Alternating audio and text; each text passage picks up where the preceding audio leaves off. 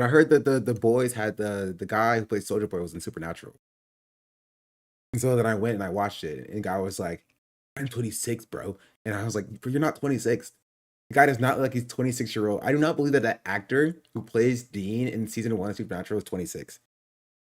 So I'm 25, and he did not age very gracefully up until 26.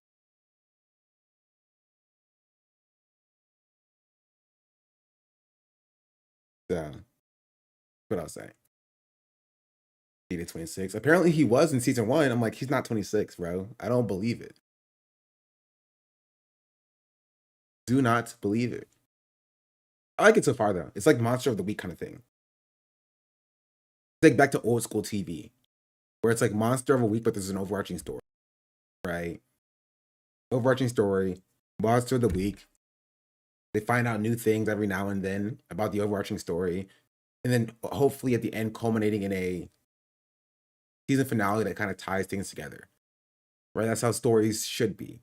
We're like in streaming for the streaming era nowadays. It's not that anymore. It's like we have a good season 1 idea, and we make season 1, and maybe we'll have a season 2 eventually at some point, maybe, potentially, maybe. You know? Oh, my camera freeze? Oh, probably because I accidentally kicked my capture card. Hold on. Ugh. I can fix it.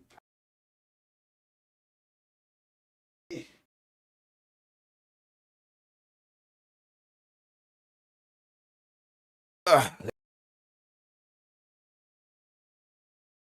Now I can just turn it off, turn it back on.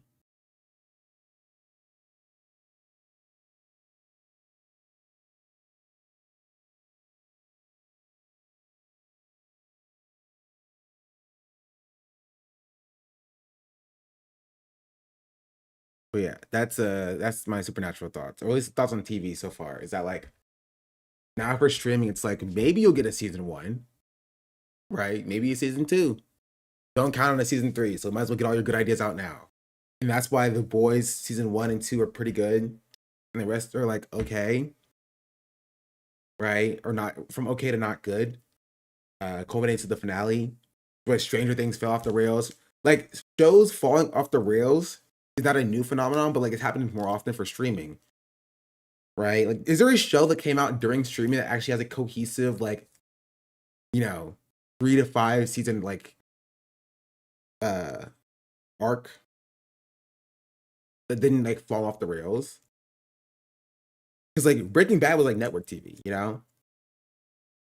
Lost was network TV, but that also fell off the rails apparently. Game of Thrones fell off the rails.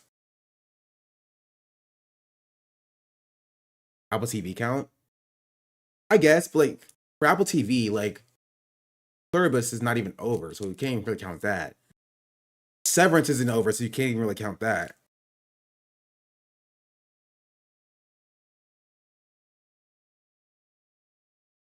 I don't know.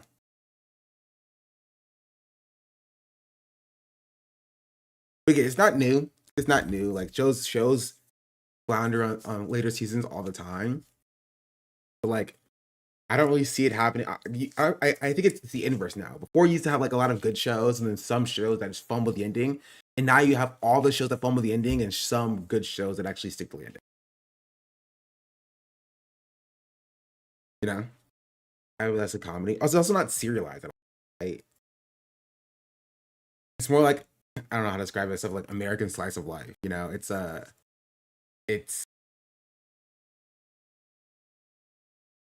kind of like not. It's not exactly an anthology, but it's like kind of anthological, where like the episodes don't really tie together in that same sort of way, where it's like you need to watch it as a story. Ted Lasso was a serious comedy which ended. I didn't see Ted Lasso, so I can't speak on that. Ended up, and technically you're right. The actor who played Dean was 27 when the first episode aired. He didn't look 27 either, bro. Wait, if he was 27 when the first episode, okay, he was 27 when the first episode aired, which means he was 26 when it was filmed, which means when he was, or he might have been 26 when it was filmed. But when he said, "I'm 26, dude," in episode 1, he might have actually been 26. He does not look 26. Like, okay.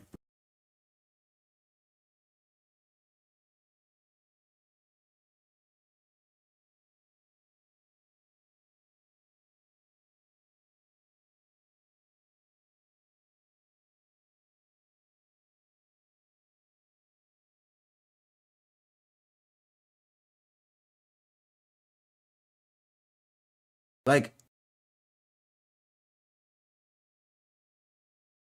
this is Dean. 26? I don't see it. I don't see it. He does? No, I don't think so. He's like 32, 35, right? Mid 30s. That's what I see.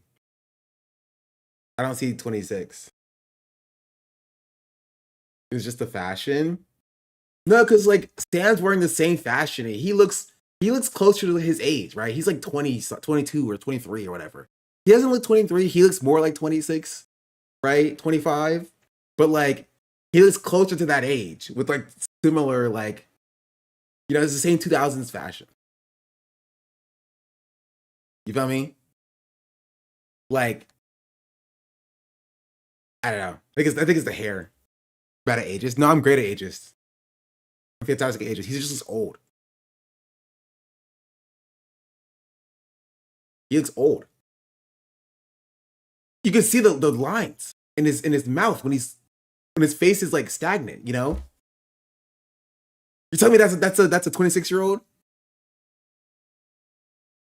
I'm just saying. He's emoting. No, he's not. This is his neutral face. This is his neutral face. And he has lines here. He has lines here. He has lines here.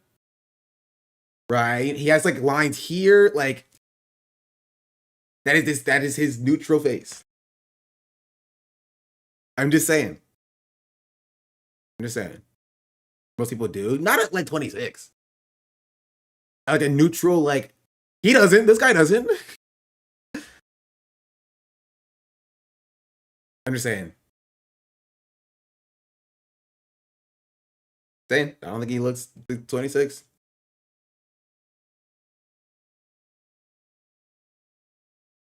I don't. I don't think he looks 26. My bad.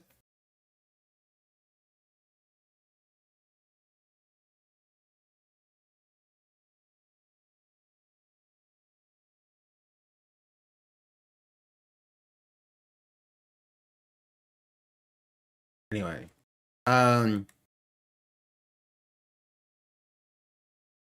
Also, I made a tweet about The Boys. It's not a spoiler, so I can show it. But it's kind of doing numbers. Okay, actually, it is kind of a spoiler, so I can't show it. Here, I'll show it like this, so I don't spoil it for you. It's doing numbers.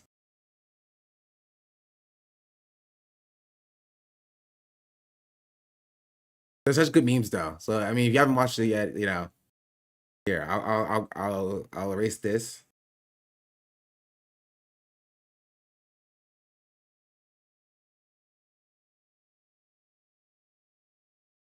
This is the tweet. You don't need to know what the original tweet said. It's not important. But I said if the deep starts replacing Charlie Kirk in the memes, and that's how his memory goes out, it would be a 10 out of 10. Got 17,000 likes. And if you're asking Sean, are you saying this like you just hate seeing Charlie Kirk's face? Yes, I do. But people are missing the Elon reference. I don't think people are really missing the Elon reference. I think Elon missed the Elon reference.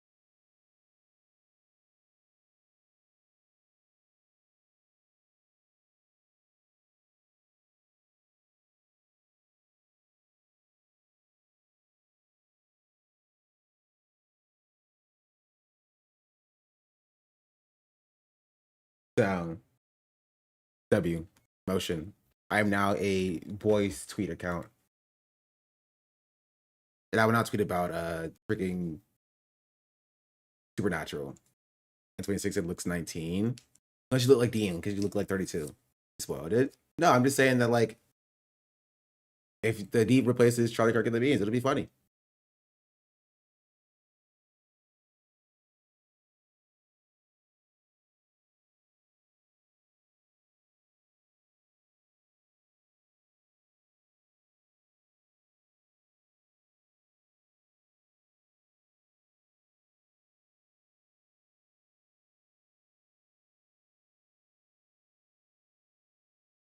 Batman Charlie Kirk. He's carried the flame.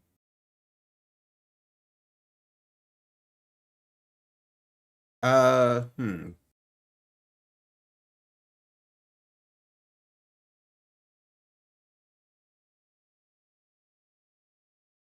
Now I'm only seeing the boys' tweets on my timeline.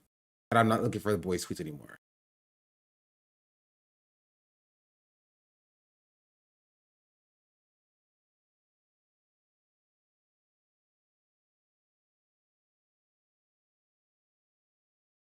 But yeah.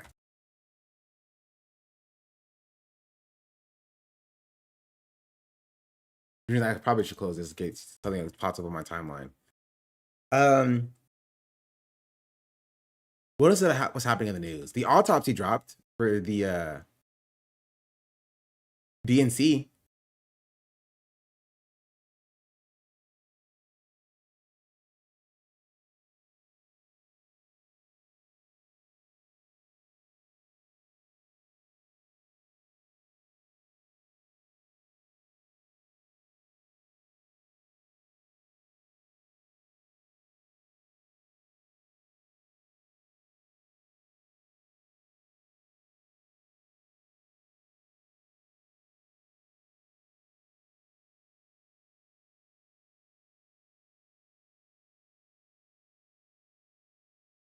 They're gonna be mad. I mean, yeah, I saw the Elon thing as well. We'll move on with the boys because tatters are gonna be like, yeah, Ted and Tina together or whatever. Go to the DNC autopsy. That apparently wanted to drop the day I wasn't on streaming because they hate me specifically, me. But yeah, so we can start with this, which is yesterday, Ken Martin dropped a statement about the DNC autopsy and why he didn't release it, and then he said he released it.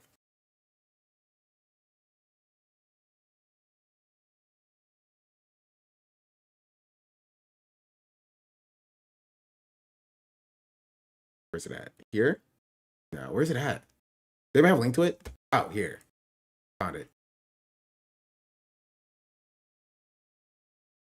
It's 192 pages. But apparently it sucked.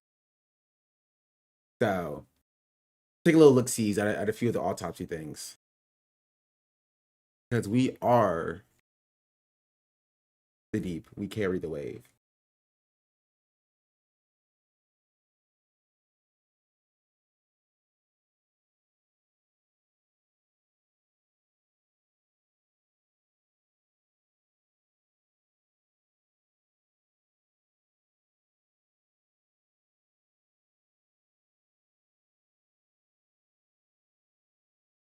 Hmm.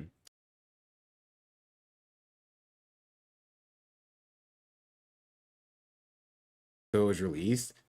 Something was released.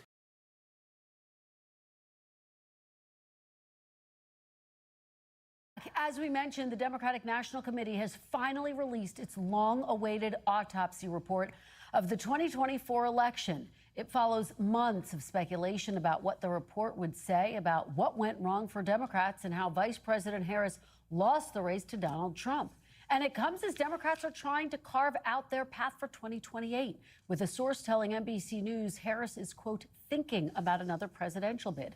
DNC Chair Ken Martin has been facing pressure for months after he first promised to release the report and then reversed course. What's in the report that you wouldn't want first off, to publicize? there's no smoking gun in the report, and I know that's what everyone's so eager to learn. The smoking gun. Guess what, John? But if there's no smoking gun, why wouldn't you just release it then? Because we want to keep the focus on the lessons. The DNC released the report today after CNN obtained a copy, with Martin saying in a statement, "For full transparency, I am releasing the report as we received it. It does not meet my standards." He adds he's doing it because people need to be able to trust the Democratic Party and trust our world. And this doesn't make sense, because why would he not just send it back and make them redo it? You know what I mean? if instead of waiting for 2 years and saying nothing about the report and then refusing to release it, why not, when you received it, being like, this is not up to my standards as DNC chair, you need to do it again. You need to cite your sources, you need to come to better conclusions and use better evidence, format it better, this is bad. Right? Why would you just take the report and be like, oof, yikes, yikesies? And then people will ask about it and be like, oh, we're not going to release it, right? It's not important. NBC News has learned that Martin called DNC members today to apologize and said that the author of the report is no longer with the DNC. Joining me now is NBC News senior But he had a single guy or a single person doing the report and not like a team. I feel like it's something you would like invest like some amount of effort into doing, right?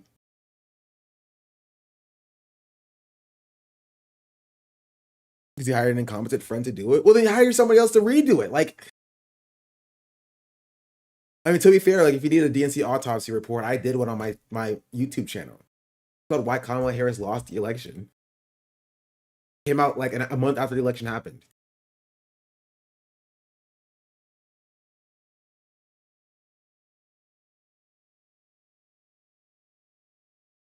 Or how the Democrats fumbled the 2024 election.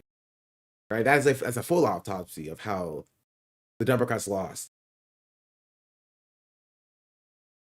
That was the start of me posting on YouTube. And then this was the end of me doing that. I was bored. I can't believe this video only got 1.8 thousand views.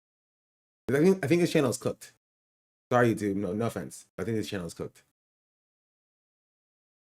national politics reporter Natasha Korecki. Natasha, thanks so much for joining us. I know you have been working on this day in and day out, and you've been working your sources today.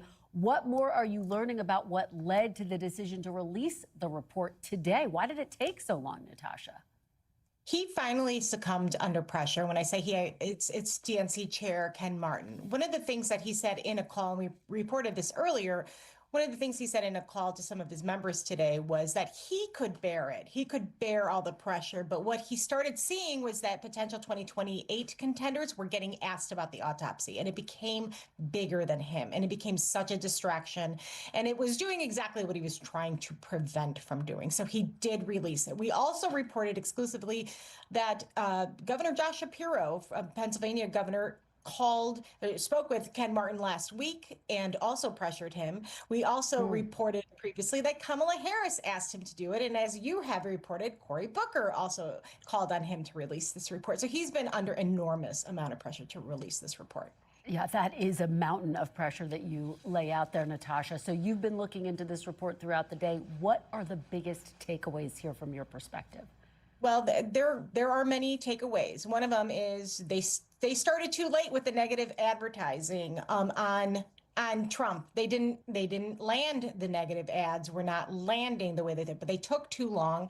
That was one of them. There was. Hey, what does that even mean though? Like, what do you mean they didn't land? Like, that can mean anything. As in, like, they shouldn't have done those specific ads. They should have focused on different things. Like, they should have done more. Like, what did they like? I don't know. Like, it's whatever. It's just like we know what the answer actually is. I've said what the answer actually is. It's 5 things. They lost because of 5 reasons. Joe Biden not dropping out early enough. Kamala Harris not separating herself from Joe Biden. Right? Kamala Harris being a black woman didn't help, obviously. Joe Biden committing a genocide in Gaza and Kamala Harris being associated with that. And the Kamala Harris cozying up with Republicans and moving to the center, even though the center never moves to the left to vote for Democrats. Those are the reasons. That's the autopsy fully. It's those 5 things. It wasn't wokeness. It wasn't the fact they didn't run enough anti-Trump ads. People know that Trump is bad. It would have been the second like Trump presidency at this point, right? So people lived through a first Trump term. People know that Trump is bad. People know that Trump sucks. You can't run. Isn't that 4? No, that's 5.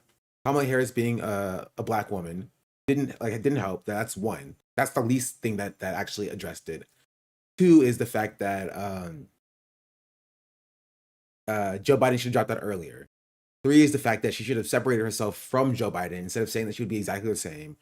4 is that she should have stopped cozying up to Republicans, and that wasn't good. And 5 is Israel doing genocide in Gaza. It's those 5 things.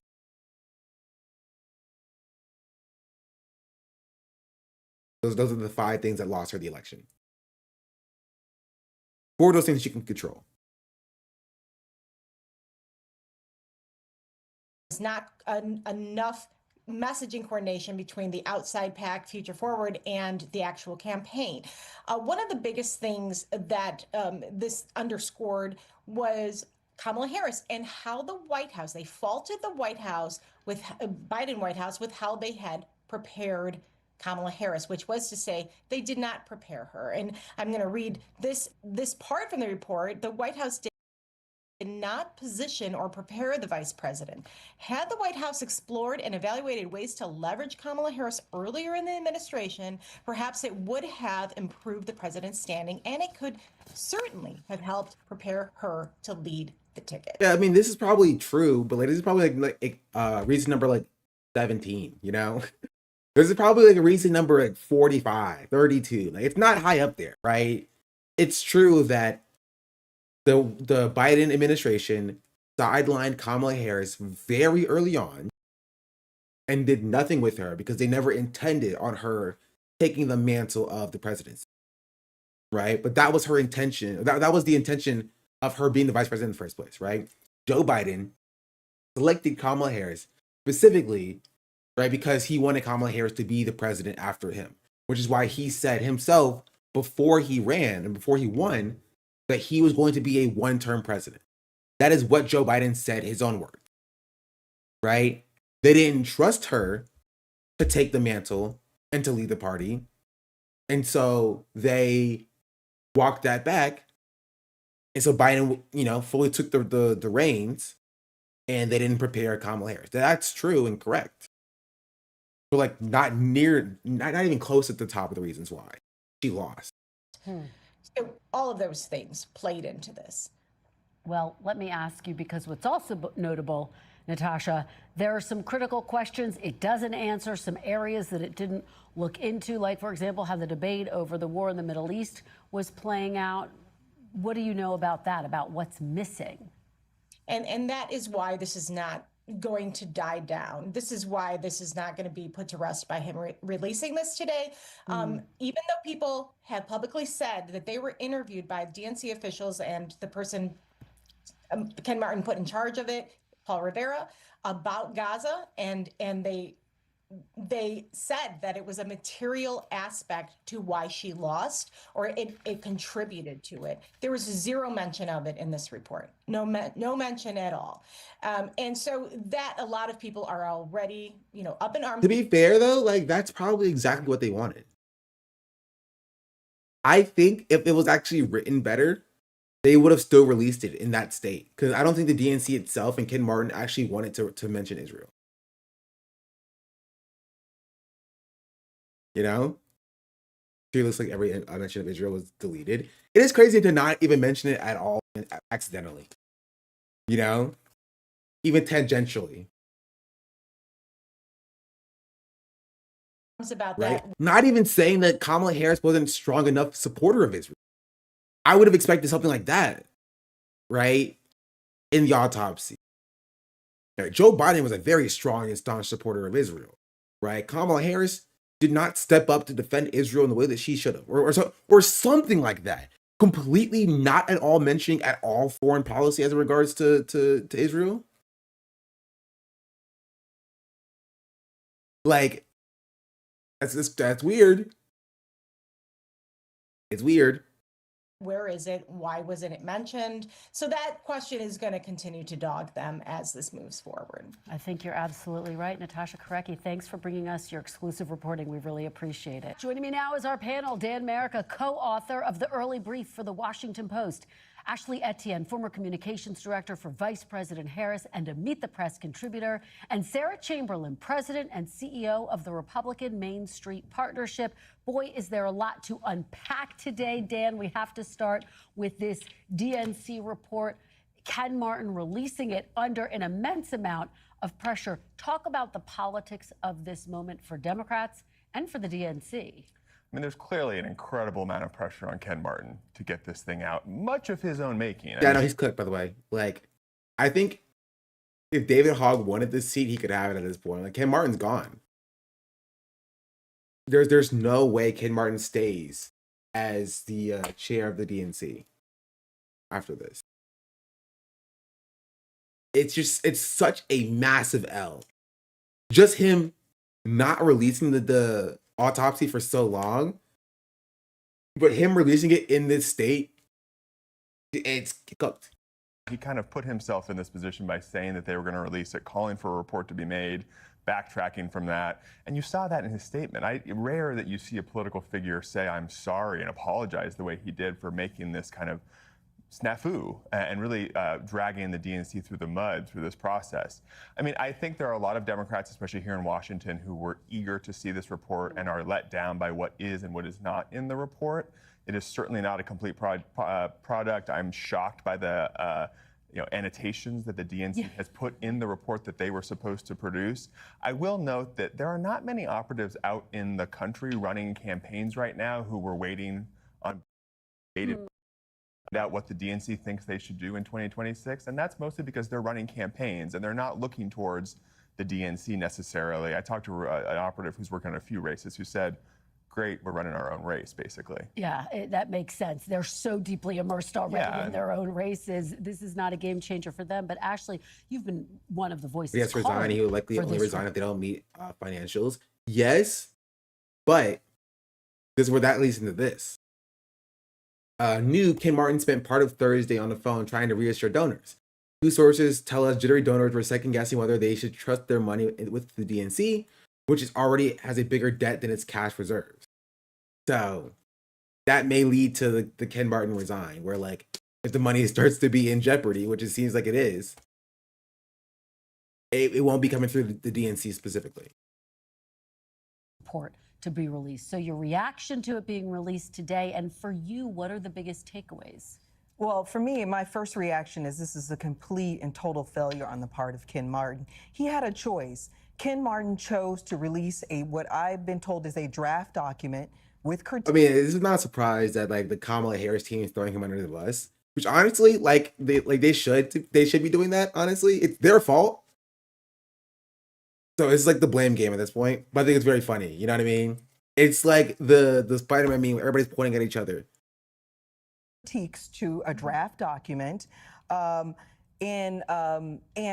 part of the issue there is he released it to protect his own hide. You know, that's the part I find most insulting. He could have released a forward-looking document that really dug into the biggest, the three-alarm fire, as I call it, that the Democratic Party is facing. It's facing a failing infrastructure, an identity crisis, and bleeding support among its base vote voters. He could have put some recommendations forward. Rather, what he did was he put out a document to throw the writers of the report under the bus. He made this about himself when democracy is under attack right now. And so if you ask me, he owes people like me an explanation. The people like me who've been the backbone of this political party for generations now. 600,000 black women are out of a job. We're at 8.5% unemployment. 400 years of black political progress has been undermined in the past 2 weeks with the gutting of the VRA. Ken Martin owes black people an explanation as to why he's been sitting on this document and what happened to all the money. That is the biggest takeaway.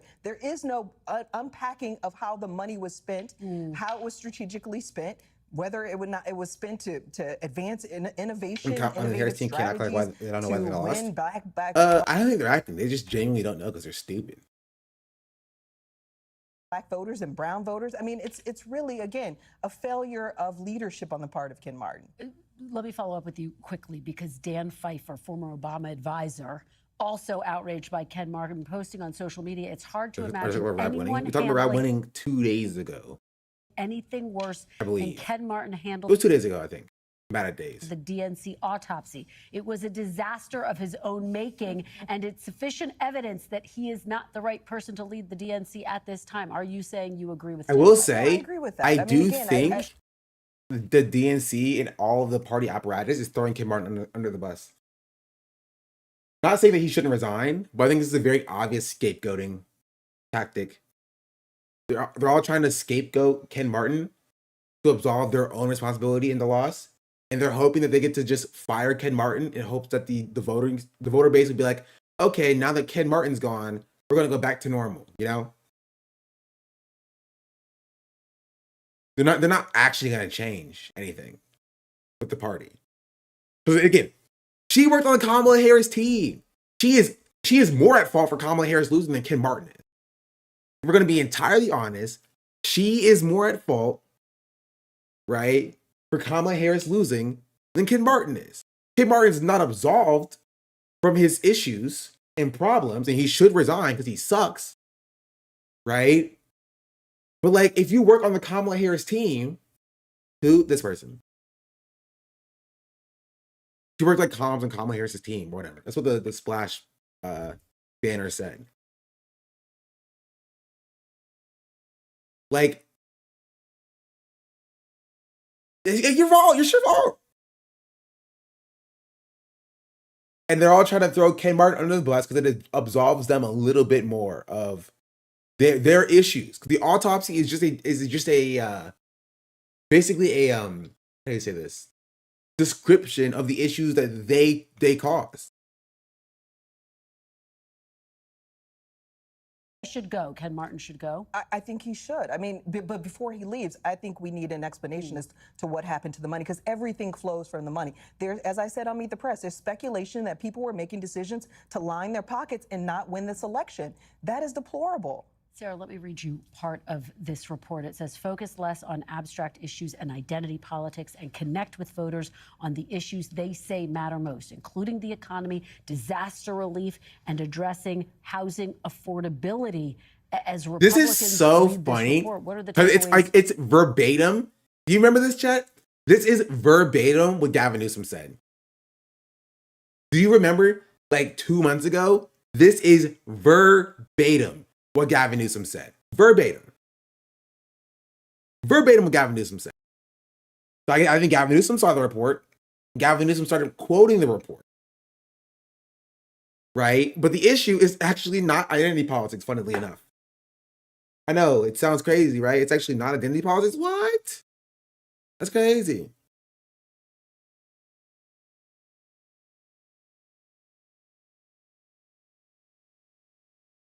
For you, and is there a concern that Democrats are going to shift into an affordability only focused message, which we have seen in some of these races so far this past Well, the best thing going for Republicans is Ken Martin. I'm sorry. We don't think they're going to do that.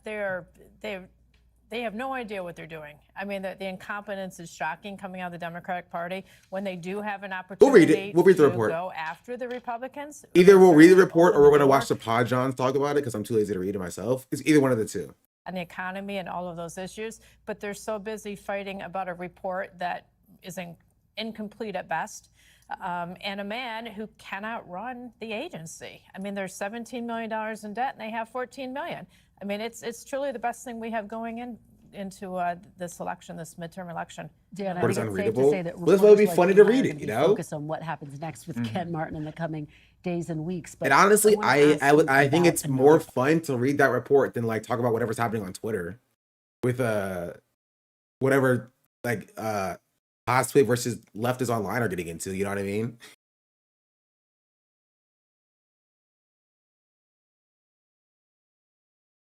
part of this report, which is actually positive for Harris. It says having Kamala Harris on the ballot actually helped down ballot Democrats maintain part of their base support. Had Biden remained on the ballot, down ballot Democrats might have faced even steeper challenges. We know.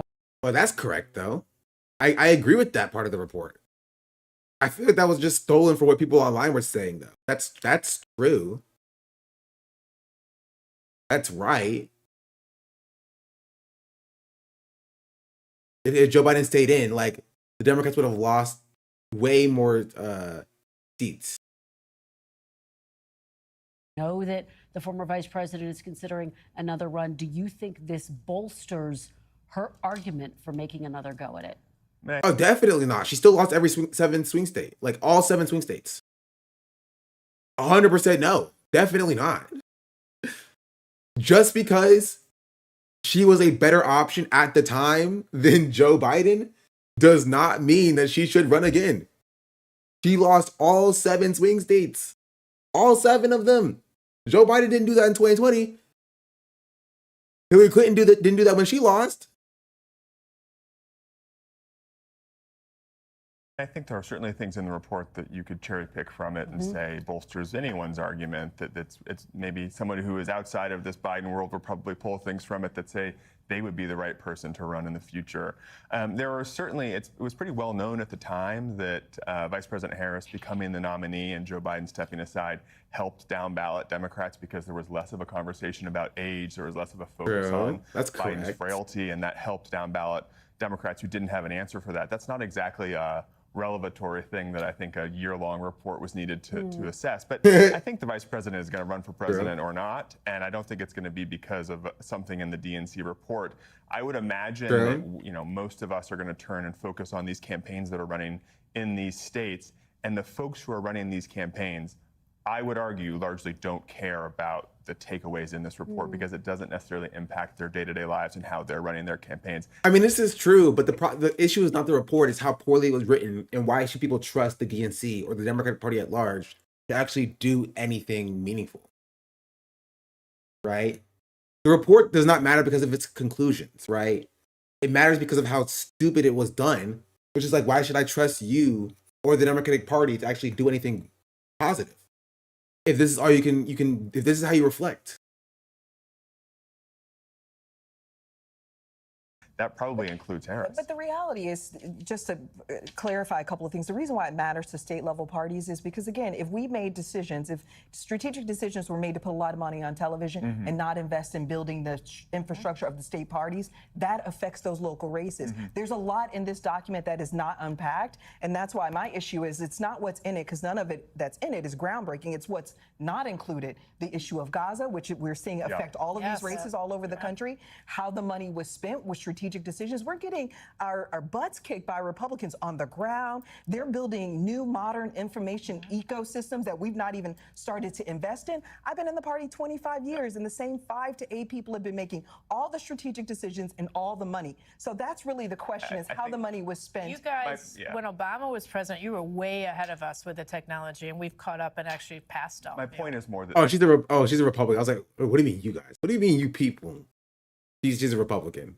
Some of these campaigns in these states have moved on, and they're focused on what is at need right now and what's pressing right now. I'm not arguing that it's not an important conversation to have, but some of these campaigns have moved on. Dan's point is that it's so past the point of when it should have been released. Also, the campaigns are already focused on what's ahead of them, which is they're about to face. But the way campaigns work is that you have the. Okay, sorry. I'm sorry. No, I like debate. Yes, debate on NBC News.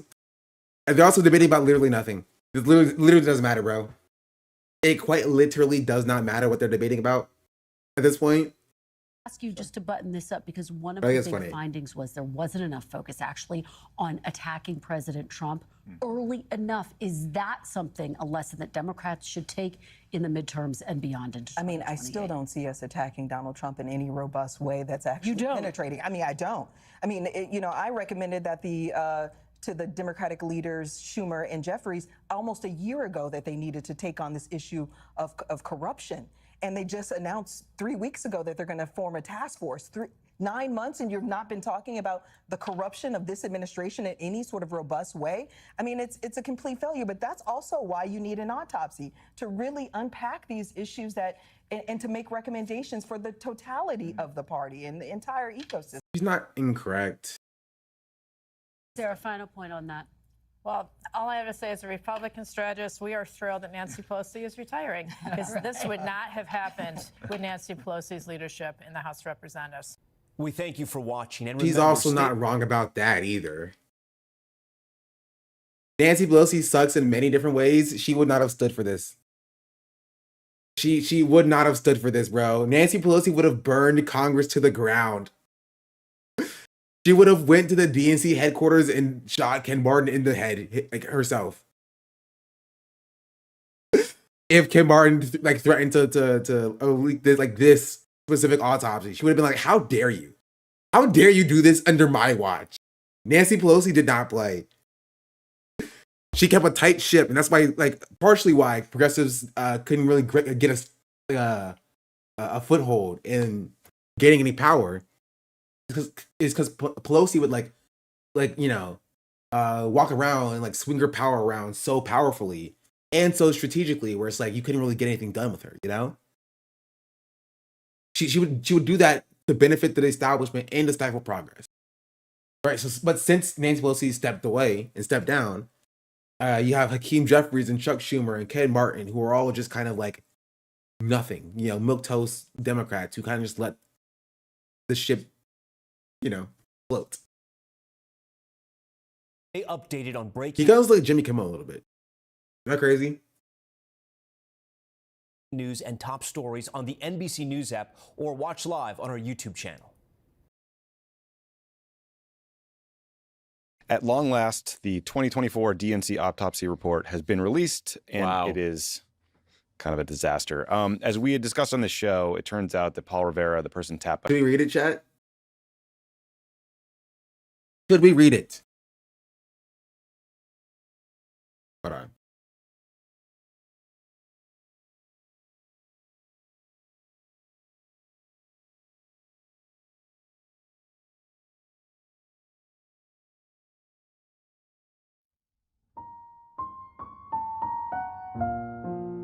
Title page. Build to win, build to last. Disclaimer. This document reflects the views of the author, not the DNC. The DNC was not provided with the underlying sourcing, interviews, or supporting data from many of the assertions contained herein, and therefore cannot independently verify the claims presented. Leadership message. Table of content. Introduction.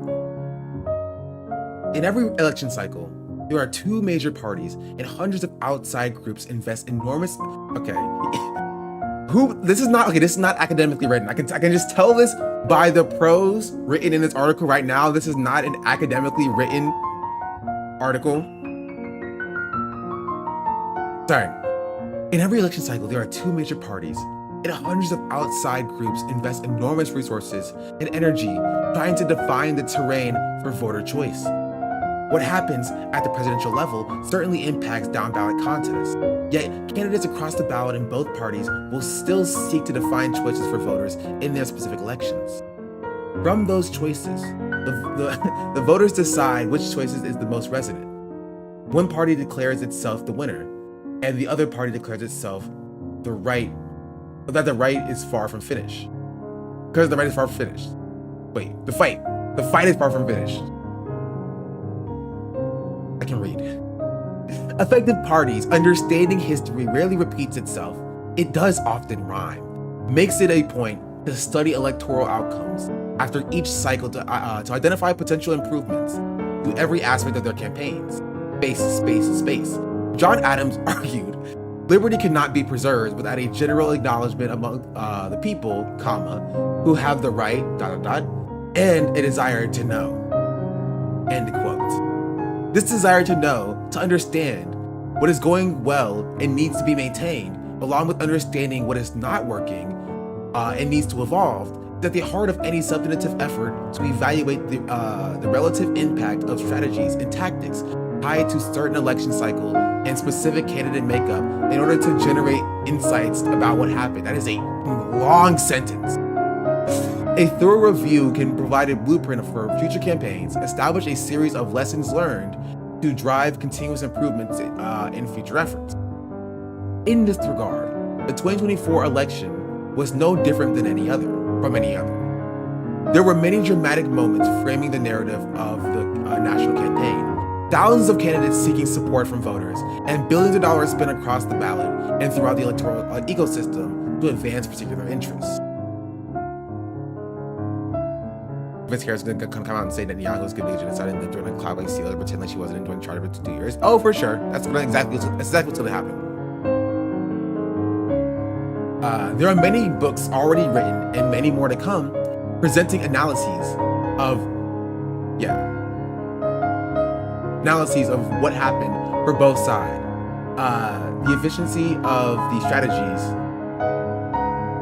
the efficacy of the strategies advanced, decisions made, and actions taken during the presidential campaigns.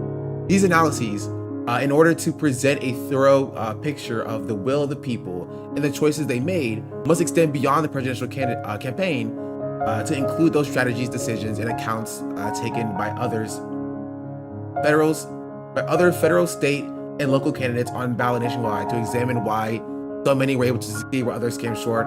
Understand little d democracy, yada yada. Oh, this is so wordy. This keeps going for 100 pages. Okay, let's go to the. I want to see the anecdotes. Yeah, the annotations.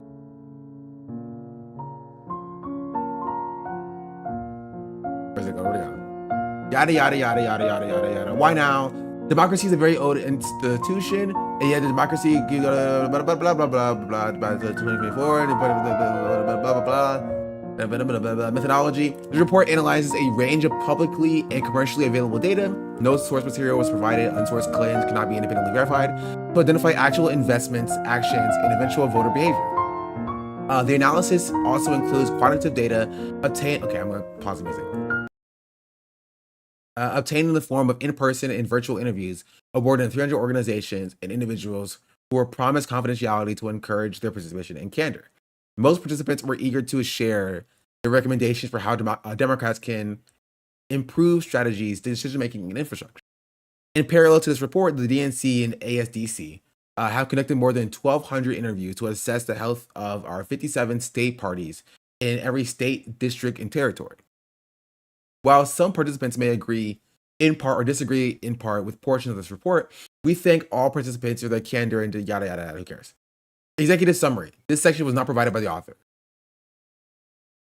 Wait, he just didn't provide this? He just said executive summary and then just skipped it?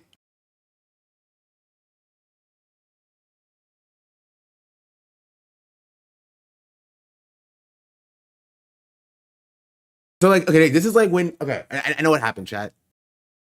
I know what happened. You know like how like in Canvas or whatever, you have an assignment due and you didn't do it, you didn't fully do it. And so you upload a earlier unfinished version of the assignment. So when your professor was like, hey, I think you uploaded the wrong version, you'd be like, oh yeah, you're totally right. Oh, I uploaded the wrong version. Here's my actual completed version actually. And it actually just wasn't done. And you just like, you know, uploaded like the unfinished version. It's kind of like that. Actually did pull that and it worked. That's so funny. Anyway, electoral landscape. 10 years for a stronger future. While combating an increasing autocratic and authoritarian government lies at the forefront of American democratic agenda, our Democratic Party must also develop a plan to carry itself in America beyond 2028. It's essential the Democratic Party develop and organize and implement a 10-year strategic plan to align the infrastructure, partnerships, and the people that we need to win. The only way this can be done is if we build to win, and build to last.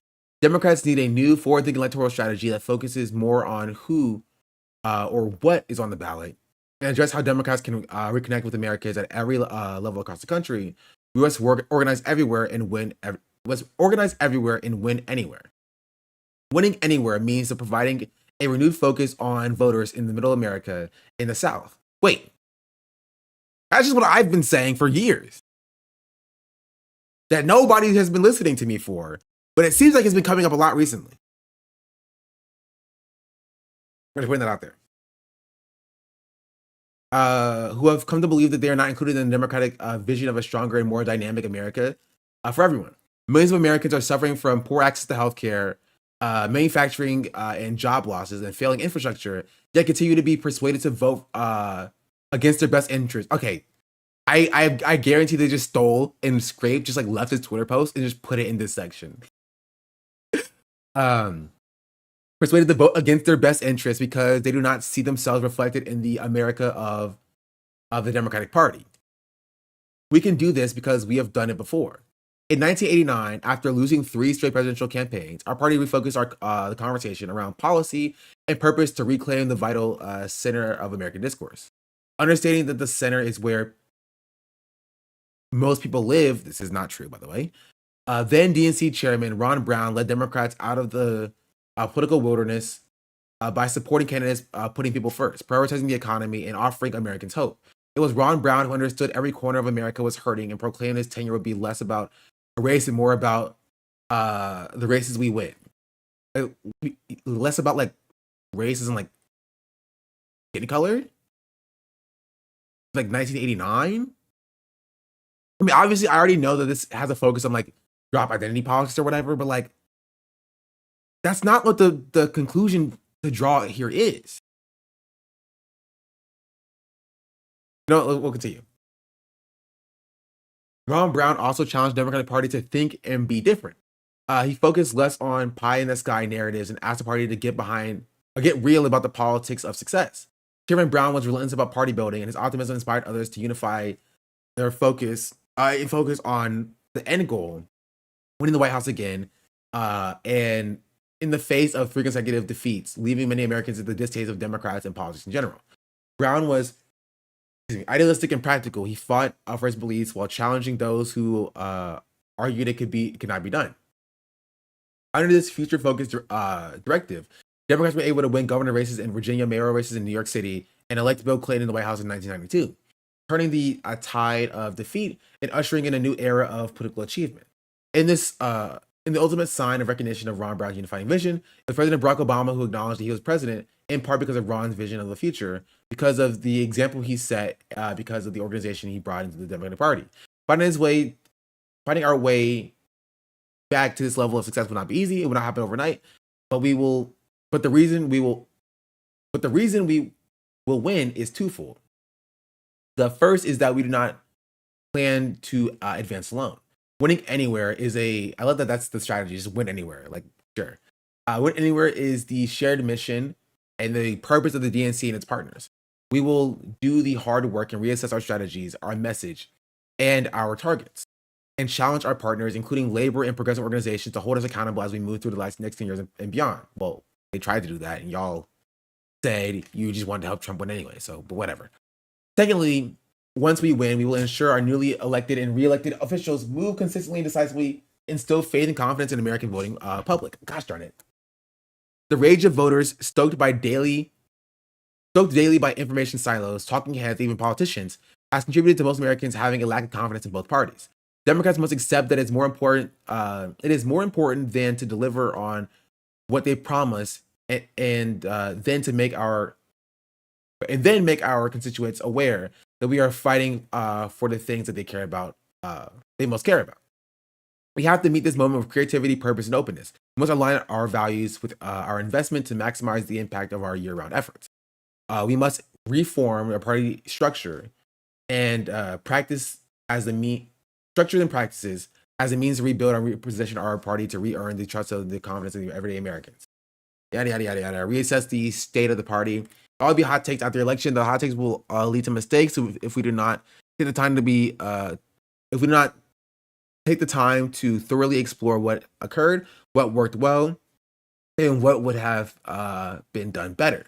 We must be careful to draw the right lessons from this experience and not miss opportunities to identify and build upon some of the positives from the 2024 cycle. Also, I just had a great idea. Here, we're gonna watch this for a second while I do my great idea. Give me a second.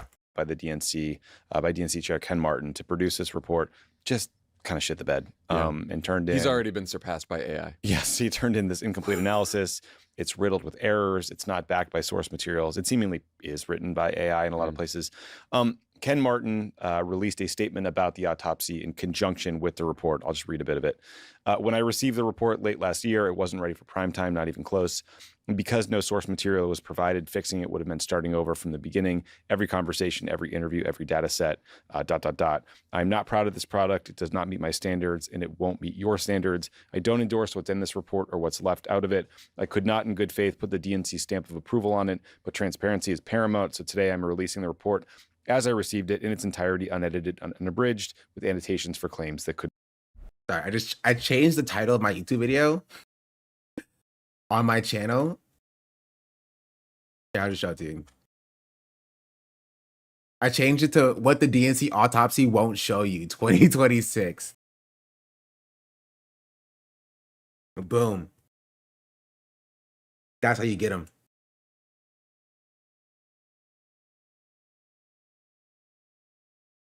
You could have put 2026 in there so people think that it's now, even though it came out in 2024. And actually, I think it came out in 2025 in January. I don't remember.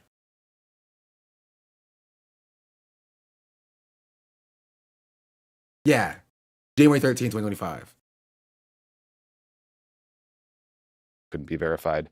Anyway, this goes on forever. Yap.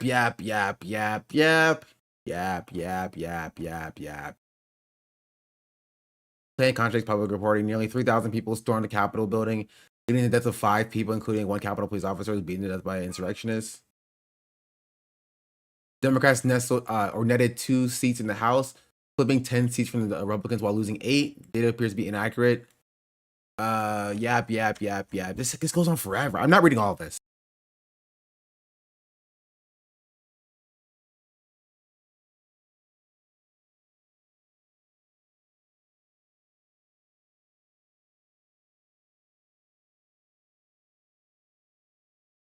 Oh, this is actually interesting.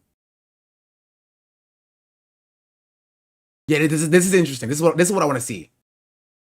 Stuff like this. Where does it start?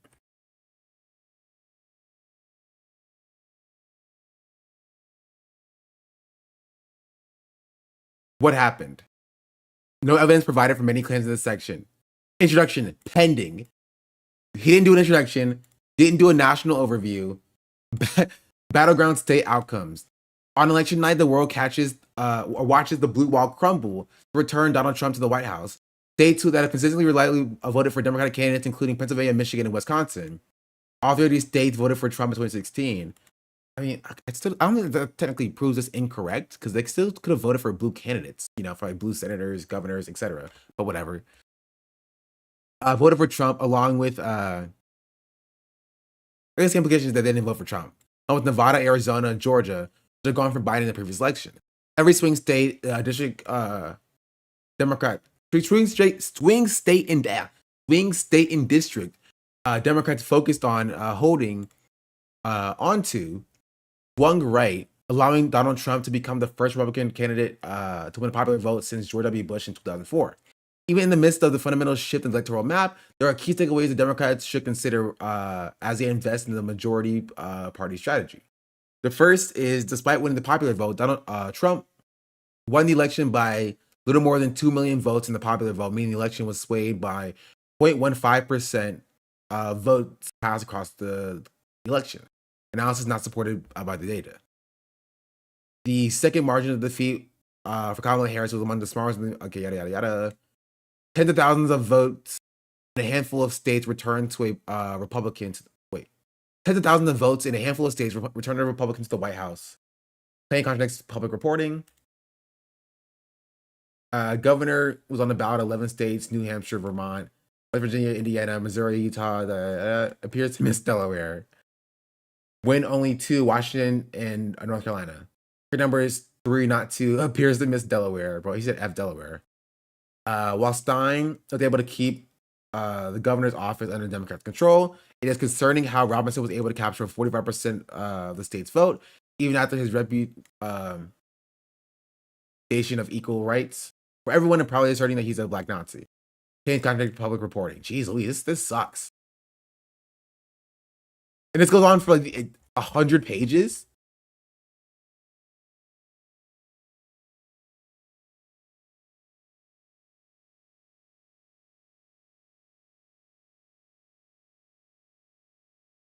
Just wait. I'm not reading all of it, so I might skip past something that's interesting. Also, I know that there's no conclusion. I did see that on Twitter. There's no appendices. There is no conclusion. Does it exist? No sources for the thing that it cites. Dang. Bro was like, was spoiled. Twitter. Just to give you guys a sense of the kind of errors we're talking about, on page 18, the report talks about the 2022 Georgia Senate election and refers to it as an attempt to, quote, push through an unqualified candidate whose job would have been little more than rubber stamping the president's agenda. The DNC affixed a footnote to that passage saying, quote, in 2022, Joe Biden was president. So small detail there. So John, we're all still combing through this report. It's like 200 pages long.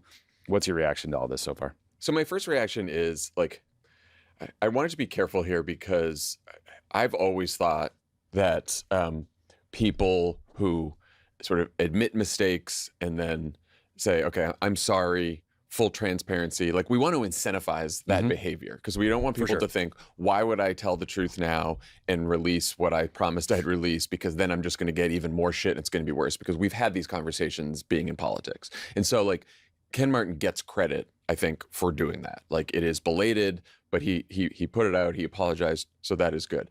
On the other hand, the more I like read his statement and read his Substack and then looked at the report, like, you know, he lied. Like he promised a report. He put his incompetent friend in charge of it. The incompetent friend created an incoherent product. Then Ken announced that they weren't going to release the report for reasons that had nothing to do with the truth about why they weren't releasing it. Then when anyone asked about it, including me, Did he only release it because it was leaked? I think so, but it was leaked to CNN, and CNN wasn't going to leak it on his behalf, I don't think. he decided to not just lie, but gaslight people into being like, you're the Wait.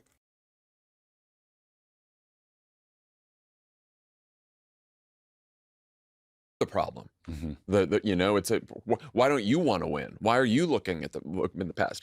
And then there's like an internal revolt at the DNC and among donors and DNC members. And so then they release this. Like, it's just not, he says in his Substack, this is one of the lessons that he has learned that he puts in the Substack piece about this, about the autopsy today.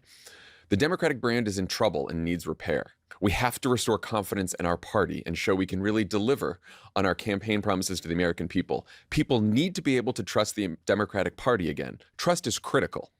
Yeah.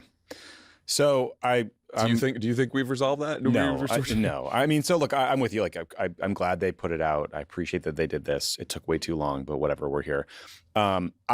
Big picture, I don't think Ken Martin is the right person to be leading the DNC right now. I feel bad saying that. There's a lot of people. Why?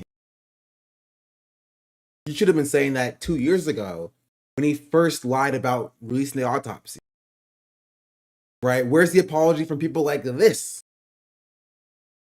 Who let them get away with it for 2 years? Okay, no beef with the apologize on that. But like, gosh darn it, you know what I mean? Like, we should have been holding his feet to the fire 100 times as hard because we knew this was going to be the case. We knew that this was going to be the case 2 years ago. We should have forced him out, right? But you know what happened? That people rode for him. People rode for Ken Martin to stay as the DNC chair, right?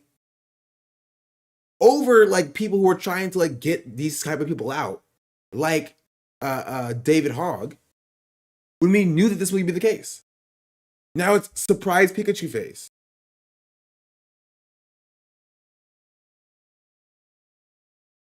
They still are.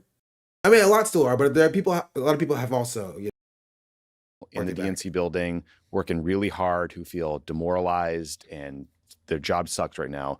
They deserve better leadership. And to your point, this is a totally self-inflicted wound. Like, Ken, if he just said from the beginning, hey, I screwed up, put the wrong guy in charge. Yep. Report didn't get done. We're starting over.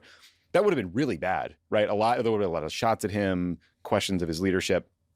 This is exponentially worse. And you're right, he did lie about it. Like, he just did.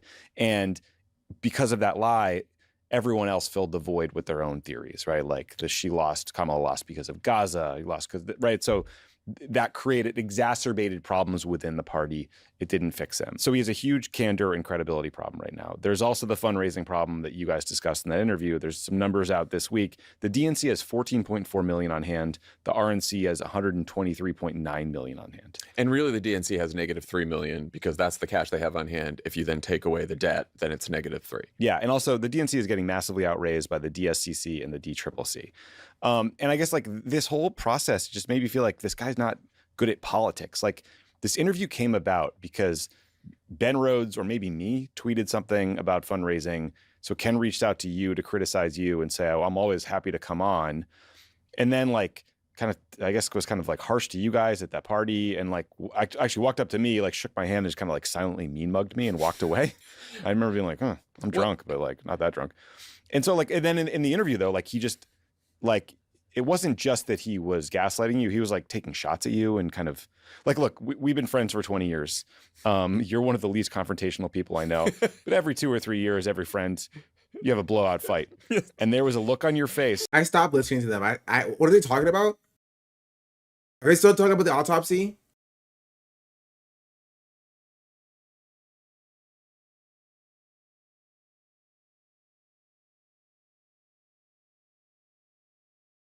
That happened about 3 minutes into that thing. And I was like, I've seen that face before. We know each other's looks very well when one of us is about to very well.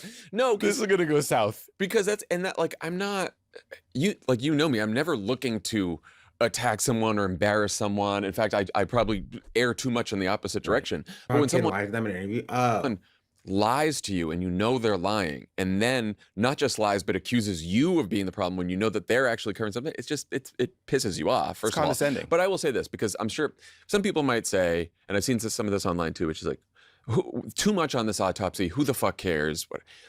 If this was just a one-off mistake by Ken Martin and that was it, and it's a pretty big mistake, that would be one thing. From everyone we've talked to inside the DNC, outside the DNC, DNC members, fundraisers, donors, all these people, this is indicative of a larger problem with how Ken has operated, which is that he is defensive, insular, is not transparent about a lot of things, does not have good communication with other people in the party. He's got his crew of people that he brought in there, and he talks to them and doesn't talk to a lot of other people. And I think that the credibility problem, yes, the autopsy is the most glaring example of it, but it goes beyond that. You mentioned the fundraising thing. And look, this is not a Democratic Party writ large problem. If you look at the April fundraising reports, and this has been they're so boring. They were Obama's speechwriters. So they have a lot of establishment boom from that. Right? And they're safe. So people go to them for their like safe take, you know? Like, you don't go to the Pod Johns to see like an interesting take. You go there when you're like, oh, I know something happens. I know they probably talked about it. Let me just go see what they talked about. You know, that's kind of it. True for the whole last year. NRCC barely outraises the DCCC. NRSC barely outraises the DSCC. And then the difference between the RNC and the DNC is just massive. Yeah. Massive. So it's not the other party committees that are the problem, because if it was a wider Democratic Party problem, we'd see that in the DS and the DCCC. And I think I don't know the numbers in front of you, but I think the DS did like 2x what the DNC did, and the DCCC maybe did 3 or 4x, right? So they're raising a lot of money over there. Yeah, and look, again, I'm not being critical because this person was kind of like prickly and rude to my friend. Like, who gives a shit? Be prickly and rude to us. Yeah. Right? It made it a more interesting interview. Fine. But I think it's indicative of just like a political problem, which is like the fundraising is bad in part because Ken Martin took a bunch of shots at some of our biggest donors in the campaign against Ben Wickler, and then seemingly just refused to make amends for months and still hasn't. And so like, look, we can muddle through these problems now, but the trust deficit, the political challenge here, the rubber meets the road when he has to set up a presidential primary process and balance a bunch of interests and keep people in line. And we just cannot end up in a place as a party where there's like a half dozen splinter groups setting up their own unsanctioned debates and no one is reining them in. It's just a disaster. And like, by the way, another option could have been saying in part what he said to you in the interview, which is like, hey, guys, we lost because Joe Biden is old and then inflation made people mad. We're not doing an autopsy. There's no silver bullet here. We all know we fucked up. Oh, okay. That could have avoided the political problem. I think it's valuable. Like, there have been other people sort of, have released their thoughts on what went wrong and things we screwed up. And there's like kind of useful tactical points in there and things you learn. But again, it's just like the mishandling is like not confidence inspiring. It's also, there's a pattern among the establishment of the. Also, apparently, John, know that that Destiny is over.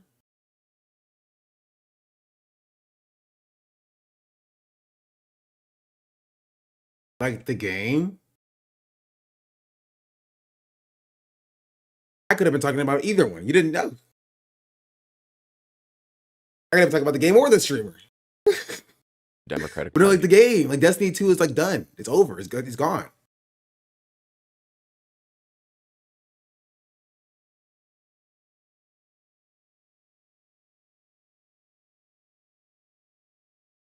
I didn't know it's over yet. Like that's kind of crazy. Like I never liked Destiny, like the game or the streamer, or the game. You know what I mean? It's always been a little bit boring to me, and I never got into the story. But like, it is crazy that you can buy a game and then you can just like never be able to play it again. You know? Like you can purchase a game with money. Like it's free, not the expansions that they force you to pay for if you want to actually get the full experience. The DLCs and the expansions that they keep releasing that like live service games do that you can't play.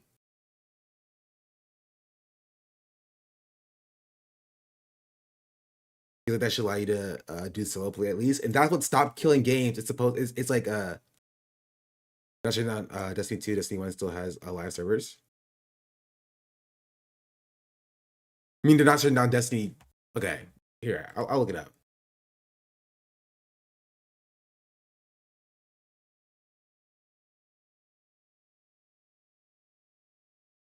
Okay, oh yeah, they're not shutting it down. They're just not releasing any more things. Yet.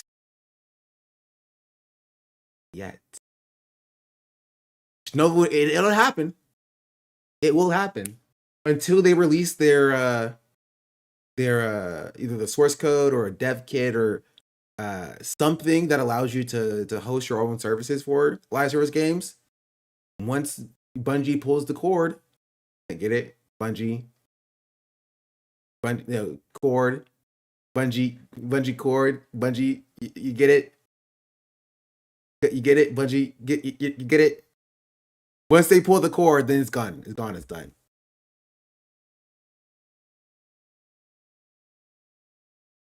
Do you think they're gonna drop Destiny 3?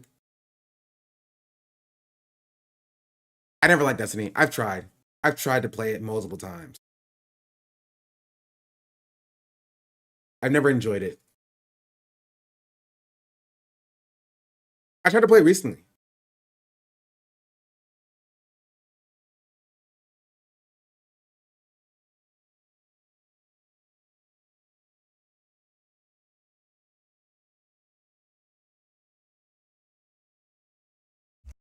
I don't really like live service games in that way. Like, only one I can really tolerate a little bit is like Warframe, and even then, because like when you're jumping in so late in a like a massive world that like people have been playing for in like 10 years or whatever, it's like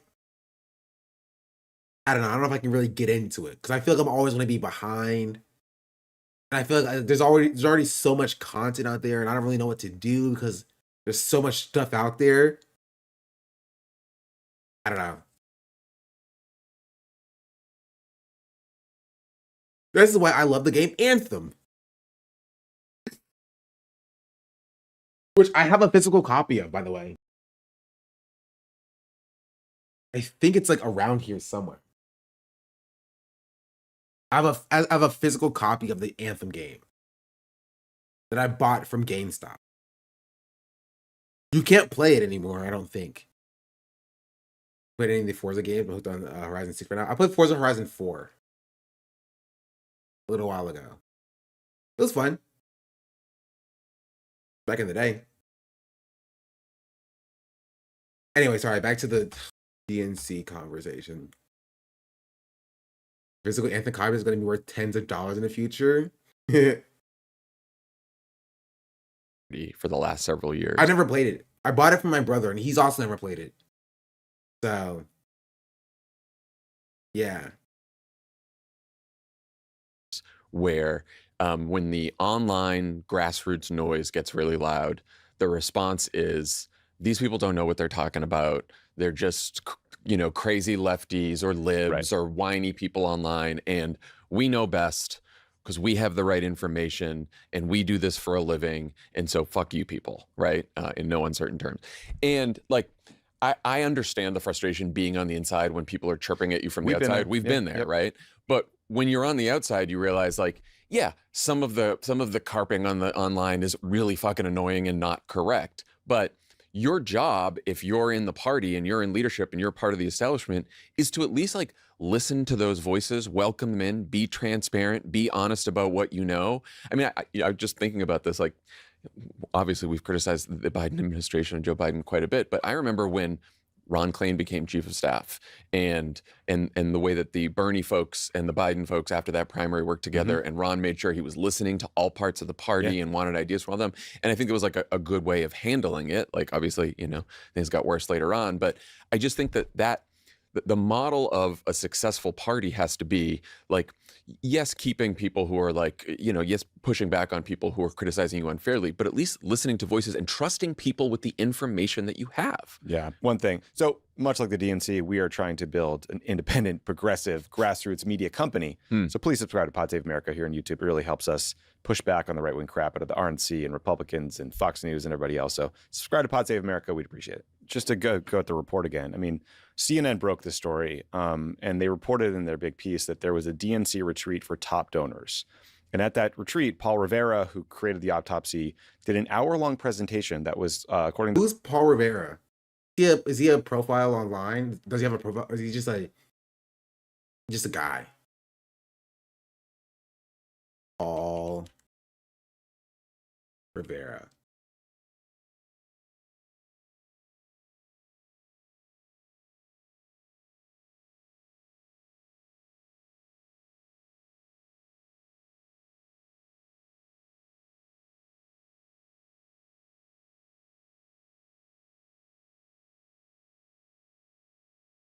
Expert facilitator, strategic planning, economic analysis. Dr. Paul Rivera is a strategic planner, expert facilitator, and internal economist. That's what his LinkedIn says. He's a Clintonite who read the AI autopsy. He's a Clintonite? That makes sense how he got access then. The story in part drawn directly from the report. So let me just read from this article. Yes, I also did see this when I was looking up his name. I was trying to find out who this person is. Who is this guy? Right? DNC Autopsy author Paul Rivera met with the pro-Palestinian group IMEU, a policy project in July 2025, and told them the war in Gaza hurt Democrats in the election 2024. According to two people familiar with the meeting. But I actually asked somebody about this. I actually know somebody who works at IMEU. But the final report makes no mention of Israel or Gaza.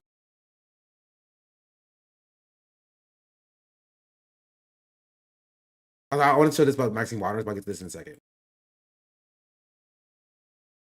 Another part of his presentation tracked the candidates' areas of focus by content theme to argue that Trump advanced focus many times more on immigration than Harris did.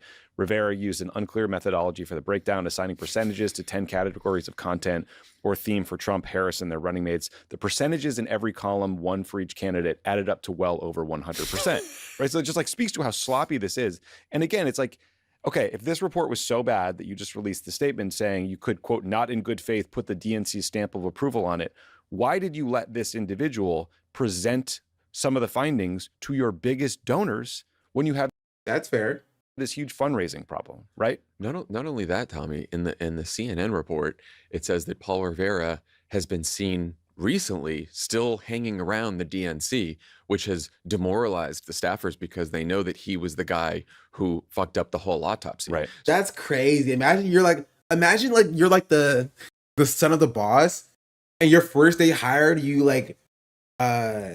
you get forced to prod, taking down the entire production server, and then like you're just like hanging around the office, and everybody just like when they see you, they're like, that guy, you know what I mean?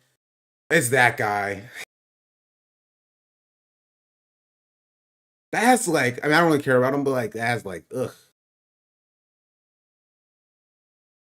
So not only did you put this friend in charge of this, he's still there. And he hadn't worked on a presidential campaign since John Kerry in 2004. It's like, look, Honestly, I'm washed. I haven't worked on a presidential campaign since 2008. Don't put me in charge of the autopsy. Right. What really says it all is the conclusion. If you go through all the 152 pages of the report, which I have not, but you go to the end and it says conclusion, and then it's blank. And then the DNC annotation is, this section was not provided by the author. TK. Yeah, it's not great. And there's like, I don't want to go belabor this too much, but the list of people they didn't talk to is just crazy. It's like top Biden administration officials. Prem Thacker at Zateo News pointed out that the DNC autopsy is 192 pages. There's 0 mentions of the word Israel, Palestine, or Gaza. Not even examining the impact of that issue on the results is crazy. So anyway, let's just watch a clip. I mean, if you really think about it, Paul Johns would know about ignoring Israel as an issue. If you think about it. Like, I don't think they have a right to be getting that mad. They are well aware of ignoring Gaza as an issue. They are so used to doing it. They did it the entire election cycle too. So, yeah, stones from glass houses. From your conversation with Ken Martin about this a few weeks ago, in case folks didn't watch it, and just to sort of understand where we're coming through on some of this frustration. Why not release the full report? What's in the report that you wouldn't want first off, to publicize? There's no smoking gun in the report, and I know that's what everyone's so eager to learn. The smoking gun. Guess what, John? But if there's no smoking gun, why wouldn't you just release it then? Because we want to keep the focus on the lessons. There's no smoking gun here. People are obsessed about this in a way that continues to turn them away from wanting to focus on the lessons. The issue is that nobody was expecting a smoking gun, right? The question was like, hey, why don't you release the report? There's no smoking gun.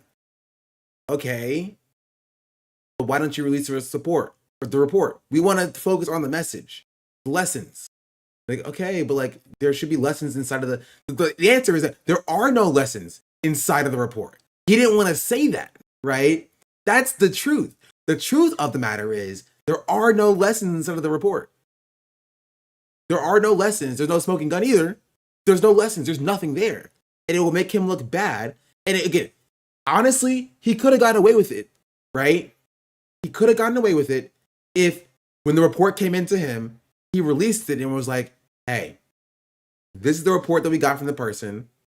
It sucked. It was bad. We fired the guy. We're going to have somebody else redo it, but this is what we got 2 years ago. I don't know why he didn't do that.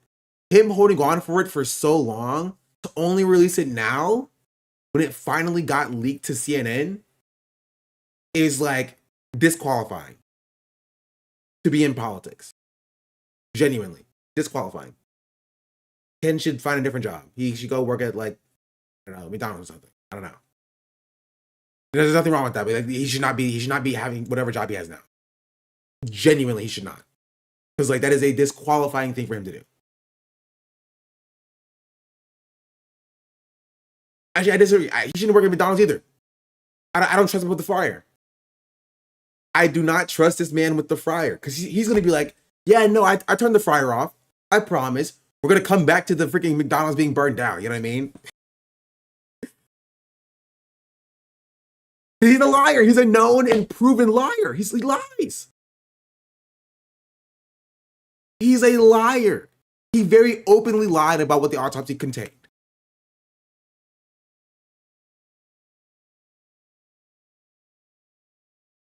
Genuinely. So I'll be right back. And instead thinking that there's some sort of smoking gun in here that's going to give them the one single reason that Kamala Harris lost the election, or the one single thing that we should have done differently that's going to actually help us win in the future. I don't know about you, John, but I don't have a time machine. I don't think you do. No one does, so we can't change what happened in 24. When you were on the campaign trail and you talked about definitely releasing an autopsy and criticized the DNC for not releasing an autopsy in 2016, in your mind, you thought, I'm going to do one, but only release certain lessons and not the full.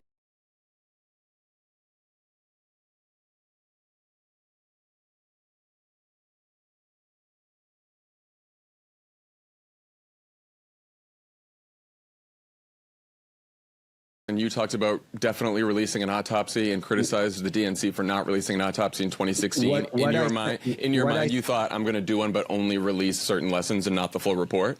No, what I said at the time is exactly what I've been saying now, which is we have to focus on the things that help us win the future elections. Let's focus on the elections coming up, John.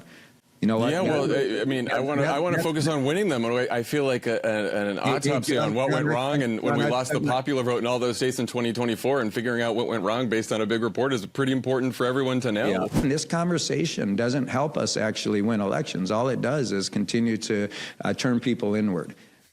So that was a frustrating watch. Again, like he pitched the conversation. Like he did pitch the conversation. He didn't just pitch the conversation. You mentioned when he reached out to me, he said, like, if you're going to criticize me, let me have a chance to respond. Which, of course, I said, please come on the pod. We'd love to have you respond. And I'm like 100% sure this would have just gone away. Yeah. If he hadn't done this interview. For sure. I'm almost positive of it. Yeah, which is just so he did tell the truth there in saying that there was no smoking gun. Yeah. There was not much of anything. No gun at all. There was no gun. There was no smoke. No ammo. There was barely anything in that report. It was just Chat GPT. Okay, so the question is, what now? I think Ken's term goes through February of 2029. He's elected to a 4-year term. I was talking to someone today about what would be required to make a change. Basically, he has to resign. Yeah. The person thought the way that could happen is, why? Isn't that like kind of like antithetical of democracy? Is that like he's basically a dictator of the DNC and he has to resign in order for him to be removed? There are no pathways for him to be removed as the chair of the DNC at all? You can't 25th Amendment this guy from the chair of the DNC position? Do you think there's gonna be any like hindsight analysis or any like genuine reflection on like, maybe as a Democrats, the way we do things here is kind of bad?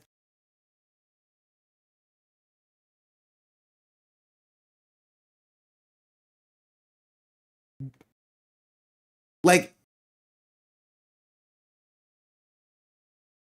that's insane. That is crazy. Money gets so bad that Ken can't make the payments to the state parties that are an important part of his political support, and his support just erodes. Doesn't matter. He's going to get voted out anyway. Why would he not just be a dictator of the party and then just like do everything up to committing crimes? You know what I mean? Why would he not just like do whatever he wants to do? Because he can't be voted out. He knows that for the next 4 years, like, or at least for the next 2 years, at least, he has that position and that there's no pathway for him to be removed. So why would he resign? He doesn't need to. Why are you always going to be very stare at him whenever he walks to the office? So he feels uncomfortable, so he wants to resign or whatever. Like, maybe you should elect somebody new and better next time, and then that person changes the rules so this doesn't happen in the first place. It's, members could, read about what just happened here, watch back that interview, and go public with calls on him to resign or push him out. The party's elected leaders, Chuck Schumer, Hakeem Jeffries in particular, could decide that this is too big of a distraction and there needs to be a change. And then there's a separate question that we should talk about in a minute about who comes next. But I don't know. It's just like I fear that the status quo ante could hold here because you have all these state party chairs who are getting checks. And it's like, is that money worth it, guys? Like, money is so tight right now for the party. can't we think about the greater good for the party if you're like not in a swing state but still want your 20 grand a month or whatever? Yeah, I think you're right that the story now moves to the money, because I think that I don't imagine him resigning over this autopsy kerfuffle. I think it could be an inciting incident. Yeah. But if after that interview, what most people in the know told me, and I know told you, is that the real problem has been the money, and not just the raising the money, but the management of the money at the DNC. And, again, they always have a talking point in response to everything. It's like, well, then you don't care about state parties and you don't want to invest. Like, yes, we want to invest in state parties. 50-state strategy. Love it. Important. Right. State parties have been underfunded. It's great that you're going to fund them again. Fine. You can't fund state parties if you don't have the money to fund the state parties. Right. Like, I am sympathetic to the argument that, like, hey, guys, the point of the DNC is not to raise money for the sake of raising money. No. It's to invest it and win elections. Absolutely right. But it's up, like, but you can't spend recklessly when you're in debt. Like, what's going to happen? What happens when we can't, like, pay for stuff in Pennsylvania in the next cycle? They asked Brian, CNN asked Brian Schatz about what he thought about this in the DNC, how it was handled. He said poorly. Keeping it private gave the implication that they were hiding something. Yeah, it sure did. So I think there's kind of two, if he does resign, I think there are two options for the kind of person that could step in. Basically, it'd be a 6-month job, right? Like this, you are a placeholder. You're trying to get the thing back on track, get the fundraising back until there is a presidential nominee who will install their own person. I think the first bucket is kind of like a big name. Names that have been floated to me this morning include Terry McAuliffe, Governor Gretchen Whitmer, John Tester. And then there's like a separate bucket that's like more of an operative type behind the scenes. Some names like Roger Lau, our buddy Adisu Demisi, Faz Shakir. I'm sure all of them will hate me for floating their names here. Plouffe. David Plouffe. You do need, and it's tough because you need Rahm Emanuel.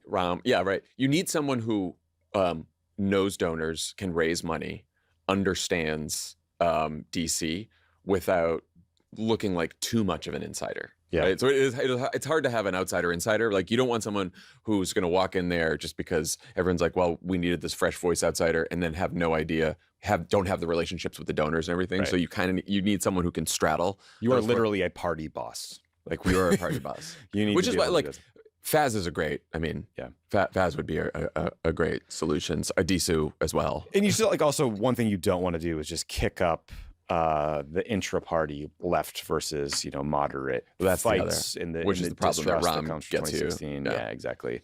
Okay, I stopped listening, and I don't really care about. That's the autopsy conversation. I don't know. Is there anything else in this? I don't know, bro. I stopped listening.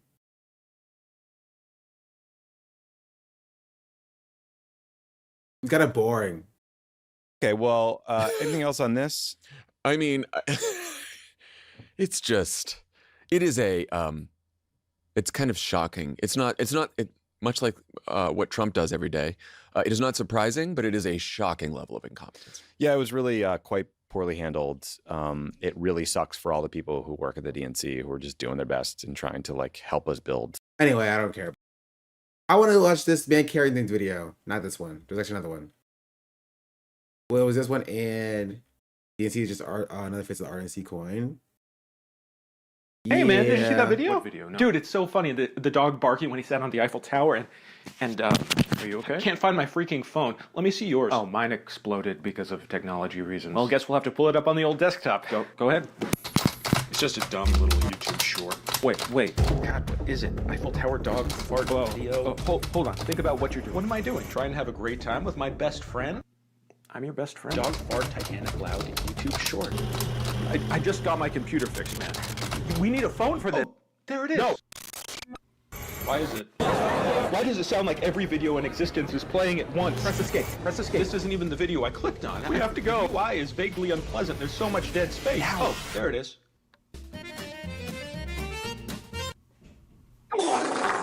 Ha. Isn't that funny? No. I thought it was funny. LOL.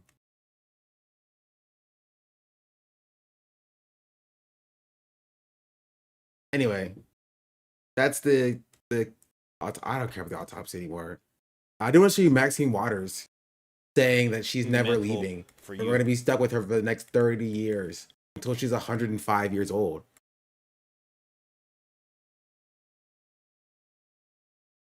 Who do you see as carrying the mantle for you in the future? I don't think we should talk about whether or not we should give up the mantle. I think it should be about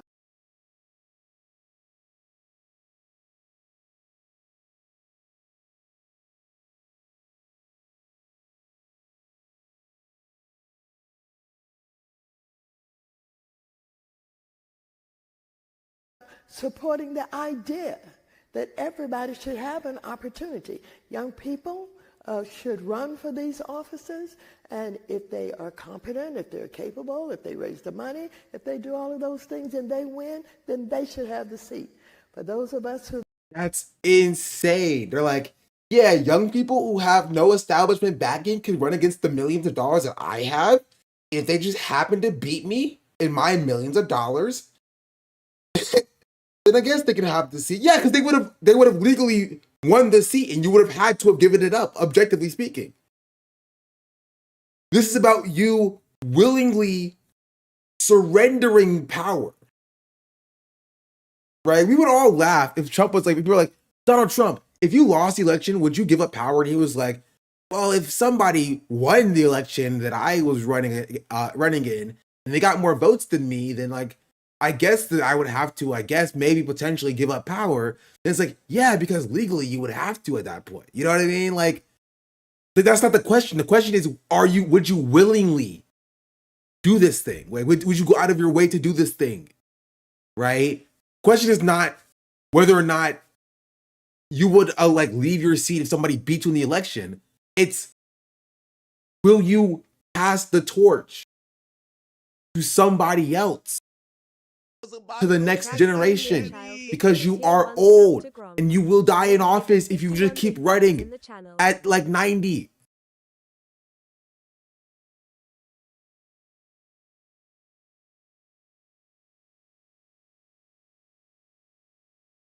I have no words. Been there. I want us to be absolutely looked at, to be criticized, to be examined, to see whether or not we have done what was expected of us, and whether or not we have truly represented the people that have put us in these offices. If we're not doing that, then we shouldn't be there, and we will probably not win our seats. But if we have, then I'm one. We'll stay there. I'll be there. I'm not moving. I'm not moving.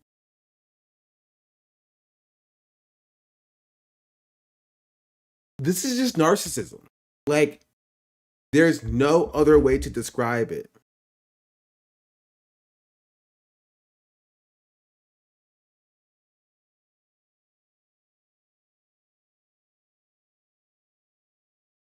It's just narcissism.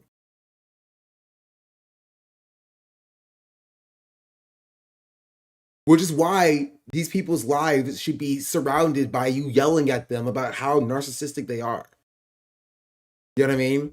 People should continually interrupt their lunches when they want to eat peacefully.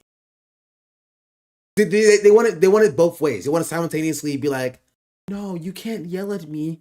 I'm eating lunch with my family. Don't you see? Me and my grandchildren are eating lunch together. They want that, but also having like, no, I'm going to maintain power. I'm going to hold power until the day that I die. Until the day that I die, I will hold on to this power, and you will have to pry it from my cold, dead hands. Literally from my cold, dead hands. I'm not leaving this seat until I die, or you kill me. Pick one, or whatever. Like, it's cooked. It's cooked. Are you and Nick's doing? Nick's is fine. Nick's is downstairs with my mother. She's chill. Oh, my eyes kind of hurt a little bit.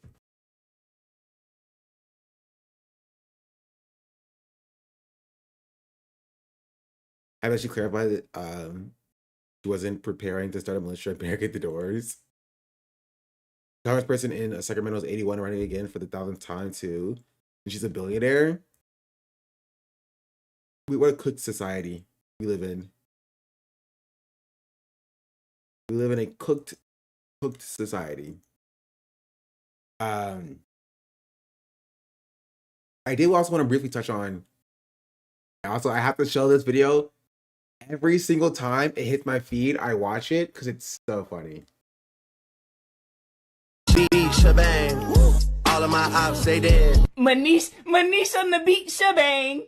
All of my ops they're dead. Why do they gas me up? Where does it go? My head? This nigga stop! Beat shebang. I love this video. It's hilarious. I do also want to get into Google search. I don't know if y'all have seen this as well.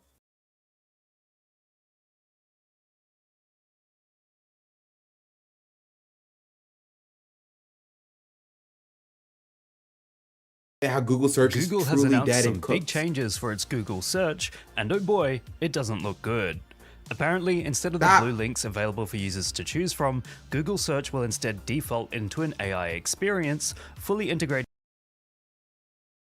Google has announced some big changes for its Google search, and oh boy, it doesn't look good. Apparently, instead of the blue links available for users to choose from, Google search will instead default into an AI experience, fully integrating the AI overview into the normal search. Nobody wants this, by the way. Nobody wants this. Even people who like AI don't want this. You want to know why they don't want this? Because they're just going to ChatGPT, right? When they're like, I want to know what AI has to say about this thing, right? They're just going to ChatGPT. They're not going to go to Google, bro. They don't want Google. When they go to Google, they want to find an answer to a question, right? They want to look for a website. This announcement raised more than a few eyebrows because we all know how well that went when the AI overview was first introduced and eating rocks and putting glue on pizza was highly recommended. The main issue here is that Google has been getting worse year after year. When it debuted, it initially promised that there would never be any ads ever. Then ads became its prime business model, and ironically, it's how I make my living despite finding it incredibly annoying. As Google looked for extra monetization opportunities, it got to the stage that they allowed companies to pay more to have their links show first. Now that they're changing to an AI-driven experience, I wouldn't be surprised if ads become baked into every search you make, and companies will be able to pay to have AI recommend their products and services discreetly. The Copilot and Gemini integrations from Microsoft and Google have been annoying enough, and I just want to use my computer like it's my own and not baked into how Google wants me to use it. It just feels like every day technology is losing more and more of its ability to cater to individuals, and more as if the companies that create AI agents are forcing them onto users to streamline. Bro, I told my mom about a Pi hole yesterday. Chat, if you don't know what a Pi hole is, it's basically like a Raspberry Pi you connect to your router, right? That basically filters out all like ads and ad domains from like the router level. And my mom was like, do that. I don't know what it is. Do that. Give me that or whatever. That's how bad like this situation has gotten. Like where my mom is like, give me that or whatever. I hate seeing these stupid ads everywhere. You know, like people don't like this. It's not a thing people like. Like, ow. Like normies don't like it either. The experience. But who knows, they haven't rolled it out yet, and perhaps this will be a positive thing.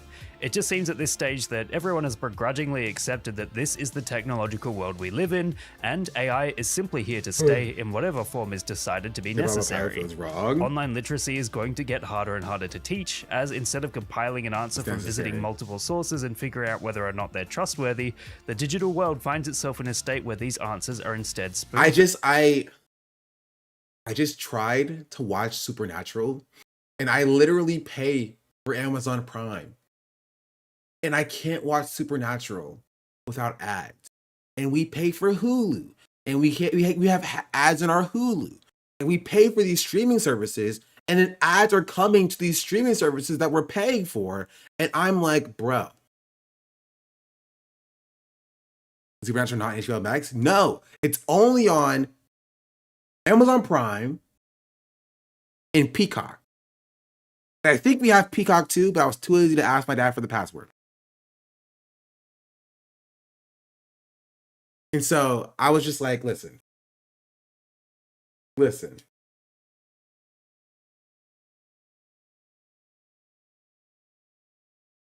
I'm not doing this. I'm not doing this. That's all I'll say. Fed to it. Further education on the use of the internet is going to become more important than ever, as the ability to sift through information in an effective and efficient manner are such valuable skills. With all that being said, I'm extremely curious to know how you guys have been using AI in your daily lives. Do you Google has announced that their grand project to transform search from a search engine. This is also weird because like TechLinked has this video and then Linus has this video, but it's like TechLinked is owned by Linus. So I'm confused now. So they just put out the same video, double dipping on the same topic. And that also feels a little bit wrong to me. You know what I mean? Like how a YouTube production house can have like 10 different channels and can then drop like the same video on multiple channels to then game the algorithm to come to the top of the algorithm on multiple channels. Like, that feels weird and wrong to me.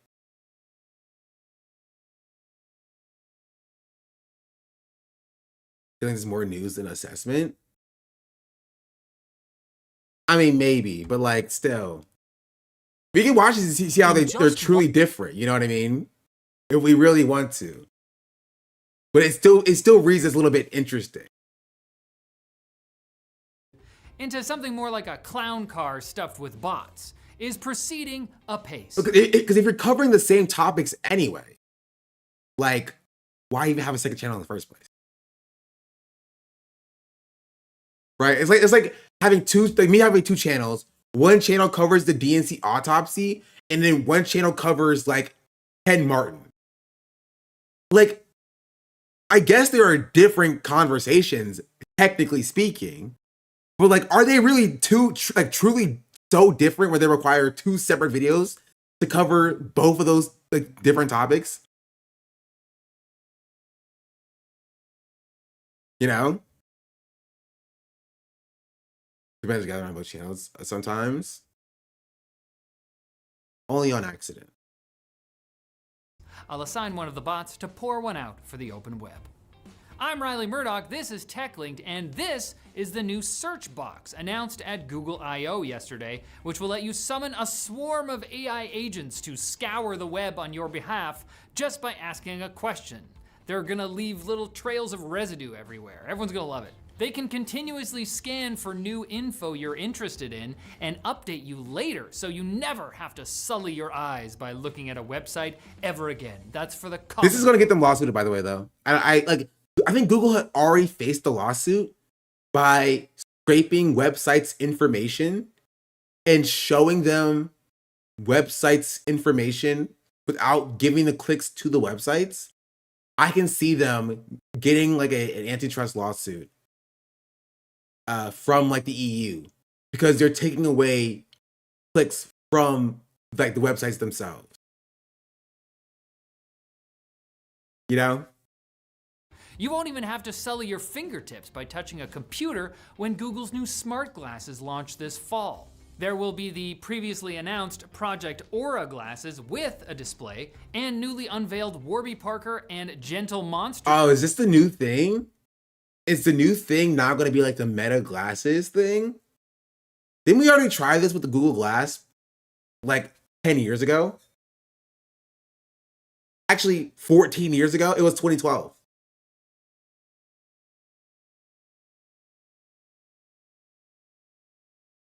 We tried this 2 times.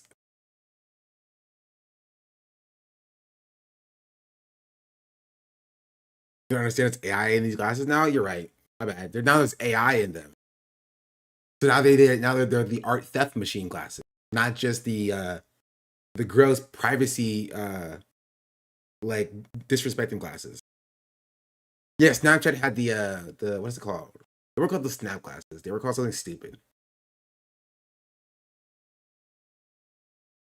They had a stupid name. I don't think it was Snap Lens. see.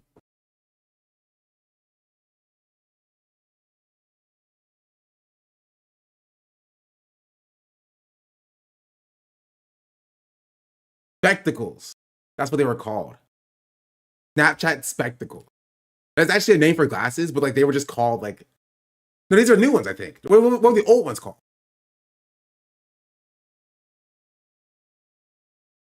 These are the newer ones. They had like older ones. Let me see. Before 01 2020.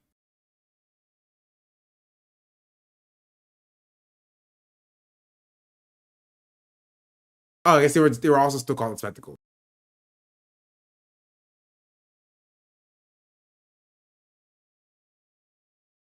It's the same thing. Designed frames without a display. You'll be able to get directions, covertly So track motion, I think I'm gonna snap give this up, by the way. photos of people hands-free without them knowing, and ask Gemini what you're seeing, so you will finally know what you're seeing. I've been helpless up until this point. Like for instance, I know you're there, but I can't see you. If you see a deal, you can drop it into Google's new Universal Cart, which can collect products from multiple websites as you visit them and let you check out all of it at once. But would you even want that if it didn't also have Gemini built in to track deals, flag price drops, and warn you when the GPU and the motherboard in your cart are incompatible? I don't know, that actually sounds pretty cool, but this is already a lot. Well, good thing there's even more. Google also announced a bunch of new AI models. Gemini I think I'm good on that, actually. I think I'm good on that, actually. I don't need AI keeping track of what I'm buying, how I'm buying it, where I'm buying it from, so that they can sell me better ads about what I'm buying. They are already doing it now. I don't need AI to like draw conclusions based on that, and then talk to me like it's my friend, you know?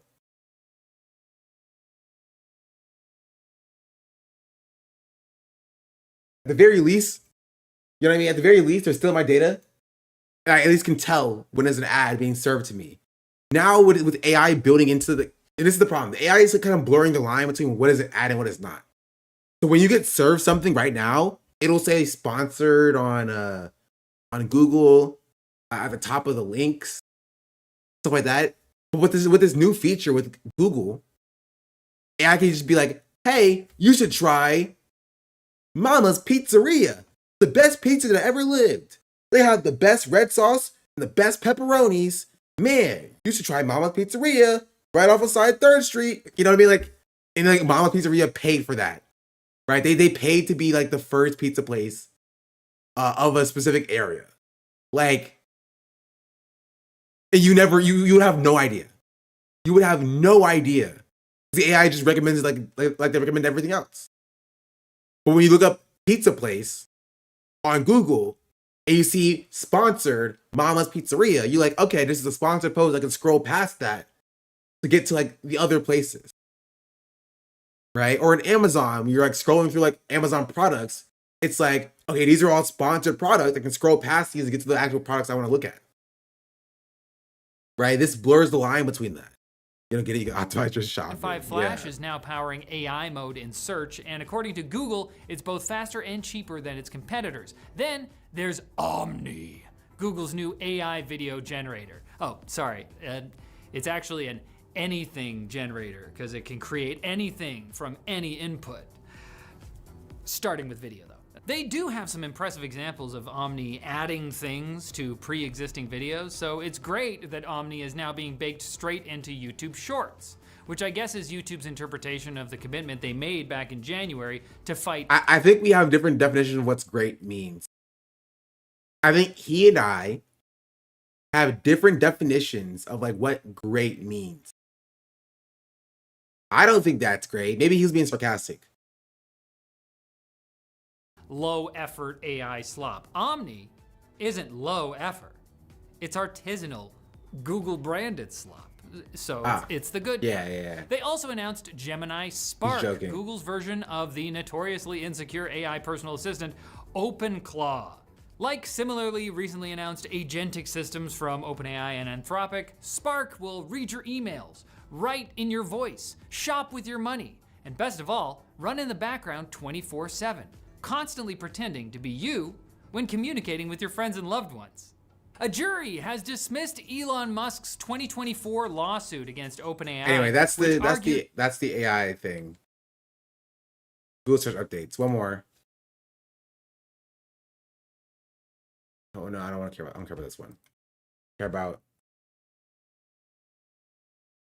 this here. Let's see what Google has to say for themselves.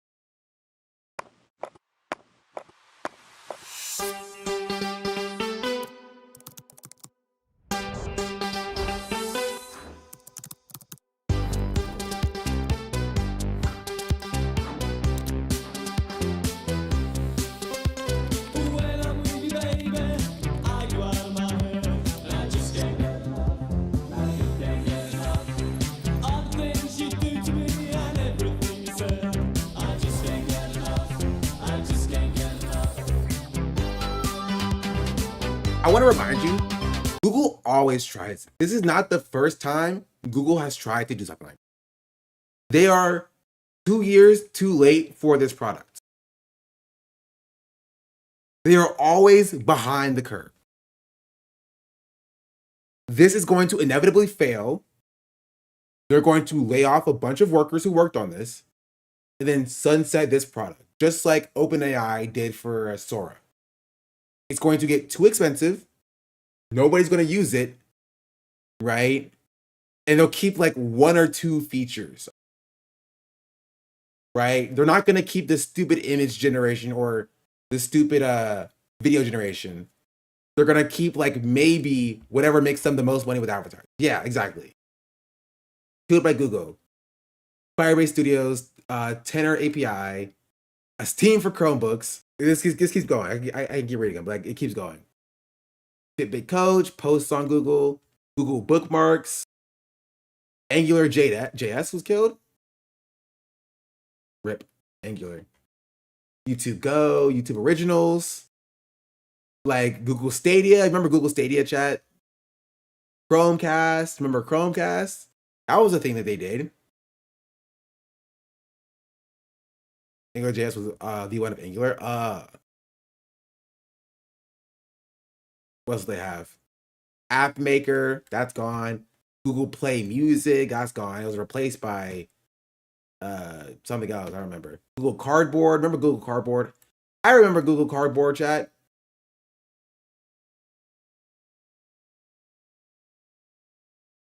What's up guys, Lou here, back with another video, and today we're going to be talking in depth about the Google Cardboard VR headset, or VR cardboard cutout that uses your phone to create a headset.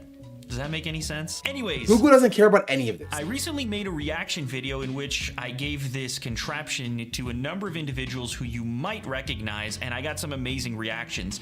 So if you haven't seen that video yet, you should definitely go and check it out. But this one is dedicated to telling you and showing you, like, this is how VR started, right? VR is still around. The technology has gotten better than this. But like, do you think VR is at a state where it's like Ready Player One or whatever? It's like a widely adopted technology? Not really. You can buy like commercial VR headsets. I'm sorry, not commercial, but like, you can buy, what's the word? Not residential. Consumer VR headsets, right? For relatively cheaply, but like, they're not like crazy products. That's where AI is going to go as well. It'll still be around for like the people who really love it and the hobbyists of it, but the rest of society is going to move on for the most part. It'll still be around. People will still be like, I'm going to go ChatGPT this, but everybody else is going to be like, I'm going to go, actually search this up. I improved a bunch since the Oculus, but then it now just hit a plateau and stagnated. Yeah. VR was never hyped as much as AI, though. That's not true. That is not true at all. VR was like hyped up. I would say about like 70% to where AI has been hyped up. Maybe not equally, but like VR had a crazy hype behind it. Billions of dollars shoved into technology, right? You had the HTC Vive or whatever it was called, the Vive, the Oculus Rift. You had like dozens of companies throw billions of dollars into metaverse, right? The metaverse was a huge thing, right? Huge thing. Nothing now. Facebook changed their name because of VR. Exactly.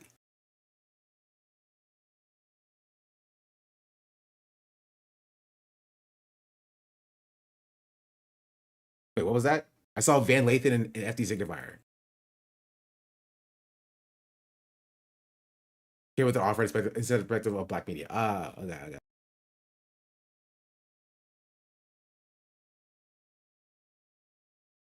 Guys, you know what the future is? AI. Goggle. Oh, okay. Oh, hi there. I'm Sam Tucker from the only company that can make Apple's Vision Pro look like a roaring success. As you may have heard recently, that Meta's Reality Labs, that makes all their VR stuff, has lost $4 billion this year. And we're not even halfway through. And this brings Meta's total loss for VR to 80. This is going to be Google with this, by the way. I'm telling you right now, it doesn't feel like that. As the AI is going away, unfortunately. It will. It will go away. I'm telling you right now, it will.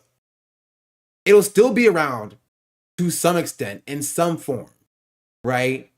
But inevitably, you have to understand this. It is impossible for the growth to continue.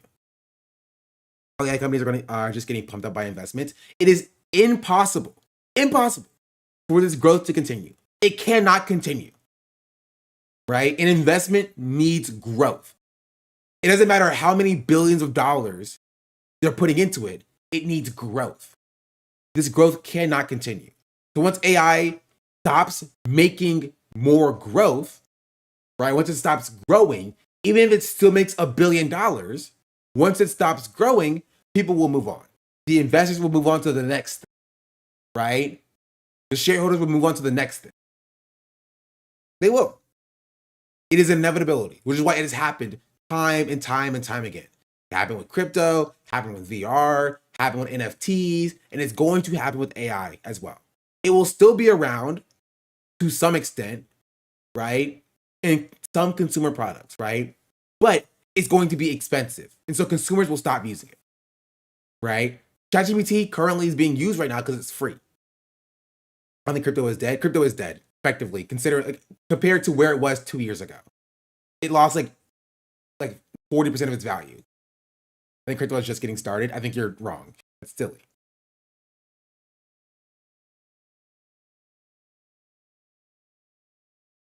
But that's just how these things work. Investors don't care about any of this. For example, I always use a 3D. There was a point where it was in everything, and now nobody, but no one wanted it. I know it's but it was an investor's cheat code. Yeah, again, 3D is still around, but it's just not it's not a investment vehicle. It's not. Problem is that AI is being integrated everywhere at all levels. There are holes in critical infrastructure, there will be holes in critical infrastructure like hospitals. I mean, people said the same thing about not necessarily VR, but a little bit with VR, right? Education. People were putting VR in freaking schools and stuff, right? Or we're posturing for that, right? AI cannot exist in the way that it's existing now. It is impossible. Impossible. It cannot exist in the way that it's existing now for the foreseeable future. It cannot continue to grow in the way that it has grown for the last 2 years. It will inevitably start or stop growing. It will stagnate, and then investors will pull out and move somewhere else. Right? So AI will still be around. The technology is not going to go away. Right? But the hype you see now of products like these will no longer exist, and Google will move on like they've moved on for all this other stuff, right? Excuse me. Like how they got rid of freaking Google Bulletin or whatever, Google Clips, YouTube Messages, G Suite Training, you know, Inbox for Gmail, Google Plus, stuff like that. Google will inevitably move on once the focus of the society moves on. $1 billion. And that's why we're worse than Apple and their Vision Pro. I don't think they spent $80 billion on theirs. They may charge that much for it, but they certainly didn't spend it on it. Yes, it appears Zuckerberg must have watched the movie Ready Player One, where the world has become so horrible that users have to buy a mega company's VR headset to escape it. Now, big tech may have gotten the make the world horrible part right, but not quite the sell lots of headsets bit. Because as bad as the real world is, it's nowhere near as bad as the low-resolution metaverse that Zuckerberg renamed his whole company after. I guess he thought anything would be better than Facebook, but he was wrong. To the average person, it's not hard to see why the metaverse has been such a loser for the company. I mean, why buy a headset and become a cartoon to join a meeting when you can just use your laptop's existing webcam to become a cartoon and join a meeting? I'm here live. People will be talking. I cannot describe this enough for you. People will be saying this about AI in 5 years, right? They're gonna be like, OpenAI. Why would you ever open up this one website and use all of this water to search up how to make a lasagna recipe when you can just crack open a cookbook to find a lasagna recipe? People are going to be saying that in 5 years. They are. They're going to be saying that in 5 years. They're going to be talking exactly like this about AI. Right? Because it has happened before, and it's happening now about a VR, and it will happen again. In 5 years, what's lasagna? Existing webcam to become a cartoon and join a meeting. The company. I mean, why buy a headset and become a cartoon to join a meeting when you can just use your laptop's existing webcam to become a cartoon and join a meeting? I'm here live. I'm not a cat. And when the biggest achievement at your event is the fact that you've added legs to your characters, you should know you've got a problem. And it's not just money that Meta is losing, as this year they also lost 20 million of their users. But don't worry, they plan to win them back by shifting their focus to AI. Whoa, I've never heard those two letters together before, at least not 4 billion times this year. Anyway, to strengthen their position in AI, Meta will be spending more on tech and poaching top-tier talent from other businesses, as well as that guy who made liquid glass. Maybe he was thrown in for free or something. Anyway, with pay packages of up to $100 million to secure these people, Meta has decided to fire 10% or 8,000 of their existing employees. So Meta is losing money, users. I'm so glad. Okay, if you don't know, I was offered by a recruiter a job at Meta a few years ago for like a project manager position. But I was in college. I didn't take it because my parents said not to take it because I was in college. I wanted to finish school. I'm so glad I didn't take it, bro. I'm so bro. This would have been me. No, to be fair, I would have been laid off years ago before they made the change. Would have made $400,000 a year. No, it was only $140,000 a year for my first year. It wasn't $400,000 right there. I just ordered 8K employees to work from home the other day, only to lay them off by email the next day at 4 a.m. That's craziness. Employees, when really, there's only one thing they need to lose. The all-new catastrophic fail that is the metaverse. Who could have seen this coming? Oh, that's right, me. Subscribe today. Hey everyone, thanks for watching the video. So, do you use Meta's super mega goggles or not? I mean, I don't know. Just a simple short video. Did pretty well.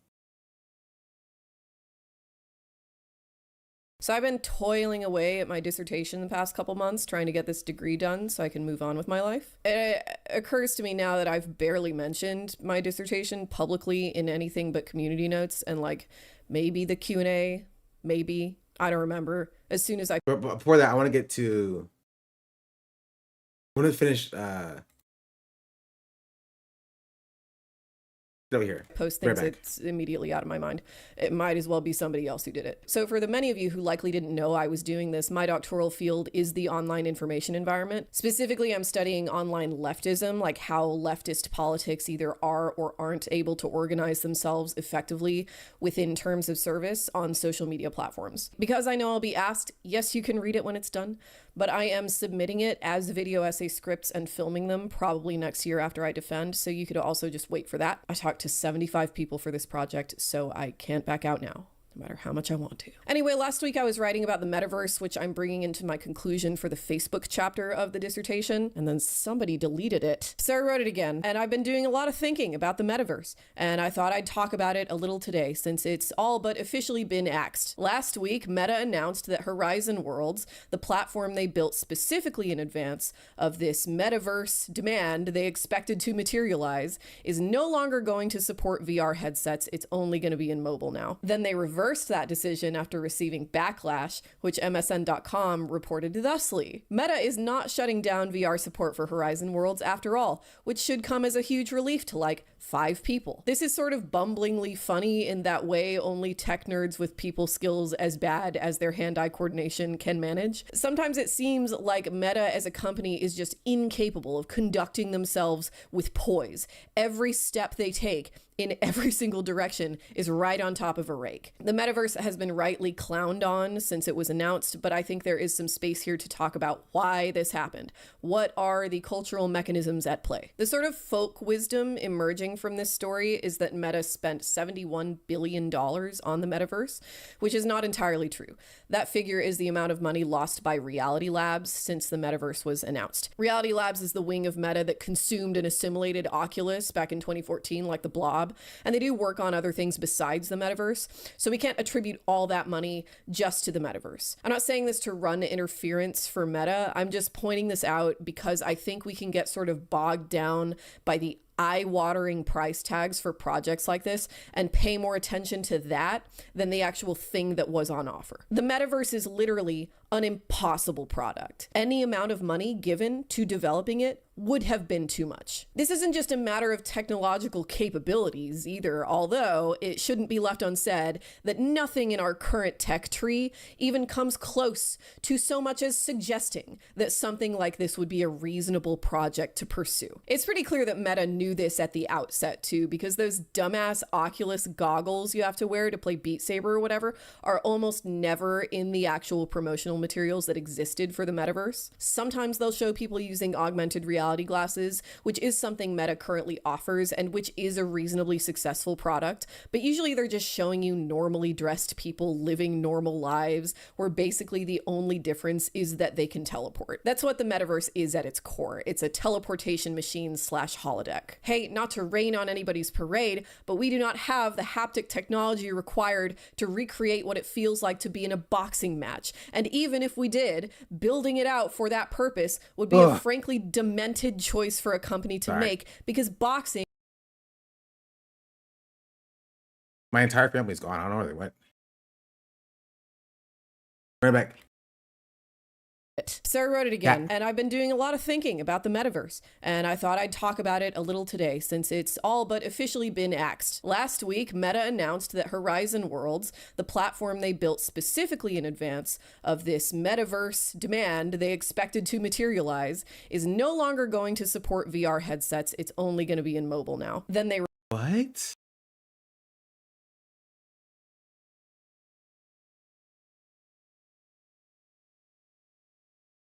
What?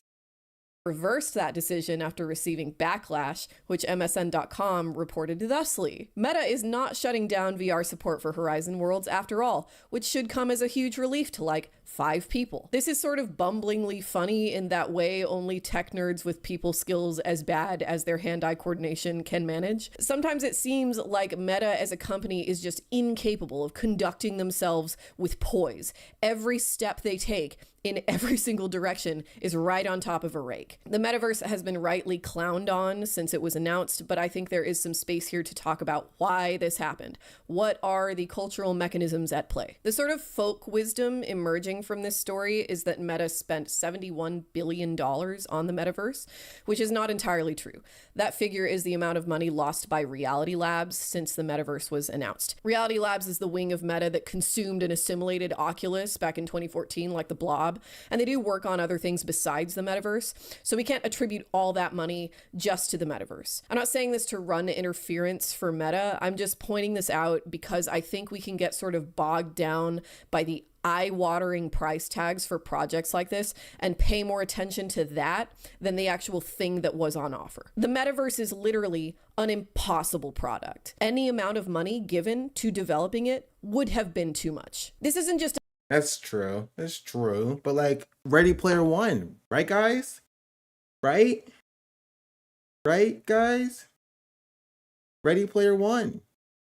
A matter of technological capabilities either, although it shouldn't be left unsaid that nothing in our current tech tree even comes close to so much as suggesting that something like this would be a reasonable project to pursue. It's pretty clear that Meta knew this at the outset too, because those dumbass Oculus goggles you have to wear to play Beat Saber or whatever are almost never in the actual promotional materials that existed for the metaverse. Sometimes they'll show people using augmented reality glasses, which is something Meta currently offers and which is a reasonably successful product, but usually they're just showing you normally dressed people living normal lives where basically the only difference is that they can teleport. That's what the metaverse is at its core. It's a teleportation machine / holodeck. Hey, not to rain on anybody's parade, but we do not have the haptic technology required to recreate what it feels like to be in a boxing match. And even if we did, building it out for that purpose would be a frankly demented choice for a company to make, because boxing is super dangerous, actually.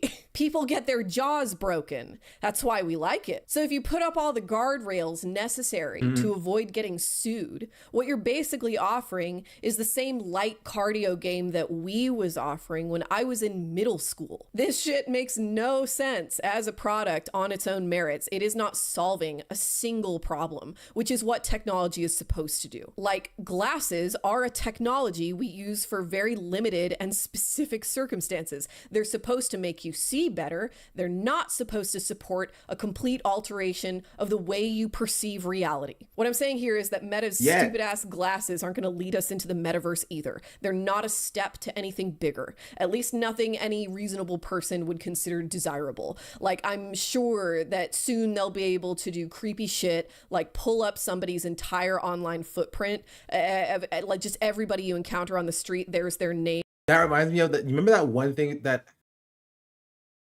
let's see. I saw a thing online of AI glasses that looked up the people that you walked by. You know what I'm talking about?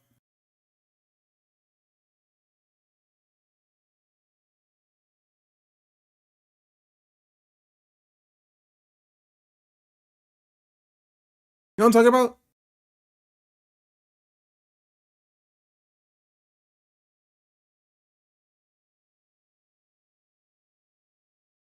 Did y'all see that on Twitter?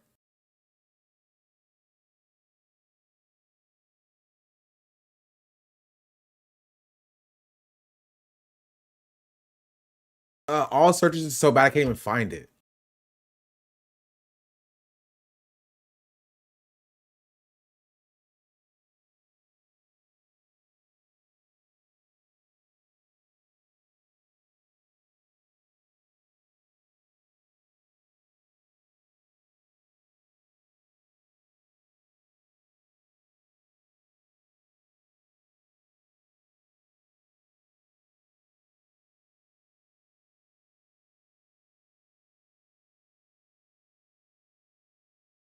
I think I found it. Hold on.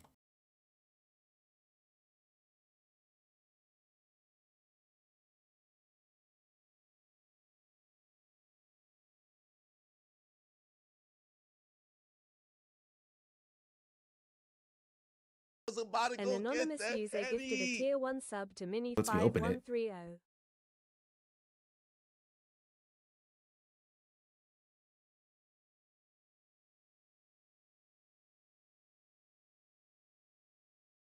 Y'all didn't see this, really.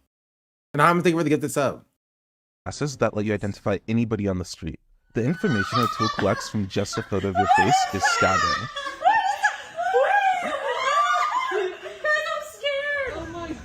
To use it, you just put the glasses on, then as you walk by people, the glasses will detect when somebody's face is in frame.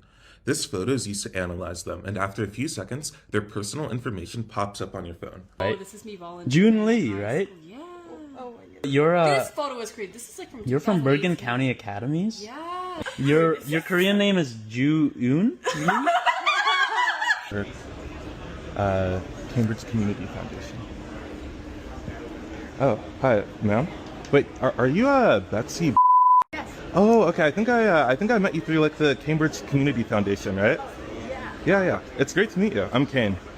Oh wait. So do you happen to be the person working on like minority stuff for like Muslims in India at all or something? Yes. Really? Yes. Are you Kashif? Yes. Oh, I've read your work before. It's super cool. I'm Anfu. Nice to meet you.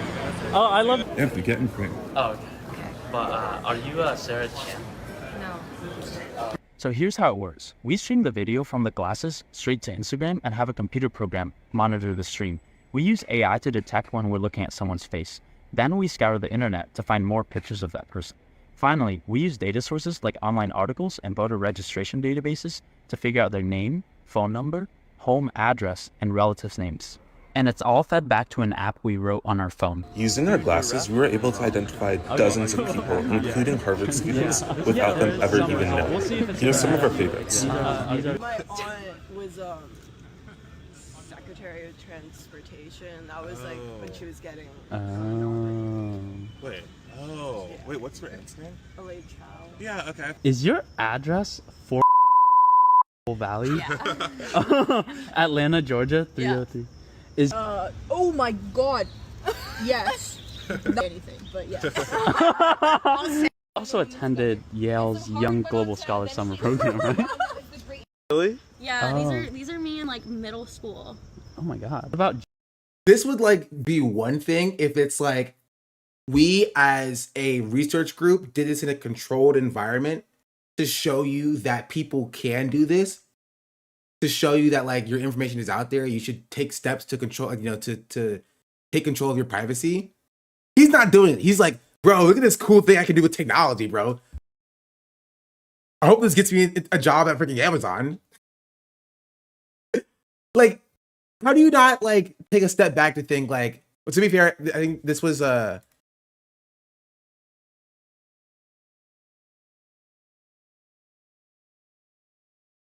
this is like, it's kind of what you expect from like, Harvard students. This is what they do in their free time. How do we make the life of people worse?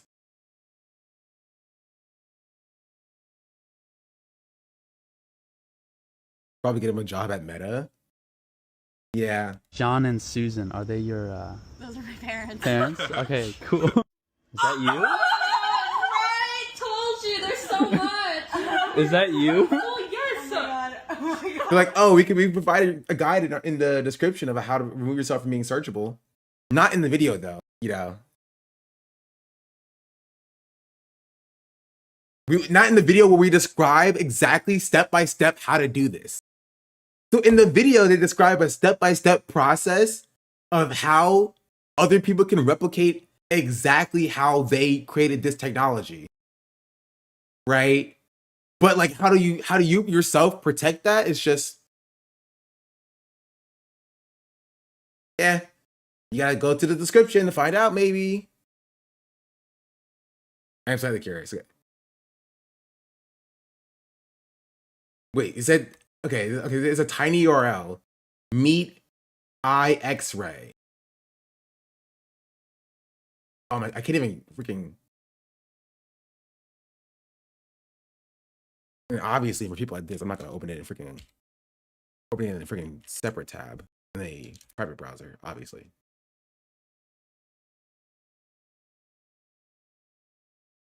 and then it links to a Google Doc.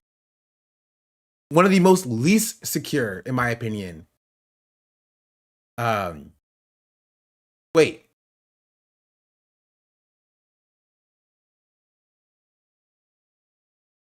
This is just motivations for building it, technical pipelines, how it's possible, and then at the end it's like, how do you remove? It's like, remove your stuff from reverse face lookups, and then remove your stuff from personal search engines. And it's just like, you didn't need to build this. You know what I mean? But again, that wouldn't have gotten them into freaking, I don't know, a job at Meta or something. Like yourself just carried EMP. Job, relationship status, criminal history, that kind of thing. So that'll be fun to waste everybody's time on in court. It does make sense on some level that the Meta glasses are so far the only real innovation Meta has produced recently, because all they really are is a productivity tool. And Mark Zuckerberg only thinks in terms of professional optimization. The least It's also funny because they didn't actually even produce the Meta glasses. They stole it. They didn't make the idea of smart glasses, you know? That's a stolen idea too. Use cases in the promotional material for the metaverse have to do with how this product is going to help you work. So that's part of what's going on here. It's that Mark Zuckerberg and all the people in Meta who endorsed this project can't tell the difference between what you do for you and what you do for work. They think all these things are about optimization. And because of that, they cannot conceive of the idea that some things are about the process and not the result. The point of surfing is as much about being in the water as it is about fitness. You know, it seems like the initial idea for the metaverse as it was sold came from Jason Rubin, who had worked at Oculus when it was acquired and who sent a 50-page email in 2018 to a bunch of Facebook board members titled The Metaverse. I haven't read this email myself, and it truly breaks my heart that it seems like it's just kind of not accessible anywhere. I want so badly to read it. If anybody watching this has access to that document and can give it to me, please God, please, please, please, I will do most things. But CNBC did get a hold of it a few years ago and reported some quotes. Here's an excerpt from that article. As of June... He's got a Google Maps engineer who's doing all kinds of scary things in his home office. No, I don't. I've never seen this person before. 2018, the company's VR headsets had amassed 250,000 monthly active players, according to the document. But despite hundreds of millions of dollars invested in content for, quote, early adopters and pioneers, Rubin wrote that the devices hadn't caught on with non-hardcore gamers, and, quote, the average consumer is waiting for the day that VR is, quote, fully baked. A lot of quotes in this article. We believe that fully baked... Technology's rough. Means the metaverse, Rubin wrote. Only such a massive launch will be able to get the attention of the VR doubter and VR maybe tomorrow crowd. That's an interesting way to phrase that. It's a little weird to have this almost adversarial relationship with your customer base. They're not trying to solve a problem customers have. They're trying to convince people that the product on offer is something more than it clearly is. What VR is a fun parlor trick. What they want VR to be is literal reality. So what's that about? Why is that happening? Why is it intuitive for them to think that VR should be something we literally live inside of? There's an interesting thing Mark Zuckerberg and others associated with the metaverse as a project like to say about this from time to time that I would like us to examine together. The basic story of technology in our lifetimes is how it's given us the power to express ourselves and experience the world with ever greater richness. Back when I started Facebook, that mostly meant text that we typed on computers. Then we all got phones with cameras, and the internet became much more visual. And recently, as connections got faster, video has become the main way that we... Yeah, I think like this is like early VR Mark Zuckerberg, where he was going for that like inhuman look. Then he grew out his hair and he was like, guys, I'm human now, guys. Don't worry. Guys, I'm human. I'm like you.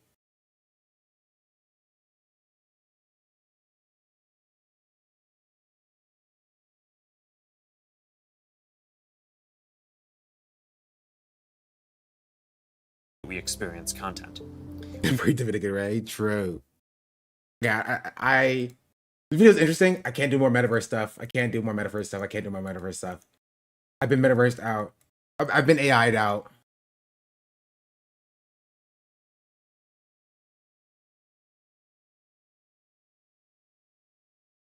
I want something fun. Give me something fun. There has to be something fun to watch.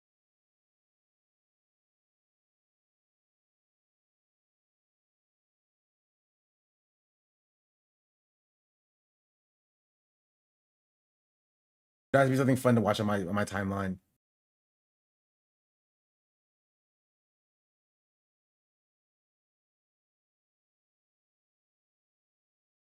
I'll do it. Don't make me do it.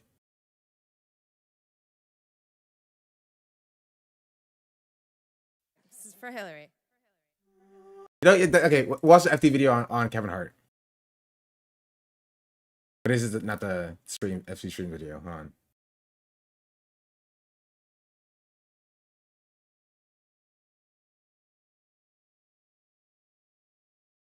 On the Kevin Hart roast? Where is it at? Is it on FT Streams video? It was on B-sides. I haven't seen the roast. Dave Chappelle is a sellout. I don't know anything about this. Kevin Hart hosts an interracial Klan rally, and even principled communist filmmakers are taking money from Zionists. You're gonna think I'm joking, but this is low-key Barack Obama's fault. Again.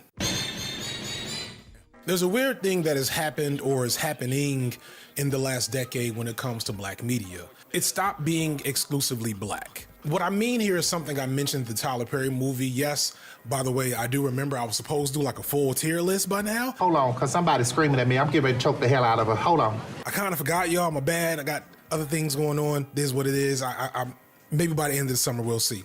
But once upon a time, black movies, black shows, etc. were almost explicitly marketed to black people. I grew up in the era of Martin, A Different World, Living Single, the short-lived South Central, Moesha, In the House, and so much more on TV. And it was an even more prolific era for black film with classics like House Party, Love and Basketball, Higher Learning, Coming to America. I've warned you. I'll be forced to thrash you. Fuck you!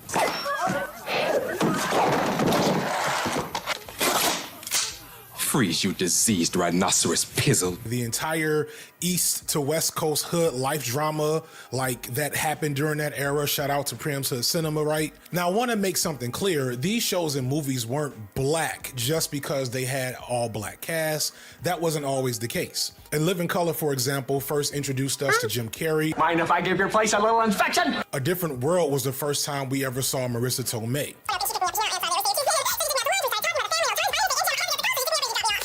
The Parkers gave us Jenna Von Oy. She's not as big of a star. You may not even know who that is, but trust me, there's a black man out there watching with a white wife who we don't play about somewhere who definitely understands that reference. While these shows were more likely to have black people behind the scenes, there is stuff like Coming to America, to me, like the best movie from that era that was actually directed by John Landis, who had also directed Trading Places and Beverly Hills Cop and nothing else. Don't Google him. All right? This is it. That's all that ever happened with him. So it wasn't specifically because everybody in the actor's trailer or the writer's room was black. No, what made this the golden era of black cinema, in my opinion, was that all of this media was very explicitly intended for and mostly only interested in the ears and eyes of a black audience. Anything else that came on top of that was a happy accident. And those happy accidents did happen. For example, The Fresh Prince of Bel-Air. That's a show that barely had any white people on screen ever. And while not the most blackly black of shows, considering it did follow an extremely wealthy family, it was still intensely focused and informed by black sensibilities for a black audience first. That said, it did manage to garner a large white audience. It's not unusual. Low-key off the latent star power of a then still emerging Will Smith. Another example like this at the tail end of this era was Chappelle's Show. Now, Chappelle's Show happens before Obama, which is going to give away a plot twist at the end, but fine. Chappelle's humor was informed by blackness, but as I argued now years ago when Chappelle first started doing his whole trans jokes thing, there's always been a huge gap between, say, a Dave Chappelle and an Eddie Griffin or a prime Cat Williams, Bernie Mac, etc., in that Chappelle's comedy and humor was always somewhat tuned for a white audience. But even in saying that, Bernie Mac show is another example before Obama that was popular within white audience. Not as popular as Chappelle's show, of course, but still it survived 5 seasons on Fox with a nominal white audience helping it stay alive. Shows like that were exceptions, but in general, before Barack Obama, black media was ostensibly black media, and that had the byproduct of less than... Oh, do you think he's gonna bring up Blackish? I did not like Blackish, but I did not like Mixedish more. The possibility of shit like this. The black community is so proud of you right now. George Floyd is looking up at us all, laughing so hard that he can't breathe. Things like this did not really happen before Barack Obama, and this is because black creators rarely even attempted to seek crossover success in their work, meaning that they weren't purposely inviting white audiences, white eyeballs, and more importantly, white sensibilities into creative spaces with black people.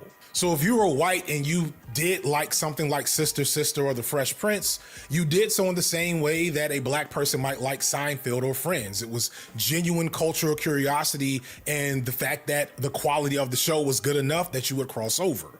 However, Obama marked a shift in perspective, or really in like branding and marketing. As I've talked about in other content, along with many other lasting effects on black culture, Obama was packaged as the harbinger of what people were calling a post-racial society. This was always a falsehood. Let me make sure y'all understand that now as a falsehood in just the way that Obama himself was treated by his political peers as literally the most powerful man in the free world, but was still being subjected to chicken and watermelon jokes as the president.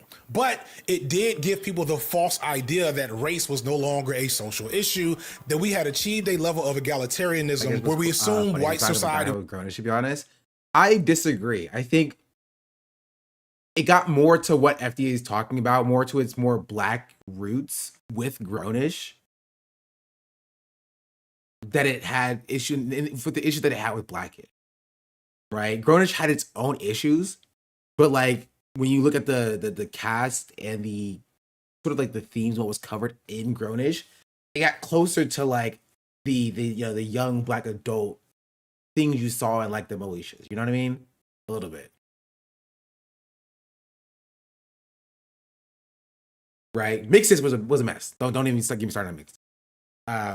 What happened with the Black Excellence crowd. That's a little bit what Blackish kind of exemplified.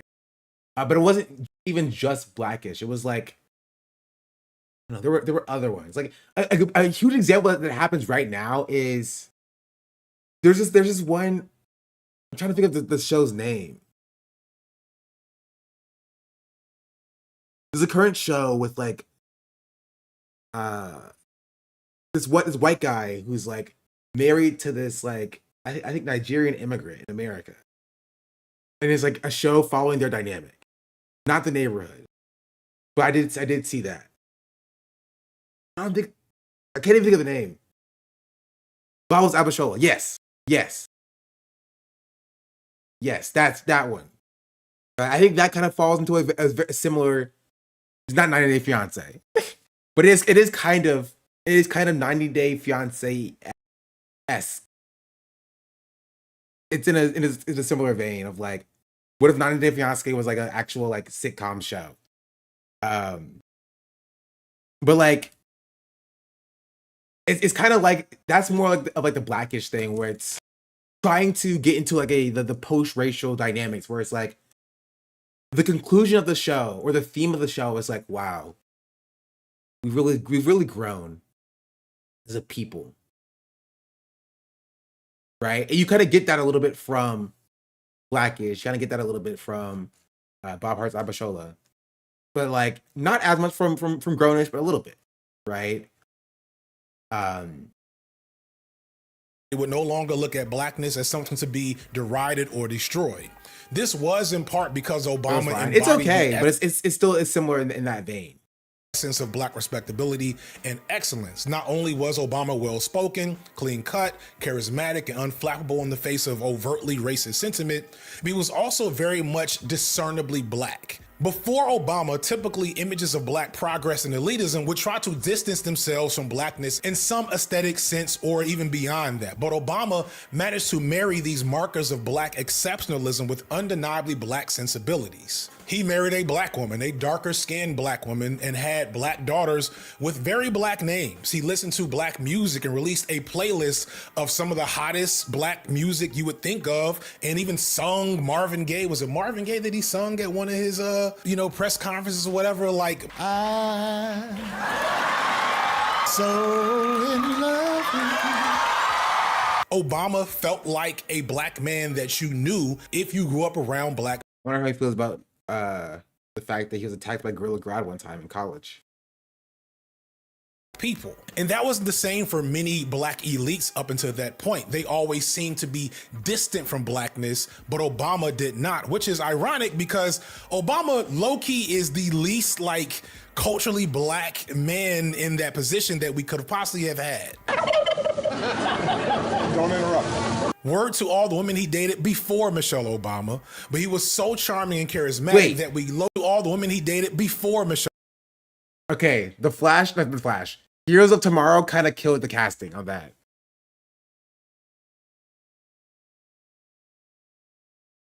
Heroes of Tomorrow kind of killed the casting on that.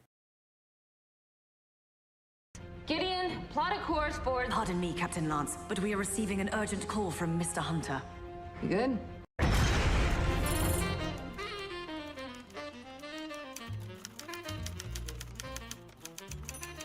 Is this my actual footage? Not an actor? True. Right, Legends of Tomorrow, not Heroes of Legends of Tomorrow. My bad.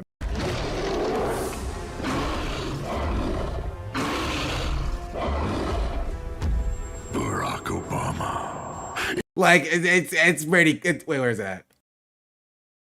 That's pretty close. That's pretty close. That's pretty close. I'll give him credit on that. Barack Obama. It will almost be an honor to kill you.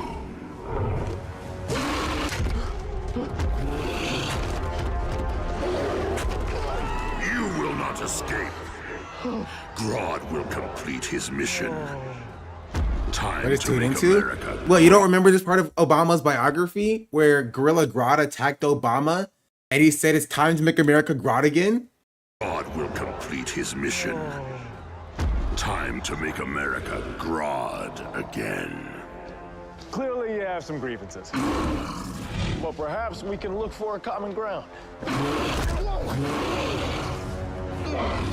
Or not.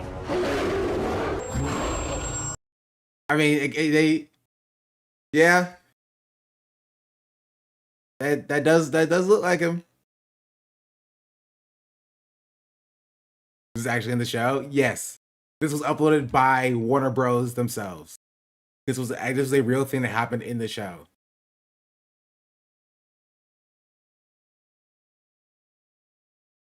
Michelle Obama, but he was so charming and charismatic that we low-key didn't notice, and if we did notice, we didn't care. And it was that same charm and charisma that also activated a lot of white people to genuinely open themselves up to black pretty much everything. I would have voted for Obama for a third term if I could. In a way that many hadn't up until that point. The market of selling a black thing suddenly exploded, because before you could only sell nigga shit to niggas, but now, like before Obama, I never remembered the concept of white people coming to the cookout. And after Obama, it seemed like everybody white that smiled at a nigga was getting invited to a cookout. And I just want to take this moment to again remind everyone, because I feel like I haven't done it in a while, the cookout is closed. There is no cookout. No cookout until socialism. Just letting you know now. Figure that shit out on your own. So as a byproduct of this new market, this new way to make a lot more money off of black low-key anything, we see during and after Obama's presidency the rise of successful shows like Blackish, Insecure, Atlanta. Tell me why. Okay. This made me think of the funniest thing. I was looking up something about Howard's political science program.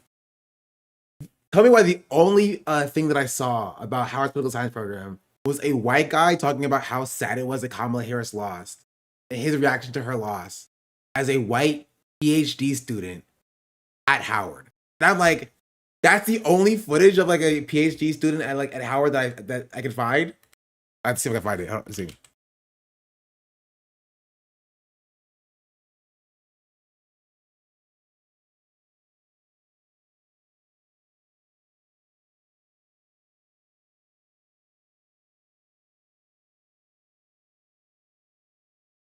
Howard University is Kamala Harris's alma mater, an historically black college and university. And the mood there turned pretty somber last night as the results started to trickle in. Joining me now is Glenn Miller. He's a PhD student in political science at Howard University, and he was there. Good morning to you. Thanks so much for... They're lucky I wasn't there yet. They're lucky I wasn't there yet. Because... they didn't want to call me. If they called me up, I would have had some choice words. I would not have said what he was saying here. For taking the time to speak with us this morning, Glenn.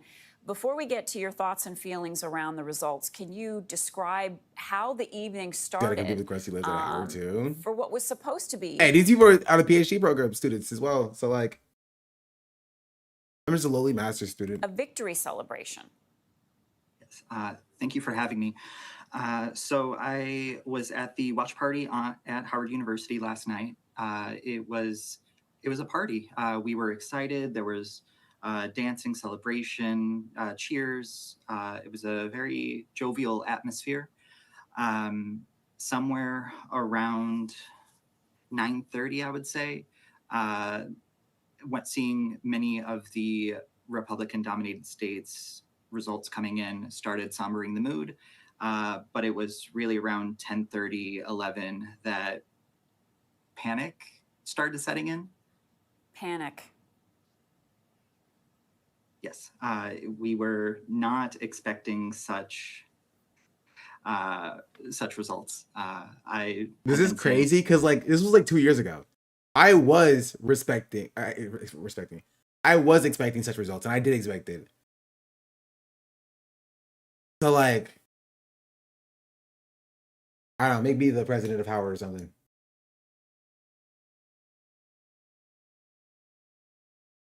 Have you watching the tech CEOs and commencement speeches? Yes, I have been watching them. Among my friends for many months that the election would be closer than it had any right being, but we didn't expect this. How did you not expect this, bro? I don't understand how you don't expect it. So let me stop.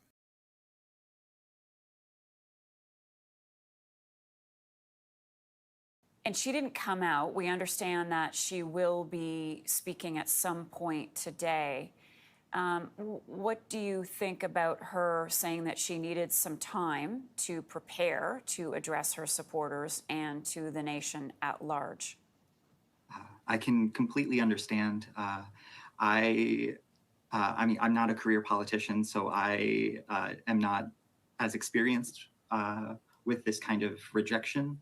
But I would not be in a space to be able to address such a glaring referendum. So I completely understand. I was somewhat disappointed that we didn't see her. Even thank you for your support in me. But I completely understand and do not hold it against her in any way. How do you feel right now, knowing that so many Americans, I mean, Trump is on track to win the popular vote, something that he hasn't done in the last couple of elections. How does that leave you feeling about your fellow Americans, maybe your students, your family?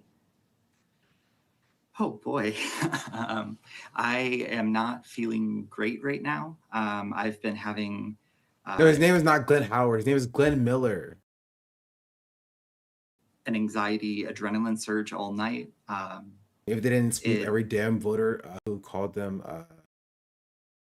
they called who brought up Palestine as their condition for support under the rug, then they would have seen it coming. Yeah. It does not feel good. I was an adult when the 2016 election hit, and it feels worse than that. 2016 was helplessness and confusion. This, with everything from the court cases to January 6th to comments about Puerto Rico, and so much lately, none of those are disqualifying to the electorate, and that is shocking to me. Or it may not be shocking in a few days of reflection, but it's exhausting. What was the main reason that you To supported? the bar. Glenn. Oh, is it this? Is Glenn?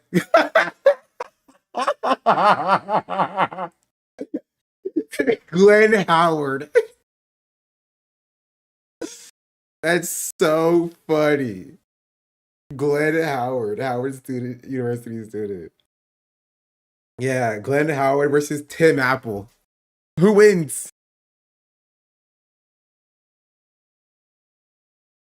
Or it may not be shocking in a few days of reflection, but it's exhausting.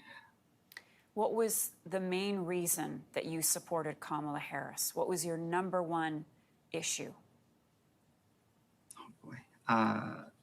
So the number one issue that I had was... He's gonna say she wasn't Trump. That's my lock. Not crypto. He's gonna say that she wasn't Trump. Because Kamala Harris didn't have any definable policies.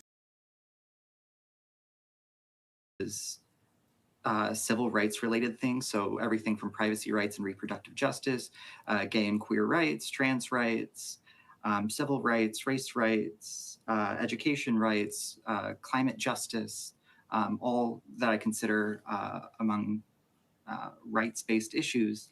Of course, the Supreme Court and federal courts are always in topic. But then I was also trying to make a clear stand against division, against neo-fascism, and I guess there weren't enough of us. Glenn, I was not wrong. I was right. And correct. Also, Kamala Harris didn't run on any of them. She did not run on like protecting like queer rights or trans rights. She ran on like not being the Republican. So like at most, she would not explicitly make them directly worse herself, specifically. Is this dude is a social abolitionist now? I don't know, actually. It's a good question. It wasn't a question, but that's a question I do wonder. One second.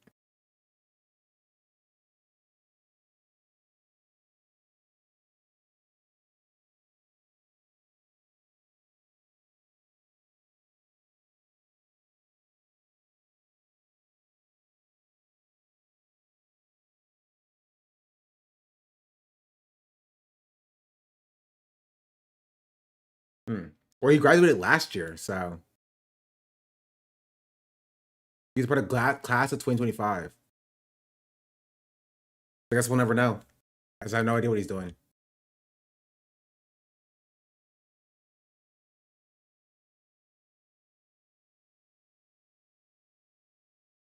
Yeah.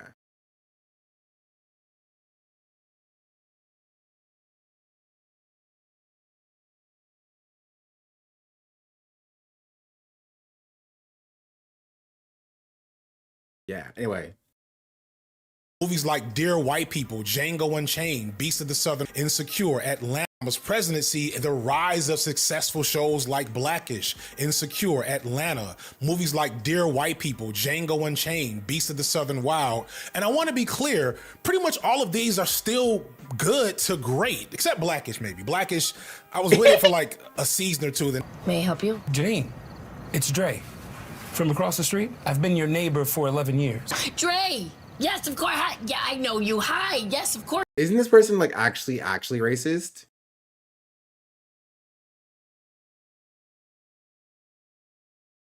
Isn't she the mom for Good Like Charlie? Who was like actually racist?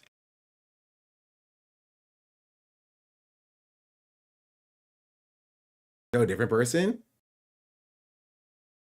Maybe you're right. Of course, you are my unique neighbor, Dre. Bruce, honey, stand down. And after that, I was like, all right, what is this? What are y'all doing? And I her. won't say that these creators were like purposefully or cynically targeting for Roxy, that's Roxy's manager from Let It Shine. You know what? That I probably would have said that before. You're probably correct in that you could probably find a clip of me saying exactly that about that exact person before. a white audience. Like, y'all know I love Issa Rae, and I think she's a model citizen of how to move within that industry. And I don't think she was making insecure things. I hope white women watch this. That's a criticism I'd levy for another black woman mogul in the industry, but, you know, we're gonna go easy for now. Even for a show like Blackish, which probably seemed like a good idea at the time, it probably didn't start out knowing that it had to attract a white audience. It just thought maybe, well, I disagree. I disagree. I do think it did. It comes down to the name. The name is literally Blackish. And it comes down to the cast. The entire cast, for the most part, except for like the little girl was like, you know, was like light skin to like brown skin. There's like no like actual, there's no actual dark skinned people in the cast. You know what I mean? Like the entire way the show is like set up. Besides like the friend, I guess. The friend of the main character. What's his name? His name's not like Reggie. I don't think he could be sort of like the cast. I guess I could do that, but like my point is that like the show is created as a like a show to speak to like the state society was in at the time, which was like a post-racial society from their perspective, right? Which is why Dre had like a white manager and a white colleague who was also like racially insensitive. It's to speak at the time, right? Or to those times. It's Modern Family, but black, but still for white people, yeah. Where like the blackness is used as a bit or as a joke to appeal to white people. Because black people know how it feels to have a racist white boss or coworker, right? Black people know how it feels to like, you know, be in a situation where like you see like a little white girl by herself, you're like, oh, where's your mom at? Like, don't get in my elevator, please. You know what I mean? Like black people like, have these understand that stuff, right? But it's not positioned as being for that. It's like, hey, white people, this is the way black people feel about these things, kind of thing. That's a little bit different to like, you know, even like Family Matters, right? It's just different than like the way that it's like black media for black people or black media for white people explaining the black experience. Does that make sense? So I'll be right back. I don't know if I believe that actually. That show, anyway. But even as I'm critiquing Blackish, I can't act like being appealing to a white audience is not something that even I don't benefit from. Even though if you look through my video catalog, you'll predominantly see videos geared toward black audiences. I keep getting people saying, FD purposely goes after white viewers. I'm sure it was white viewers who were asking me for a 4-hour Tyler Perry video. You know how the white liberals love them some Madea. Yeah. Who are you? Yeah, my name is Madea, much to the damn DEA. You only get a first name because I have warrants. Thank you so much. Next question. But the fact of the matter is, the same black area of Chicago that Obama is raising his family in is where my mom lives now. So there's innate features and experiences that I've had that make me appealing to a white audience from a baseline level. Something that, say, the homie Little Bill does not have, along with numerous others, and that's just the nature of the beast. So even on some of my blackety black videos, you'll see comments saying, as a white guy, such and such and such. It is what it is. That's the reality of being super successful in media as a black person. The same criticism of my audience can be made for Kendrick Lamar or even Tupac 30 years ago. I say this to say that in isolation, the idea that black art is being consumed by white people isn't negative in and of itself. Black artists can be successful making whatever they want to make. The whole goal of getting rid of racism is to allow black people self-determination, whether they want to make the most deeply rooted in black sensibilities, music or art they've ever wanted to make, or if they're like, man, what if Jackass but black, right?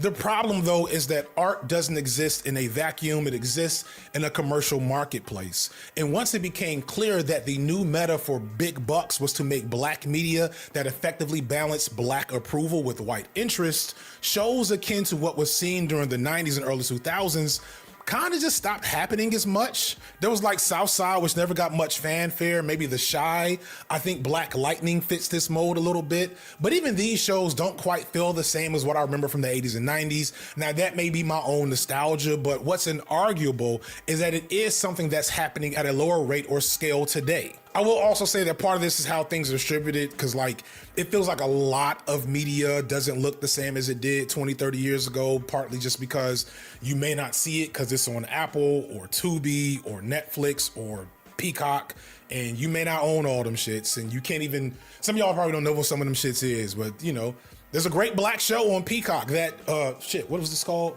Fight Night. Fight Night was literally the best thing I watched all last year, or maybe it was the year before that. I don't know. The best blacketiest black thing that came out probably in the last couple of years is Fight Night. A lot of y'all didn't see that. It is what it is. Also starring Kevin Hart, believe it or not. Speaking of Kevin Hart, how does all of this explain him okaying numerous lynching George Floyd jokes at his roast? Why wouldn't Kevin Hart, who's mostly been a black-oriented media figure, not just leave people like Kill Tony and whoever Big J Okerson is off the guest list? Low-key, we still could have had a night of You So Black jokes if it was clearly an all-black ensemble cast.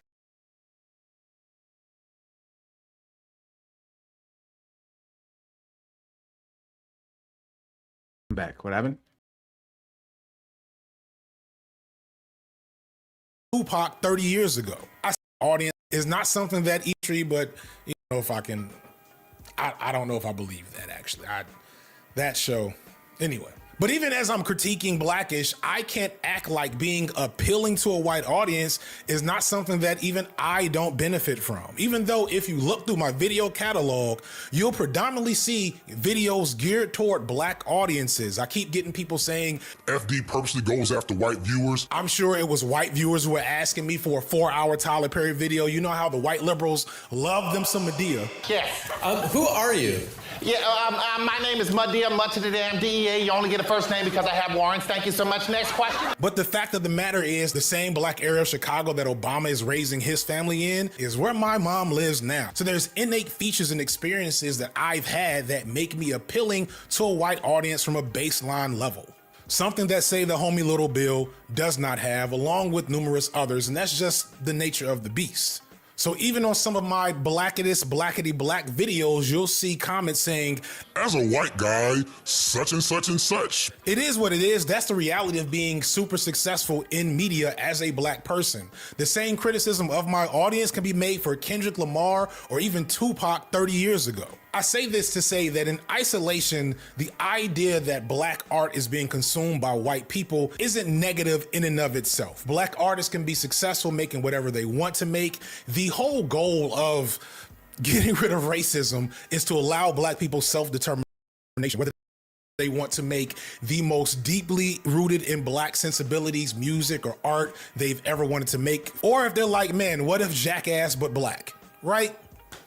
The problem, though, is that art doesn't exist in a vacuum. It exists in a commercial marketplace. And once it became clear that the new meta for big bucks was to make black media that effectively balanced black approval with white interest, shows akin to what was seen during the 90s and early 2000s kind of just stopped happening as much. There was like Southside, which never got much fanfare, maybe The Shy. I think Black Lightning fits this mold a little bit. But even these shows don't quite feel the same as what I remember from the 80s and 90s. Now, that may be my own nostalgia, but what's inarguable is that it is something that's happening at a lower rate or scale. To be fair, Black Lightning is a CW show, so if you're expecting good TV from it, you know what I mean?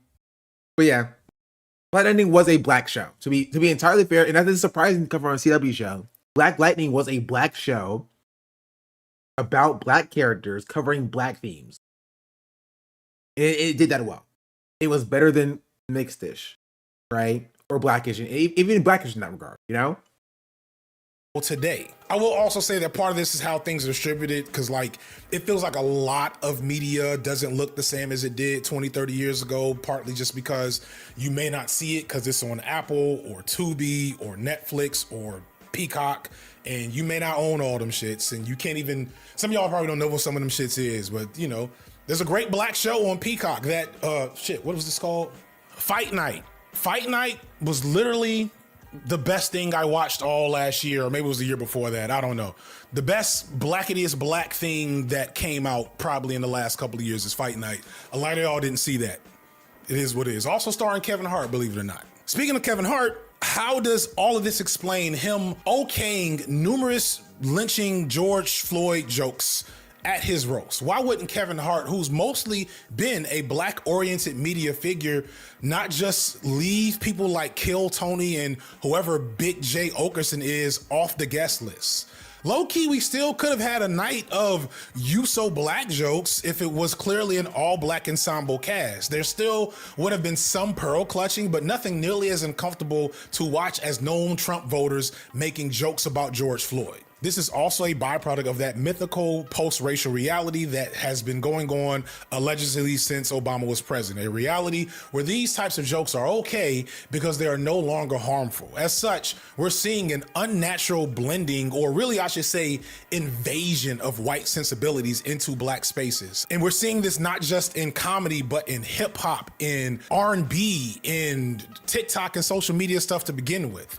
Understand the concept of roasting, joning, playing the dozens, etc. amongst black people, that's always been a thing. And if you've ever been in a roasting session with black people, you know that shit can get ugly, but you also know you can get smacked if you say the wrong thing. And from my perspective, those types of lines have always been different for white people. White comedians being edgy has been a thing forever. I also talk about this in the Dave Chappelle video, but in a cool, like revolutionary way also. Like there's always been comedians like Lenny Bruce or George Carlin who pushed boundaries and were edgy, but partially that was because they were challenging power. They were challenging the establishment and punching up at institutions in their jokes. Not Why Sonny Rayford Howard? What do you mean though? Howard, wait, I don't know where it is. Oh, where is it actually? But George Howard's at Howard. I was like, Glenn Howard.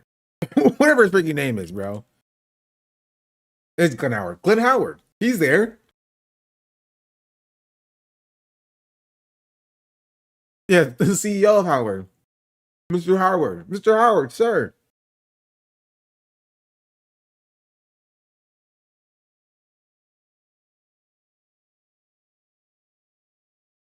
Look, that's not what this says here.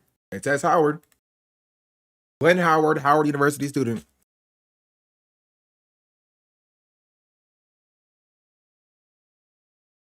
As an IB visit to Howard, leading the fan club is Mr. Glenn Howard.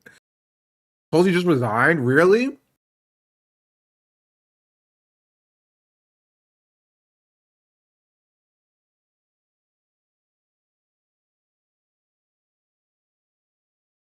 It's so soon, there's nothing even up.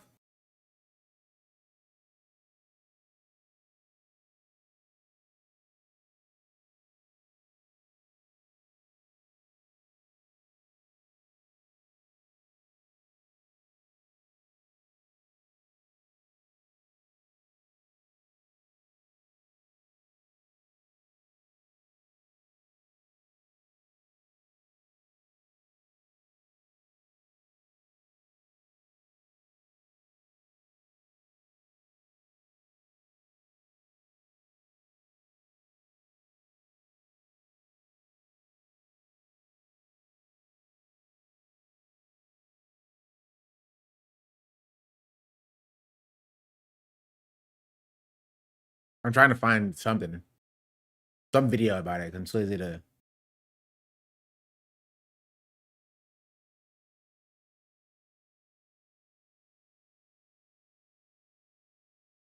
That's fine, whatever. Making fun of underdogs, punching down, taking the low-hanging fruit, and saying things that maybe some can find humorous, but it's only humorous because it's not you. This changed with people like Andrew Dice Clay. Clay begets Dennis Leary. Leary begets the likes of Bill Burr or Daniel Tosh or Dane Cook. But even those guys had more shame and were funnier than the likes of Kill Tony, whose only joke seems to be just saying mean or horrible things with a straight face. And that's important to point out because edgy humor going over poorly, that's a skill issue. It's the fact that the jokes weren't here before you today. We're not going anywhere. We're here to fight for you and to fight for the red, white, and blue that's behind you. We can't do this alone. It will take all of us who love our we are stand up for. Or this is her speech. I don't care about that. Violating federal law and the executive order. I live like a capitalist every single day, Shank. I live as a capitalist. I live Exclusive Tulsi Gabbard resigns from Trump's cabinet. Just subscribed. Her husband, Abraham, was recently diagnosed with extremely rare form of bone cancer. She wrote in a resignation letter. That's crazy. I didn't think she would be next. I thought it would be Cash. I was like, L. And it's an L from me. I thought Cash Patel would be next. I did.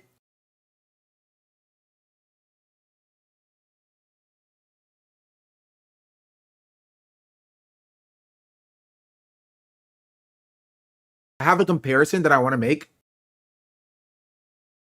but I can't make it without spoiling a show that may or may not have just ended recently.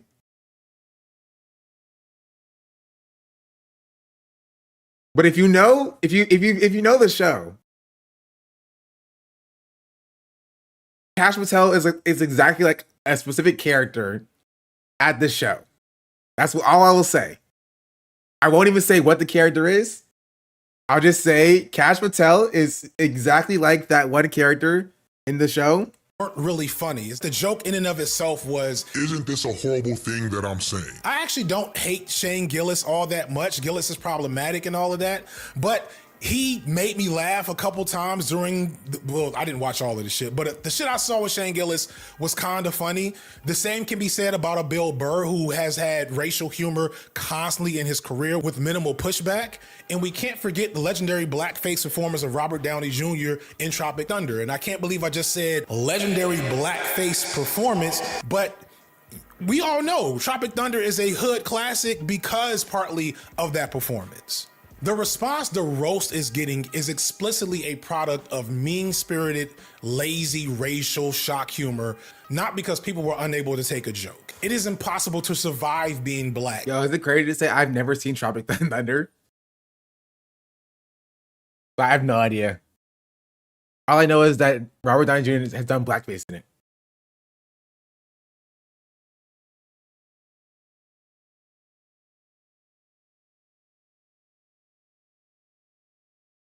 Go watch it. Chat. I have to show you something. Hold on. Without being able to take a joke, this entire situation, you can't do anything but laugh. It's because things that white people consider funny because of their social position ain't all that funny to us under most circumstances. It's just not. But those are the risks and challenges you have to engage with if you are a Kevin Hart and you want access to those white dollars. You want buy-in from those white institutions to make whatever slop Kevin Hart is gonna make next when he jumps up on our screen. Except for, again, Fight Night. That shit was amazing. There was a time where a studio producer would come to a black creator and say, hey, we like what you're doing. We just need a white character or a plot line to help the show or movie appeal to white audiences. But now people like Kevin Hart and other black creators are building the entirety of what they're doing on the principle that, yes, we can have this really cool, surrealist show like Atlanta, but we got to make sure it has enough surreality and doesn't dig too much into certain black things to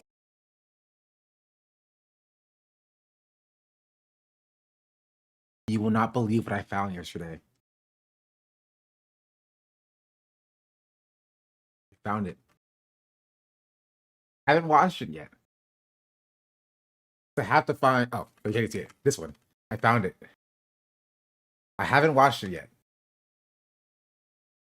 I haven't watched it yet, but I found it.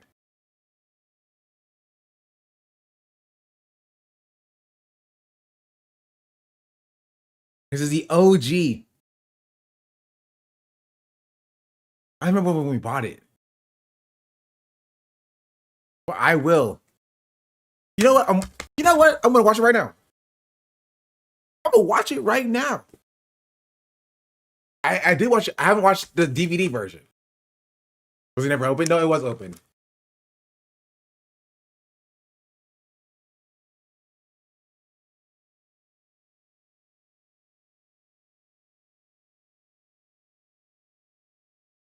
Sorry, this is just my PS4. Now I need the cable for it. Whoever it is.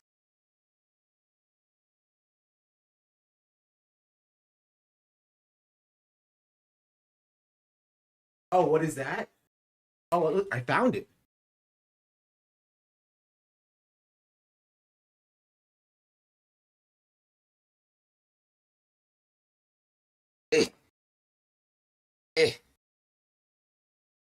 I will confirm right now what flag it's going to be.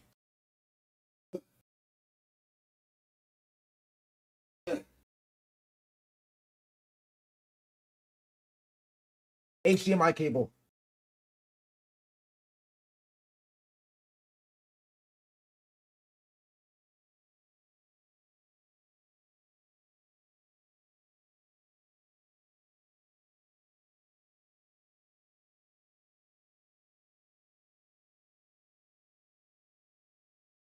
This is important to me.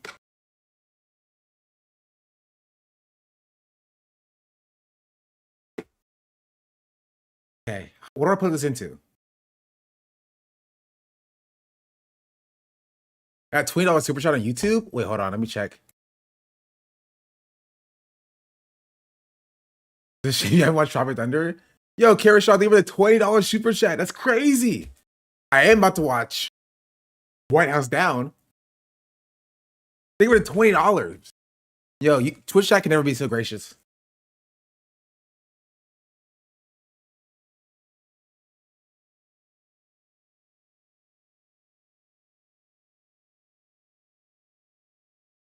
What do I plug this into? What's heavier? I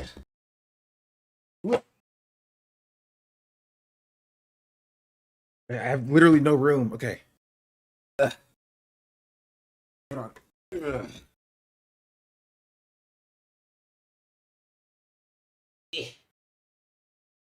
What? I need the freaking. Here it is. Okay. I have a HDMI to the display cable.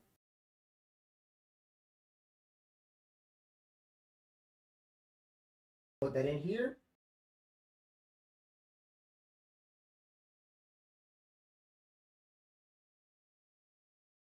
For those of you who don't know what I'm doing, somebody in chat can explain it. But basically, oh, it was God of War was in there. Basically, there's a movie called White House Down. And in that movie, I watched it on Netflix. At the end of that movie, there's a scene in that movie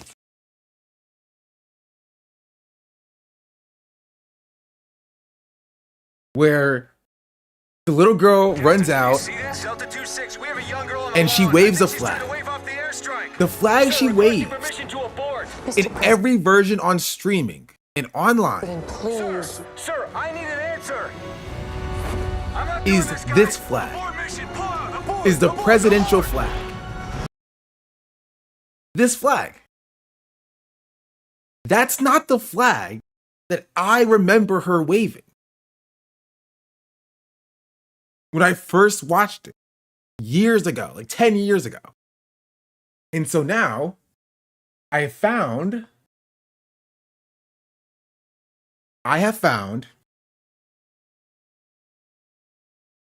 a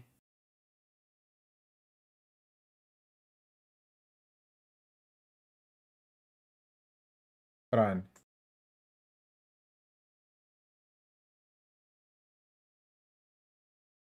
Why it's not working? Hello?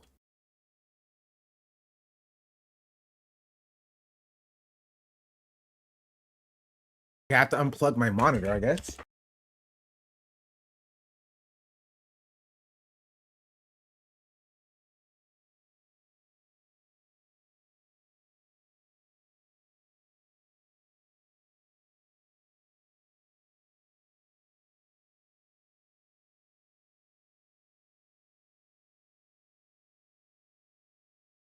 Okay, well that still doesn't work. time. Unplug this.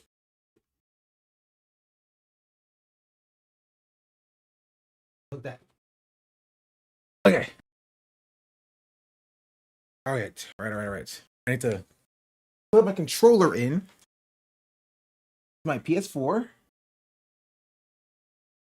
This is important to me.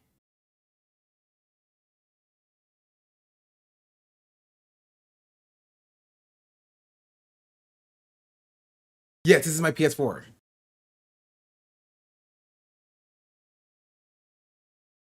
My PS5 is back in Los Angeles. English. Skip network connection. Skip PlayStation Eye connection, I guess.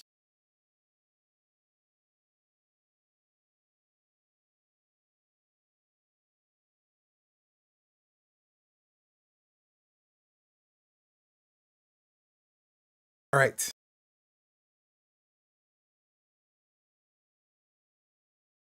The movie's in there. DVD. I'm going to skip to the end.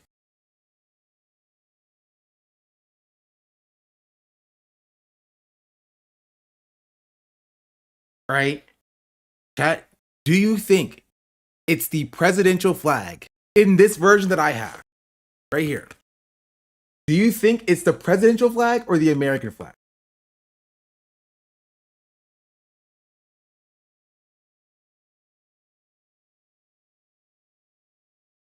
Your prediction? I literally can't.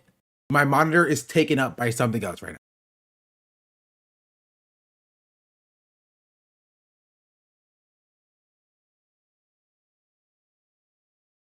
All right. We're going to skip ahead.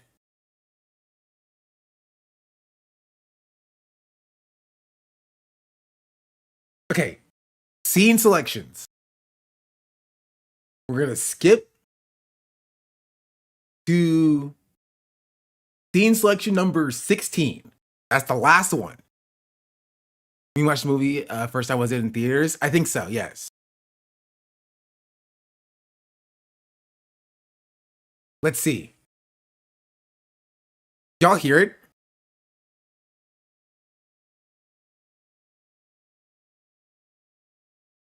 Hold on, let me turn it up.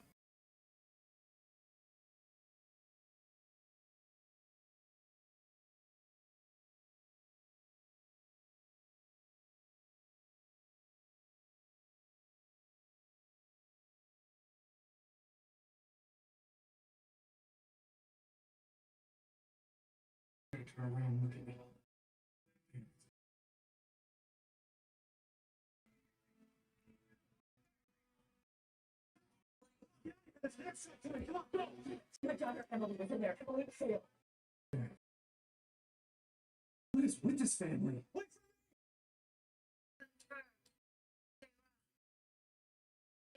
Complete. Armed for nuclear. Okay. We're getting there.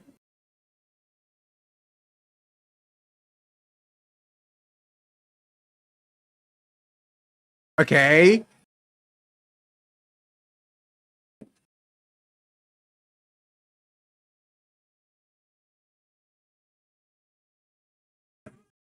Was he able to see? No, I'm not gonna play a movie on Twitch, chat, and get banned. Is that happening? No, I'm watching the movie. You're watching me watch the movie. I'll take a photo of it. I'll show you the photo that I take of the screen.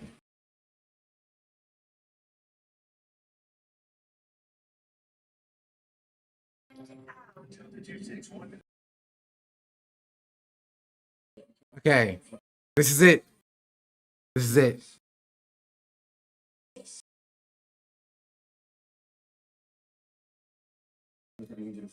There's an airstrike team, and I need you to run. Listen, I need you to run as far and as fast as you can possibly go. Okay, can you do that for me? I gotta get the president. I gotta go right now. Go.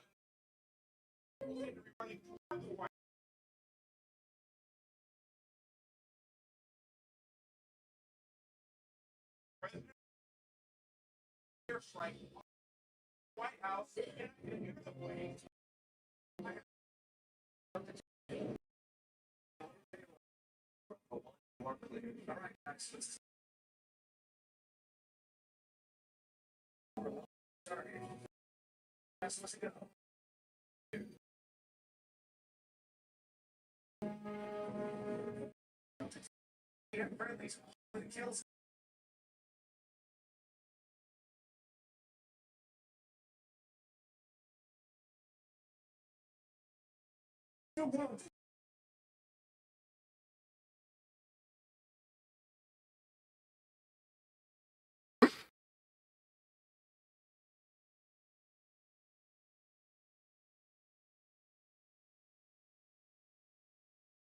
I don't believe it.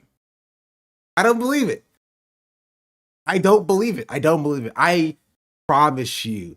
I guaranteed she was waving the American flag. Guaranteed. This is fake. This is not real. This is fake. This is a fraud. This is phony. When did this come out? When did this come out? I need to know.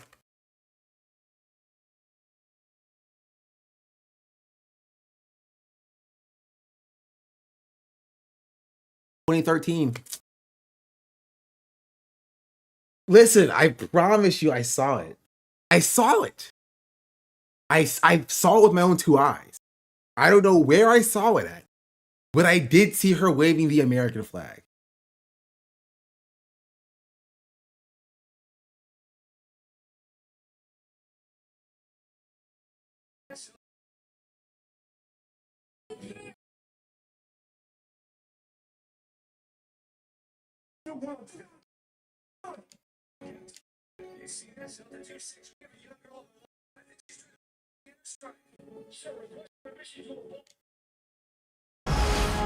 No! Abort mission! Right away, run! You gotta run! Captain, do you see this? The same scene. It's the same scene.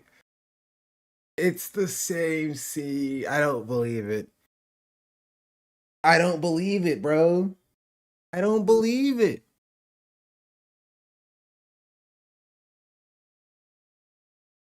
All right, this PS4 is going into the freaking dumpster now.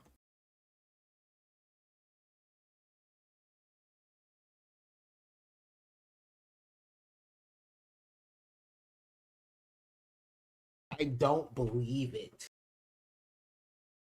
I saw it with my own two eyes. With my, wait a minute.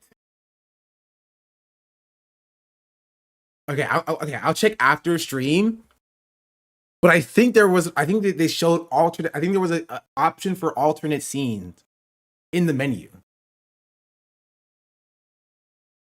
So I can check to see if the alternate scene is inside of the DVD. I'll check afterwards. When I do it now, because I just unplugged it and everything. Isn't that the one you watched as a kid, though? I don't think so. Because, where's that? There's 2 DVD spots. One for DVD, one for Blu-ray. We always watched the Blu-ray as a kid. And the Blu-ray is not here. The Blu-ray might have the alternate scene. We don't know. And there's no way to prove it. I was not wrong. Moving on. Anyway.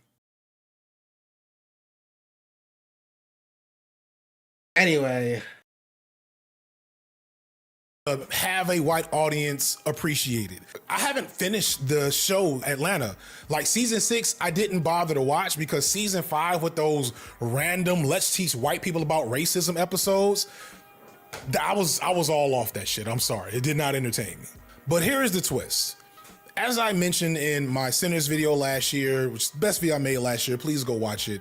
Until black people are truly liberated, all black media, even before Obama, exists in that captured state. Yes, Chappelle's show started before Obama for a reason. That's because the network that Chappelle's show was on, which is Comedy Central, which is also where the roast series was first born, knew a Dave Chappelle and knew that Dave Chappelle was going to be okay for green lighting for that position, even if it seemed like for a while Chappelle was one of those black people who told, you know, was a great truth teller and all the shit that niggas been saying about Chappelle for years. As he's become more and more disappointing, I'm happy it seems like people are starting to catch on now. But as I alluded to earlier and again pointed out in that video, Chappelle has always shown himself amenable to white sensibilities and never was down with black media or black comedy circles in a way other black comedians were. I'm not saying he was anti-black or that he was apart from blackness completely, but Chappelle became a professional comedian when he was 17, 18 years old, not in the Chitlin circuit, but in the New York and LA markets. That is not something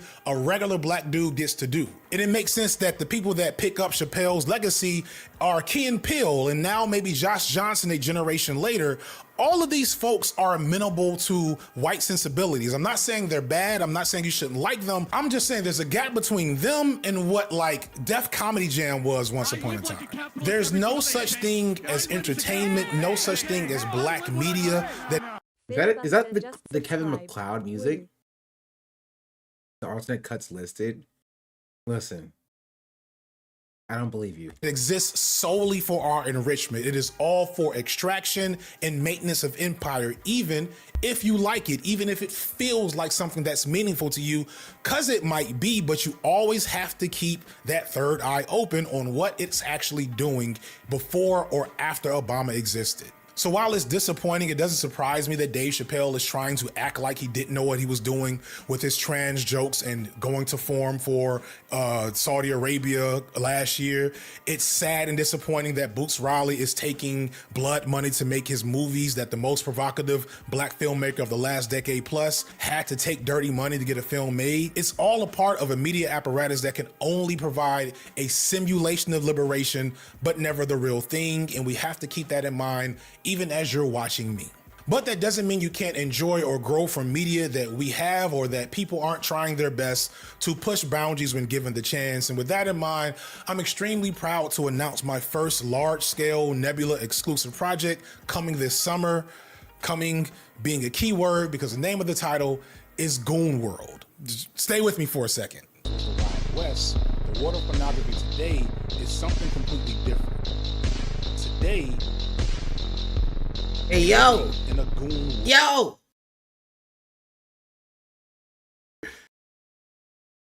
I don't know what I expected, but I'm on Twitch. Twitch will clap me up. Anyway, that's the FD video. If you want to watch his Goon War project, it's on Nebula. There's a Sean C. Drake video. How long is it?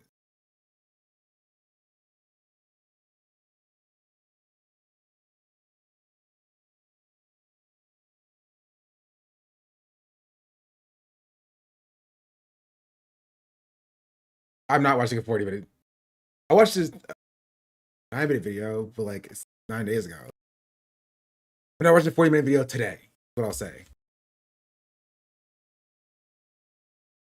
But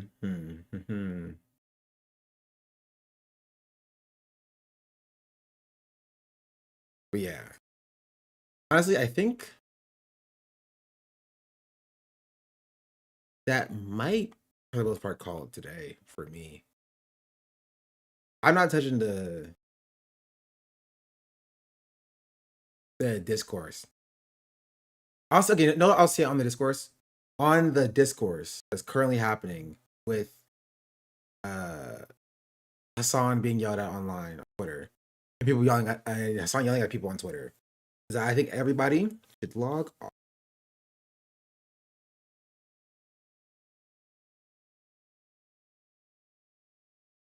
Nice.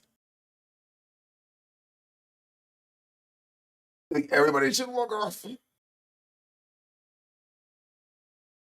Or is that discourse? It's not new discourse. I think it's only like new discourse because Hassan engaged more with it with different people, and that in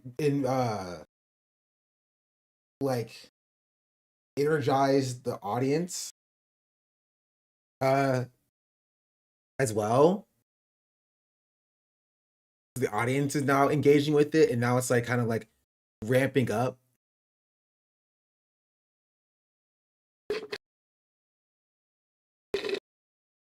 I scream on people of Twitter during the live yesterday. I didn't see it.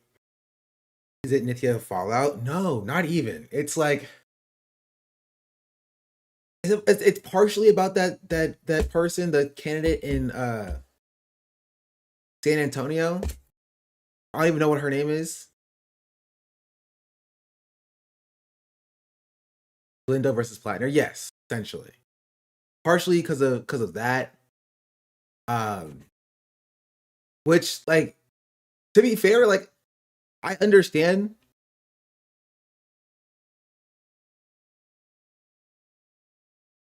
Like, I get it. I get what the conversation is, right? Because I saw a barbarism critic post on it, which is like, this person's like the lesser of two evils, and if like, I'm like, it makes sense if you support the lesser of two evils, and like that lady's like, you know, wild. But like AOC being like, I'm going to endorse the cop Zionist person, and instead is like also wild. That is a wild, like, you know, wild thing to do, where she could have just not said anything. Which is like, this is kind of shows the limits of like voting based on like lesser evil dynamic politics, right? Where it's like,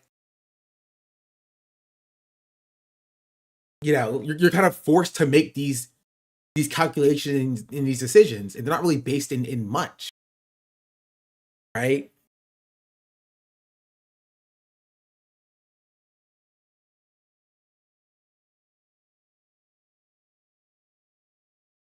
Then over the cat gets thrown out immediately over Taiwan. And Glenda with AOC's doctor for that. It's just like, you don't have to say anything. Like you don't have to say anything.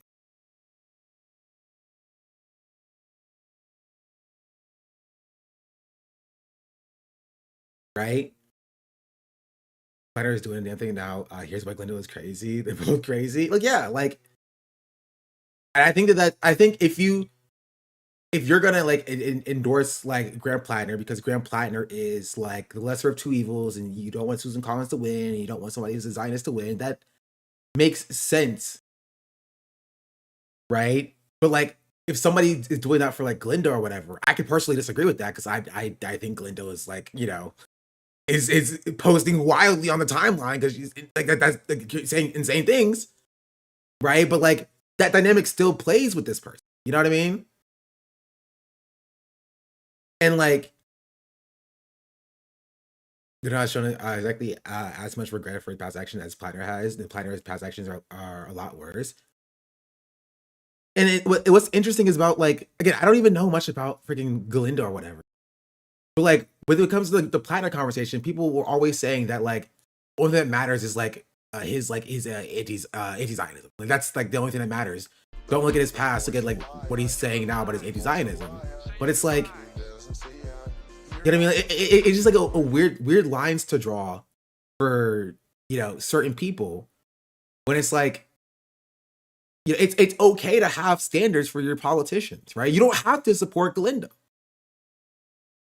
You don't have to support this person, right? You don't have to. You can just say, it doesn't pass the smell test for me. She's saying things that I personally disagree with. It's bad messaging. I don't agree with it, right? And that's it. You can leave it at that.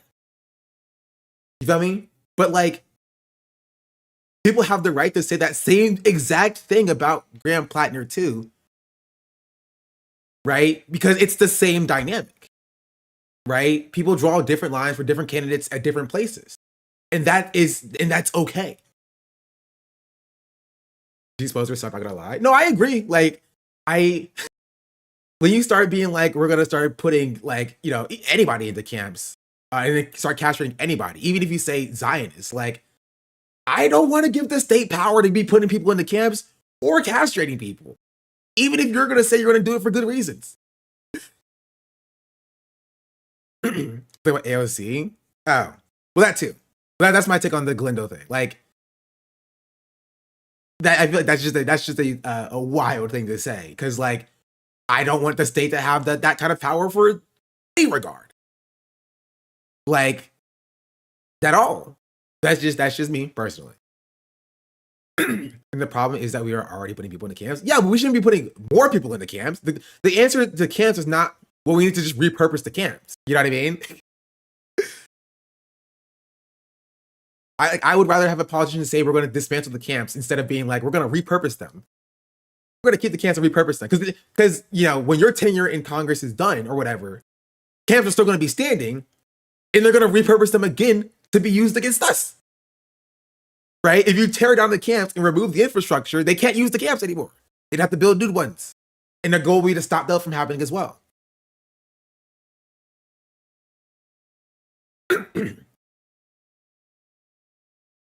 That's what camps with billionaires. There's like I don't know how many billionaires, like a few hundred billionaires. Like,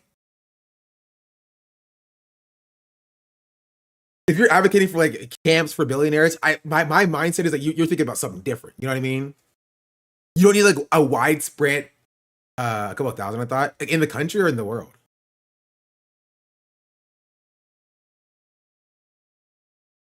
I think about in this country specifically.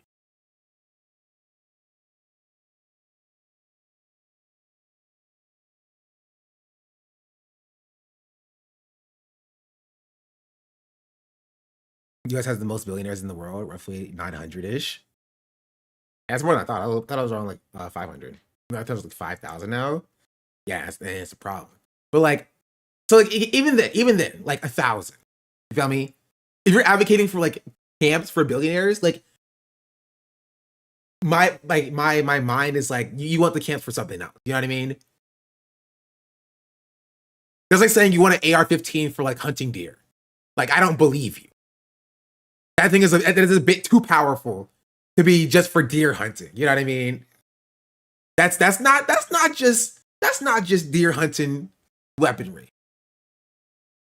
That's the way that I view it. And like specifically when like talking about like, you know, castrating people, I don't think the state should have that power regardless. Because we've seen that be weaponized against people. But anyway, point is, she said things that I personally think that are insane. And I can personally choose my silence in the race. Right? But I think this idea that like, I think people just have this like double standard. Right? There's this double standard for certain politicians. Have I got to appreciate your presence online? Thank you. That's just my take. I think people are allowed to not like Galindo. The same way that people are allowed to not like Grand Platte. You know what I mean? But I have seen people be like, you know, you must like disavow this person, but if you disavow Grand Plattner, then like you're like a bad like leftist or whatever. And it's just like that's just like a weird way to frame it. On Twitter, you have to either like this person or hate them, no in between. Yeah, it's Twitter. There's just zero. There's zero like nuance. It's freaking Twitter. Right. So I think that's how the conversation kind of started. And then it kind of turned into like people just getting mad because like Hassan does electoralism. And I've spoken about this before. You know what I mean? Like, I don't personally fully agree with Hassan on electoral strategy or whatever. I don't necessarily care to like, you know, litigate that online. You know what I mean? Like, I don't think it's productive. But that's just the way that I view it. That's the way I've always viewed it. I feel like if Hassan does something that I think is critical, I'll criticize it. But like, I don't think it's like necessarily like effective in my idea of a person, like a political project, to be like, you know, I wanted to take down Hassan. But that's just me specifically. I do think that Hassan should stop replying to these people in general, because they're powerless. They don't really have any power or any emotion, and so just letting them, you know, letting them do whatever is like one thing. But on top of that, I feel like Hotspot should also stop fighting Hassan's problems and Hassan's battles for him, because they're reflecting poorly on the entire community when they're like yelling at like Palestinians online who have a issue with like Hassan's electoral strategy, and they're like, "Well, your opinion doesn't matter." You know what I mean? Like that's just it just reads like weird, and like we don't like what are we even doing here, right? And so I was like, I think everybody needs to zoom out about Hassan. To be honest, haters and stands all uniquely focus on him as the single most important thing. 90% of workers have never heard of him. Stop acting like he's uniquely wrecking all your shit and stop acting like he's gonna save us all. Go organize. I mean, yeah. That's kind of how I've always viewed it, right? This is why like I don't like criticize Hassan on Twitter because I don't think it's useful or productive. I do my critique here because I think it's more productive to do. But like that's just how I view it. So I think because I've seen like some things I disagree with from like some like Hotspot posters where it's like about like Grand Platinum, when people bring up like Grand Platinum's issues and they're like oh well you know, when are y'all gonna realize that voters don't care about like what y'all care about when it pertains to like veterans and like the American military? And it's just like, but couldn't you say the same thing about like Glinda or whatever? Like, you know what I mean? Like the average like voter doesn't necessarily care about like you know, Islamophobia or anti-Semitism or whatever. So like they don't really think about it. They care about like themselves because they're Americans. You feel me? So like, do you just stop fighting for things that, or like even like trans people or whatever? Do you stop fighting for that kind of stuff because the average voter doesn't care about that, or do you push for stuff to make them care about that? Is it our job to make them care about these things because it's important? Right? It's why I kind of have this rejection of the idea of like be normal, right? Because like what is normal in this country? Because that person's not wrong. Because like normal people don't care about that kind of stuff, but they should, right? Normal people don't care about like the fact that Grand Platinum was a part of a war crime brigade and went and killed brown people overseas and joined an illegal war 4 different times. But like they should care about that kind of stuff. And it's our job to tell them that is something that they should care about because it's important for marginalized people. Right? And so that's how I feel about like the way some people defend Hassan as well. But like, I just think people like, you know, use Hassan as a proxy for their anger because Hassan is visible as it pertains to like his electoral strategy, which is where you get stuff like the downfall of Hassan is actually great to see, not gonna lie. You know what I mean? I don't personally agree with that as well. So I think like everybody should just kind of log off. So that was my view. Everybody should just log off. Is my perspective. I think it's more like don't be annoying, be approachable, and show empathy when explaining shit. Yeah, but think about how it's weaponized. You know what I mean?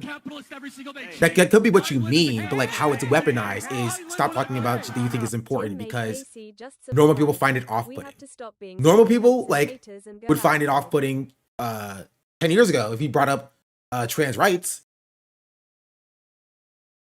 Right? Do you just not bring it up then? Do you be like, oh, sorry, I can't bring up trans rights because normal people find it off-putting, right? I mean, it's like whatever the mini person, right? That I don't remember her name. This tweet. This is the same conversation, right? I'm begging the left as we continue to build power, try to be more normal. I know people don't like to hear stuff like this, but it's true. People like it when you are pleasant and polite interpersonally, right? This is the same person who was like, Chris Smalls? Who cares about Chris Smalls? No one cares about Chris Smalls. You know what I mean? Like, this person's not a normal person.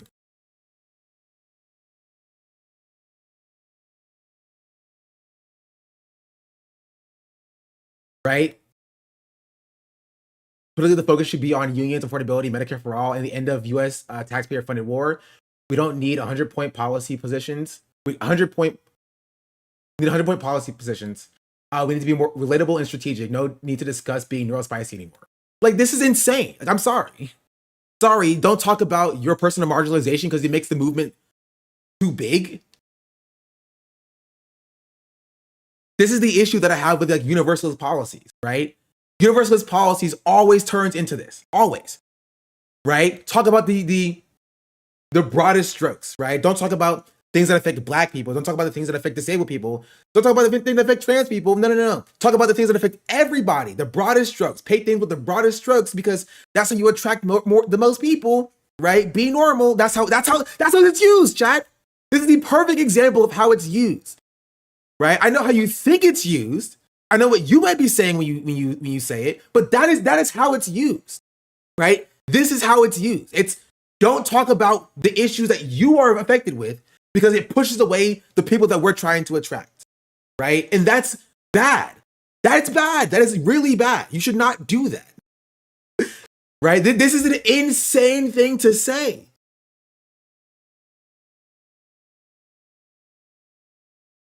Like, it's insane. Neurodivergent people are a part of our movement. Disabled people are a part of our movement. They are among the movement that we are trying to build here. No? We should include them in the movement. And they should be spoken to, right? We should have policies that do address their issues and their needs.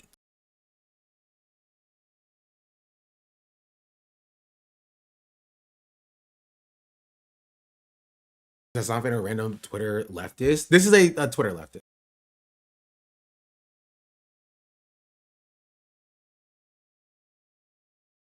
And that's it. Right? That's the issue in the way that being normal is like weaponized against marginalized people when they talk about their issues, right? Because who gets to define what issues are important to talk about, right? It's always people like this. It's always white people. By and large, it's white people, cis people, straight people, right? Men, right? Neurotypical people, like that's who it usually is. They define that their issues that speaks to their positionality, right, are what's normal that we should speak to, right? This is no different than what's talked about inside of the autopsy. Inside of the DNC autopsy, they were saying the exact same thing, right? Abandon trans people. Stop talking about trans issues. It's too divisive. It lost us too much support. We need to be relatable. We need to be more normal, right? The Kamala is for they, them article really wreaked havoc on us. We need to really adjust for that. Excuse me. Right? But also it doesn't make sense because US taxpayer funded war, right? At least as it pertains to Israel, was not a like popular position 2 years ago. We had to push for it to be a popular position, right? Calling what Israel was doing a genocide was not a popular position. It got to that point, right? Through activism from the Palestinian people, right? From pro-Palestinian activists all across the world, right? It got to the point of being, right, a normalized position. But that's what activism is. And you need to do that for issues as it pertains to neurodivergent people as well. You need to do that with issues that pertain to Black people as well. You need to do that with issues that pertain to disabled people as well, to trans people as well. You have to. You have to engage in these marginalized identities because these marginalized identities are different, right? And they're affected differently by unionization. They are affected differently by affordability. Medicare for all means different things when it pertains to Black women having a higher infant or have higher childhood mortality rate. What's it called? You know what I'm talking about. You know what I'm talking about. What's the word? Maternal. maternal mortality rate, right? Medical racism, like worse outcomes in healthcare. Like that is all stuff that exists, right? Trans people being legislated out of existence, right? Not even being able to access healthcare at all. That is stuff that needs to be addressed, even if like Medicare for all as legislation passes. You can't just like sweep these under the rug and be like, oh, well, we just addressed what these things are, these focuses, because I decided it was the most important thing. Problem solved.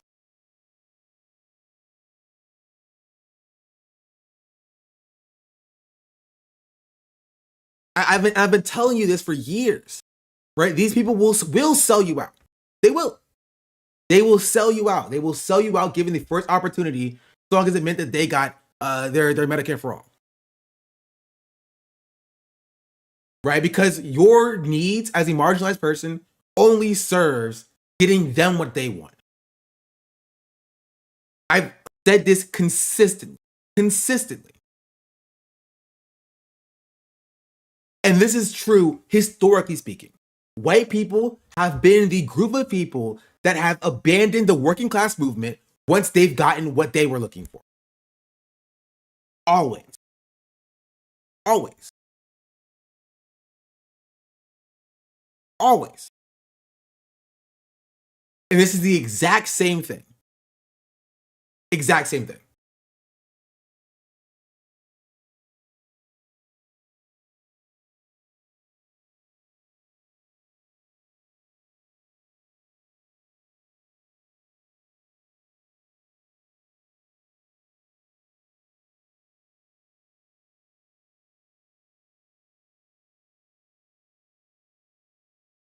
I don't even know what this person is referring to. This person said, did this comment actually bother voters? It sounded like an in-joke Rab made amongst solely volunteers to show he's relatable. I don't even know what joke this is referring to. I'm a voter and was at the polls for Rab all day yesterday, and it bothered me, felt cringe and embarrassing and unnecessary. What? I'm confused. Like,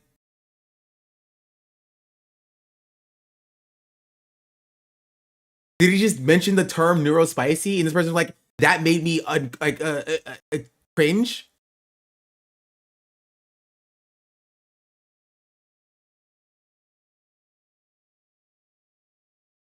That's what this entire tirade is for?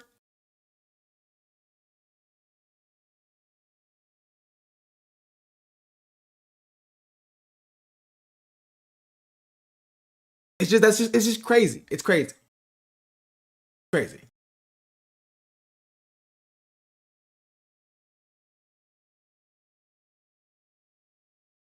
Right? If I'm being entirely honest, this is the abnormal behavior. This is the abnormal behavior. Right? To hear somebody invoke the term, this is literally like anti-SJW, like right-wing behavior. I'm not even joking, genuinely. This is like Ben Shapiro Daily Wire behavior. Seeing somebody say, I don't know, that they like Amber Heard and being like, I'm actually Amber Heard or whatever, and like go crazy on timeline, or like Brie Larson or whatever, and then going crazy on the timeline because of that. Like it's just the equivalent of that.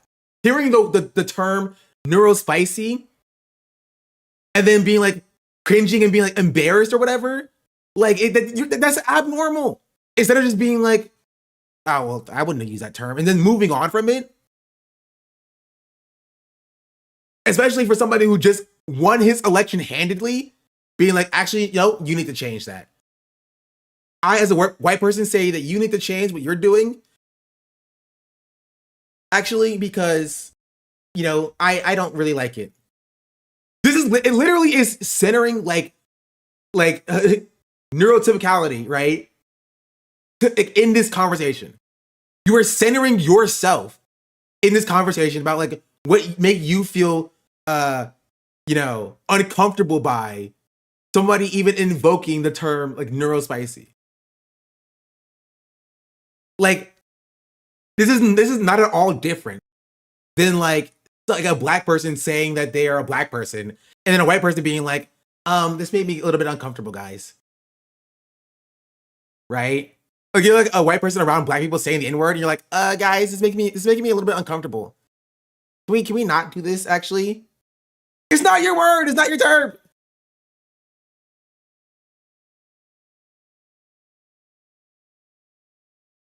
Like, it's insane. It looks so unserious. Is the proximity we tweet? It's just it's crazy. Because I see it's silly, but it's also harmless. It's literally it's like it's a thing you're like, okay, whatever, and then you move on. This idea that like you're gonna like that this idea that you're like pushing people away and you're not it's like you're not being pleasant or polite or whatever. Because because someone used the term neurospicy, it's craziness. It's craziness. I don't know. I saw this with my beef or whatever. Because then people started quoting this and being like, yeah, I would be a leftist if leftists were nicer to me. Leftists are so mean and I don't like it, and I would be a leftist right now if leftists were actually super nice and stuff. Like, it's just like, I can't. I can't. Right? Like, this is like no different than what we see now with, again, the Democratic Party like abandoning like trans people because they think it will help them win moderate right-wing voters or whatever. Like I saw a Hassan clip on this, right? There are some lines we have to be uncompromising on. Yeah. Shannon Watts was like, I would be a leftist if it wasn't for leftists. Rich doubt. I would ideologically oppose a system of power that disenfranchises and oppresses poor and working class masses if it wasn't for online individuals I personally dislike. Exactly.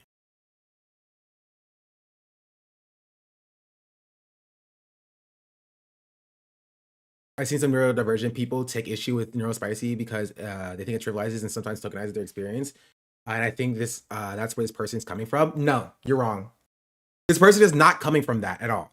This person is saying, like, don't use this language because this language is off-putting to like working class, like white people. That's what this person is saying. They're not coming at it from a perspective of like, guys, this is actually trivializing the experience of like neurodivergent people. It's like, we need to be focusing on the rough and tumble working class white individuals who want to join unions and who want affordability and Medicare for all. We need to focus on that stuff. We need to focus on that stuff. Yeah, she's basically saying we need to be less woke. So please just go meet people in real life. Leftists are incredibly nice. Leftist spaces are accommodating. This convo literally only exists online. 100%. 100%. Leftists are some of the most accommodating people for the most part, especially in organizing spaces. Right? If you go talk to them. Right? This idea that the left is like I want to say insular, but like repulsive, or like will like turn people away or whatever. It's just not like true. What does turn people away is like the rampant racism that does exist in like leftist spaces, right? Or the bigotry and inability to change and adjust to the growing diversity in leftist spaces. That's what pushes people away, which is why you do see a lack of diversity in like organizations like the DSA in some instances.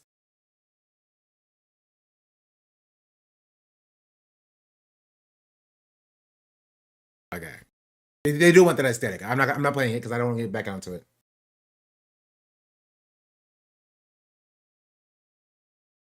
How it serves to gatekeep people from leftist spaces because they assume it's how it's like how they see it online. Yeah. Anyway, it just also this same person was like 2 weeks ago, like being like, okay, I have to find it now. Be like, nobody should pay any mind to Chris Smalls, by the way. Actual, like, you know, on the ground organizer who got detained in Israel.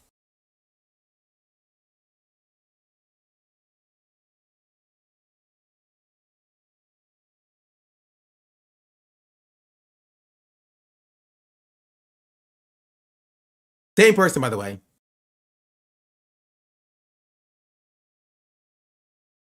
Chris Smalls is someone to pay no mind to.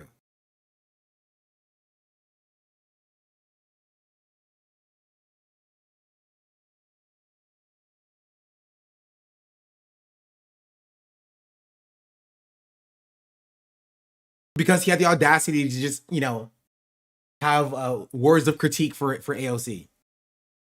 But yeah, no, Chris Smalls is the actual enemy here, and not this person. You know, this person thinks that they get to decide who gets to what kind of conduct is allowed on the left.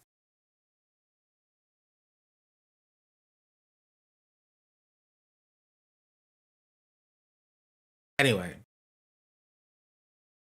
that's my take. People need to stop posting online and log off, unless it's me posting about the boys, because now I am now a boys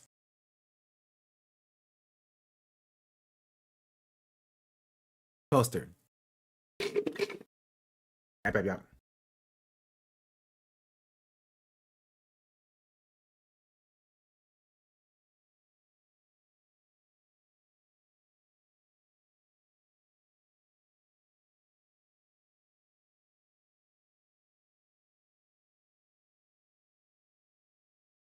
Yeah. Oh, I also want to talk a little bit about the what's the name? The Dan Clancy stuff. I have to pee as well, but I'll talk about this real quick. First of all, to summarize the high-level point, viewbotting is something that we continually work to fight against. It does not benefit us in any way. It hurts the creator ecosystem. Anyone suggests that Twitch likes viewbots, it's simply wrong, okay? Unfortunately, fighting viewbots is hard. 3 main reasons it's hard. One, as we detect viewbots, it's critical that we make sure we do not over-detect. Is it crazy to say I'm surprised Dan Clancy hasn't been fired yet as CEO? I forgot Dan existed. I think it's because he probably pulled back from like engaging in the Twitch space. He stopped trying to be friends with streamers, and honestly, for the best, I think. Because viewbots are trying to mimic real users, and we don't want to eliminate real users from the view count. Okay. Number 2, as we deploy real-time detection techniques, the viewbot companies then adapt to those real-time detection because they, in fact, have accounts where they are looking at what we're doing and then they respond. And the third problem is we need to be able to determine if the streamer is culpable in terms of any suspensions or enforcement actions that we might take of that nature. So first of all, to summarize the high-level point, viewbotting is something that we continually work to fight against. It does not benefit us in any way. It hurts the creator ecosystem.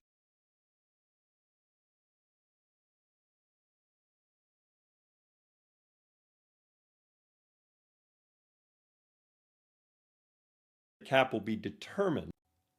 The cap will be determined by looking at valid traffic and historical patterns over time so that we can get a good approximation of where their valid traffic is.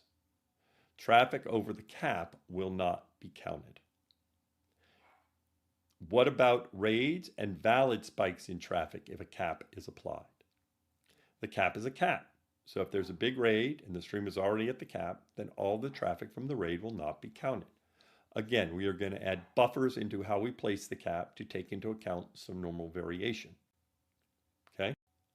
The cap will be determined by looking So, from what I understand, is that in an effort, I want to see if there's actually a good video on this.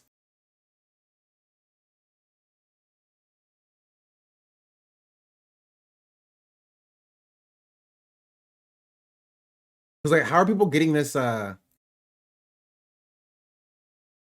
these clips? I think it went live yesterday, right?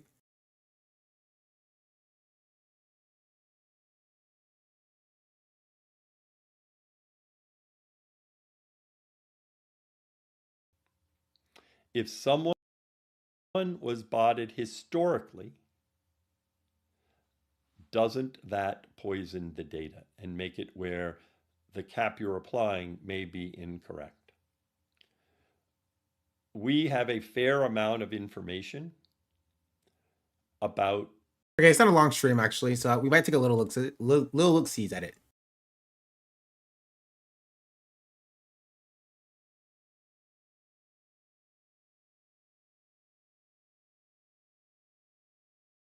I'm gonna talk some about viewbots. I know that's what a lot of people want to hear. And then I'm going to ask general questions and talk about other He took his hat off. You know it's serious, chat. things. I may not see all the questions at the start.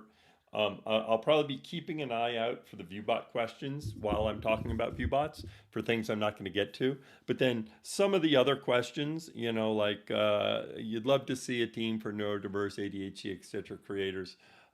Can chat about that. I think the challenge is, I think that would be like all of us streamers. So that would be a very big group. So, all right, I'm going to go ahead and kick things off. Yes, I did see the Destiny ban and unban. Or unban and then ban. And I wanted today to go live just to talk some, because there's been a lot of discussion about viewbotting, and I wanted to take other questions that people might have. So, but I'm going to jump in and talk some about viewbotting and then go on to some of the other questions. Okay. So first of all, I want to be emphatically clear about this. We do not like viewbots. Okay. It does not help Twitch in any way whatsoever. It overall harms the creator ecosystem. There's less trust between creators and the community. Anybody who suggests we don't care about viewbots or we benefit, it's just wrong. Okay. Problem with I don't believe them, but it's my prerogative. viewbots is not limited to live streaming. Everybody knows this. Instagram, other platform, or that's not viewbots, it's bots in general. We move bots from time to time. This is no different than what we need to do. We want viewbots gone. It is a tricky problem. I'm going to talk some about that. So fighting viewbots is hard, especially real time, and the landscape is continually changing. So I'm going to talk some about why it's hard. Now, I can't share everything, because if I talk about certain things, then the bad actors adapt what they are doing. So that means that I need to be careful about providing too many details. I think everything I'm talking about here is known to them, but I need to not share as many details, and that's the reason why sometimes we are not out front talking about it as much. Other thing I will mention, there's been a market increase in the last few months. Viewbotting companies and other third parties, I think, are creating noise, especially as we've talked about some of the things we're planning to do, because they do a lot of stuff to try and avoid detection. And so I feel good about the plan we have. I'm going to talk some about that in more detail. There's also been a fair amount of misinformation floating around about this, and misleading information. A lot of folks assert things with a lot of confidence, but it's not necessarily true. So I'm going to try and dispel some of them. And so what I'm going to do is start explaining about how we approach viewbotting, explain some of the challenges, and talk specifically about some of the changes that we are putting in place to address this. Our goal is simple. We want to protect creators operating in good faith while making it harder for bad actors to abuse the system. So I'm going to start by talking about why combating viewbotting is hard. And by the one thing that's hard is I keep reading chat while I'm streaming, which I'm used to do, which is keeping a lot going on in my head at the same time. So there are really three reasons why it's hard, three main reasons why combating viewbotting is hard. First, it's important that we distinguish between real traffic and bot traffic, and this can be technically challenging, especially if we want to do no harm, meaning we do not want to eliminate real viewers from creators that are not viewbotting, because our viewbotting interventions over-detect. And of course, part of what happens with a viewbot is they try to mimic a real user. This is particularly hard in real time, meaning to do it as you're watching the stream. It is much easier to do after a stream. Problem number two, as we have deployed numerous bot detection and interventions recently, the bot companies quickly adapt. We've had numerous deployments where we've launched detections of viewbots, and what we've seen is they have other channels, they figure out what we're doing, and they use different techniques that avoid the detection. So then we have to develop more detection techniques. And this is particularly happening when we eliminate viewbots in real time. When I say in real time, that means as you're watching the stream, they're taking out of the CCP count. Okay. Number three is we need to understand who is creating the bots. A lot of times I like to talk about three different types of bots. Self-promotion bots, which is when someone is doing it to promote themselves, which is what most people think of. Community promotion bots. Members of a streamer's community are doing it to promote the streamer. And then what I'll call noise and attack bots, or people that are not trying to help the streamer, but rather are either attacking the streamer or are creating noise in the system, which is one thing that's been happening a lot lately. All right, so before I talk about the change that we are making, I want to talk for a second about one thing that's been talking about ad fraud. So first, we have a separate system that detects bots in terms of our advertising from when we detect it for the CCV calculation that you see when you're watching the stream. Twitch is part of Amazon. Amazon has significant investment in what's called detecting invalid traffic, or IVT. We build upon Amazon's detection techniques. Twitch also has additional detection techniques that build specifically for Twitch. These things run both in real time, so that then we won't run an ad, and after the fact, where we identify channels that are committing ad fraud. We eliminate any payment to those channels, and we do not charge advertisers. We regularly enforce against ad fraud, and so advertisers are protected from invalid traffic, so they are not charged. And it's very important to understand that we use multiple systems, and the ad system is separate. Okay, I'm not going to answer that question there, Vivid Earth Market. I think I got the name right. All right, so now let me get into what we are doing, some of the questions. And the way I'm going to phrase this is in terms of some of the questions that we've seen in the community, okay? Because we very much want to be responsive to community questions on this It's topic. out 1.75, but it still feels kind of slow. So I'm going to frame this in a number of questions that the community has answered, and then try to give quick, to-the-point answers to that question, okay? So first question, why not just eliminate viewbots completely from the CCV? The answer is, we do have techniques that eliminate viewbots from the CCV. However, bot companies regularly adapt to these interventions. I've talked about this, about how real-time detection can be challenging, because as we deploy real-time detection, the bot companies know we have detected their bots, and then they use different techniques to work around our detection.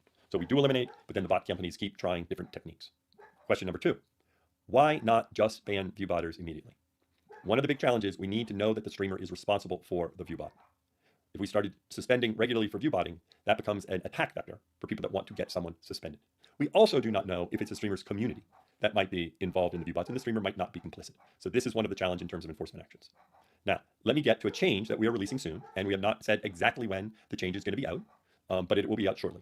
And the way we are going to handle this is by applying a cap for those channels that we detect viewbotting on. I'll talk later about how we do that. I wonder how would this still not? How would this fix the attack vector issue? You know, what's stopping like someone from viewbotting somebody, put a cap on their channel? I guess they're not banned, but like, you know.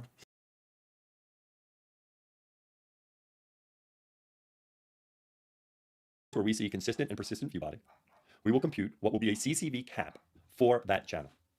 So that way, when that channel streams, the CC view will be limited by that cap, and therefore the viewbots will be eliminated, especially as they try to significantly inflate. I guess the idea is like you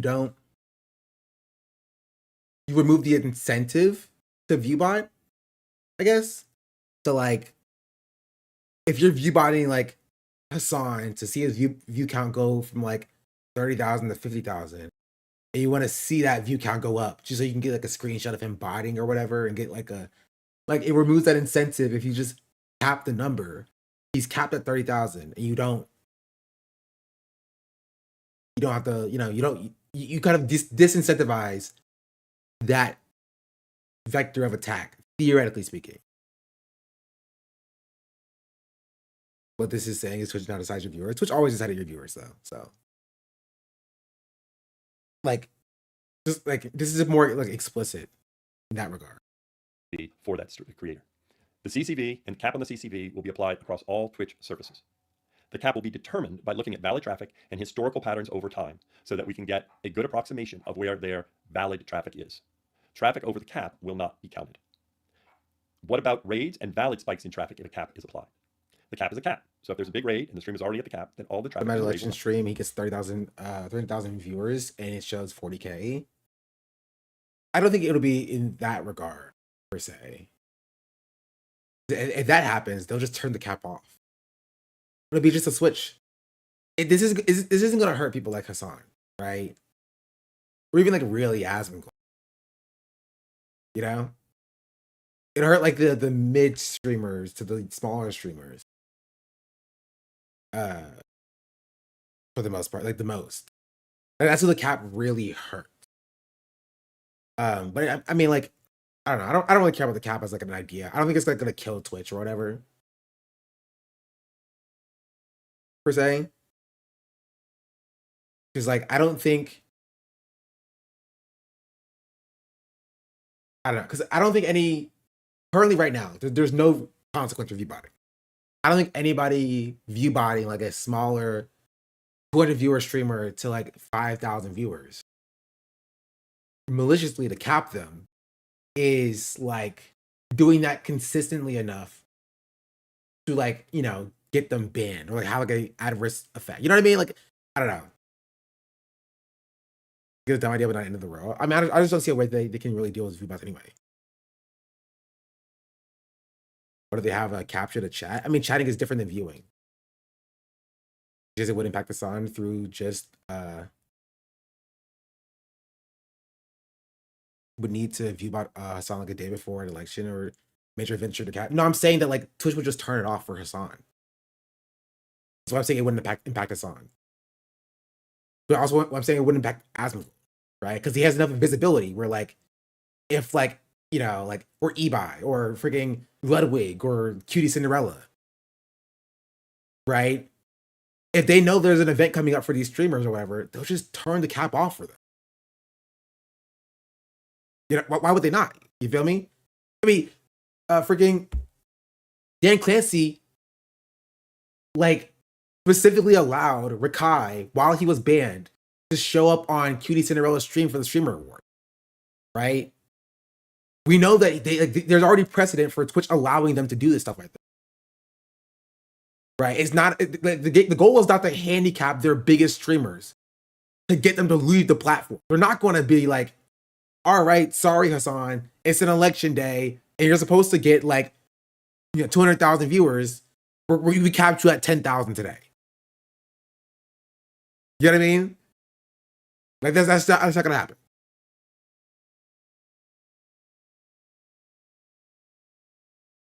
Right? They're gonna see, oh, a cap was applied to one of our biggest streamers. What is Hassan doing? Oh, election. Oh, we'll just turn it off. So they would just target smaller creators, as haters have done. Basically, it doesn't address the underlying behavior. I mean, for the most part, like, smaller streamers aren't targeted like as a widespread issue, right? For us, it's an issue as like politics creators, because we have like Ethan Kleins and Destinies and stuff. Like, but for like most streamers, your like competition, your hater base is not going to pay for you to be viewbotted enough to cap you. You know what I mean? Like, if you are a 100 viewer streamer just doing games or whatever, like, by and large, it's not going to drastically change what you're doing, right? The amount of hits that they'll get for this specifically is pretty low, but it would hit people like myself, or like Frogan or Denims, right? Casey Tron, right? Politics people who have like enough haters to do that for us.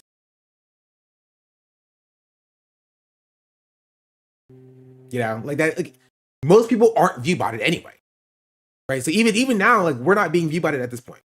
You know,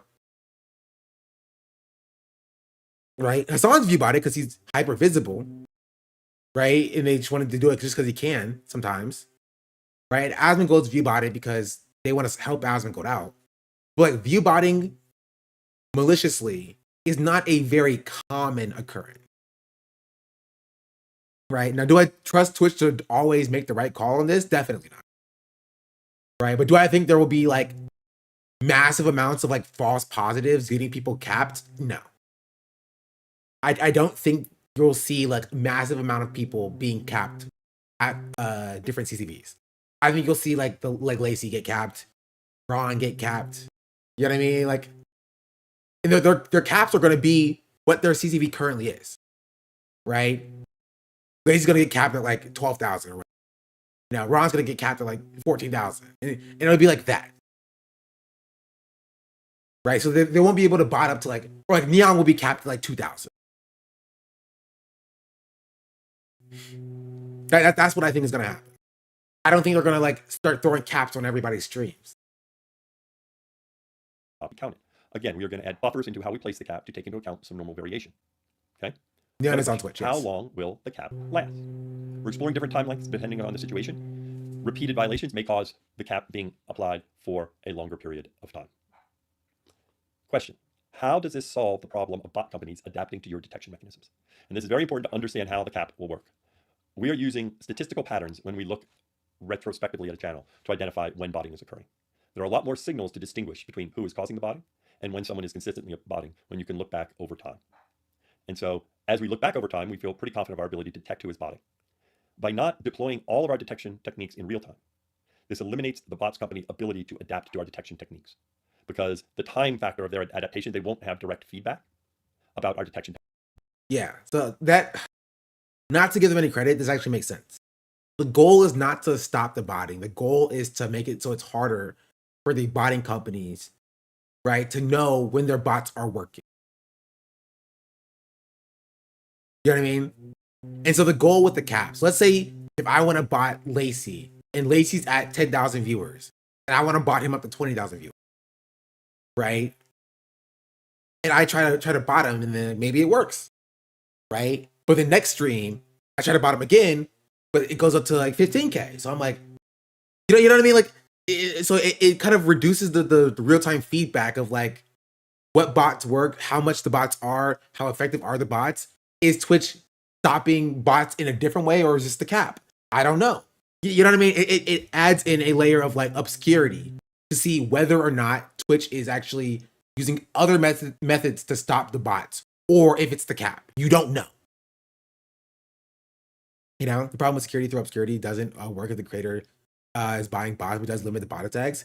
Yes, but I think it would make it easier to know if it's the creator buying bots specifically, right? Because if the creator knows the cap, right? If you get an email saying your cap is now 15K, and your Lacey has 10,000 viewers, and he just bought 5 more K consistently every day, you know it's the creator buying the cap, buying the bots, right?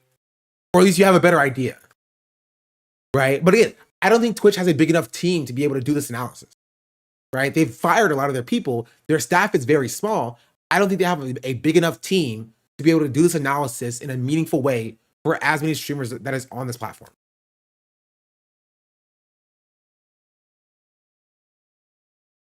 Half the team in 2 years, right? I think so.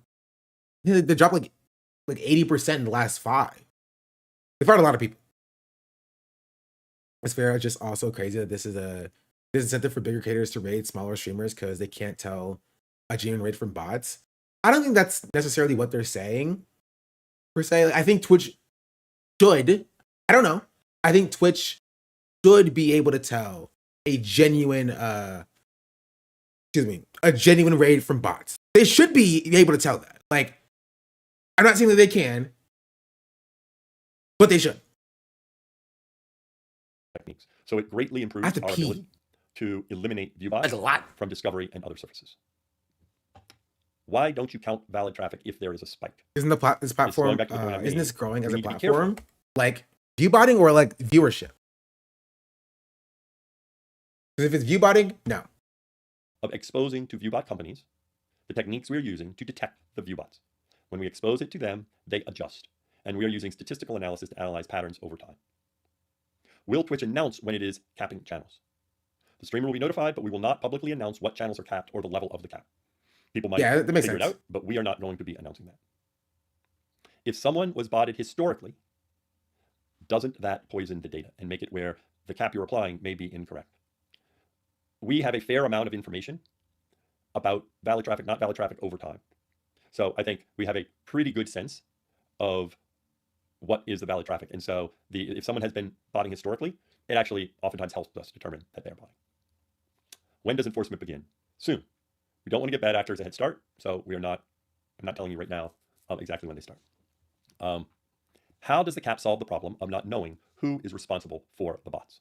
So first, we're going to look at patterns over time. Historically, it is unlikely that attack bots were consistently and reliably deployed against a channel. They tend to do it for short periods of time, okay? It'll be harder to distinguish between what I will call community botting, where the members of the community are doing it, but the effect is the same. We have a fair amount of confidence that we can detect when someone is deploying bots with the cap chain based on your stats, yes. This traffic. Another question that's been commonly asked, and I know we have a lot of questions in chat, okay? It's hard to read some of the questions that we know we've been getting, and then also keep track of all the questions in chat. So I'm going to go back and be scanning through. Isn't it possible that you will apply a cap to a channel that has been attacked? We're going to be proceeding with caution. As I said, one of our big challenges is to make sure that those people that are not being botted are not negatively impacted. We're pretty confident that we can distinguish between attack bots and any recent noise and promotion bots.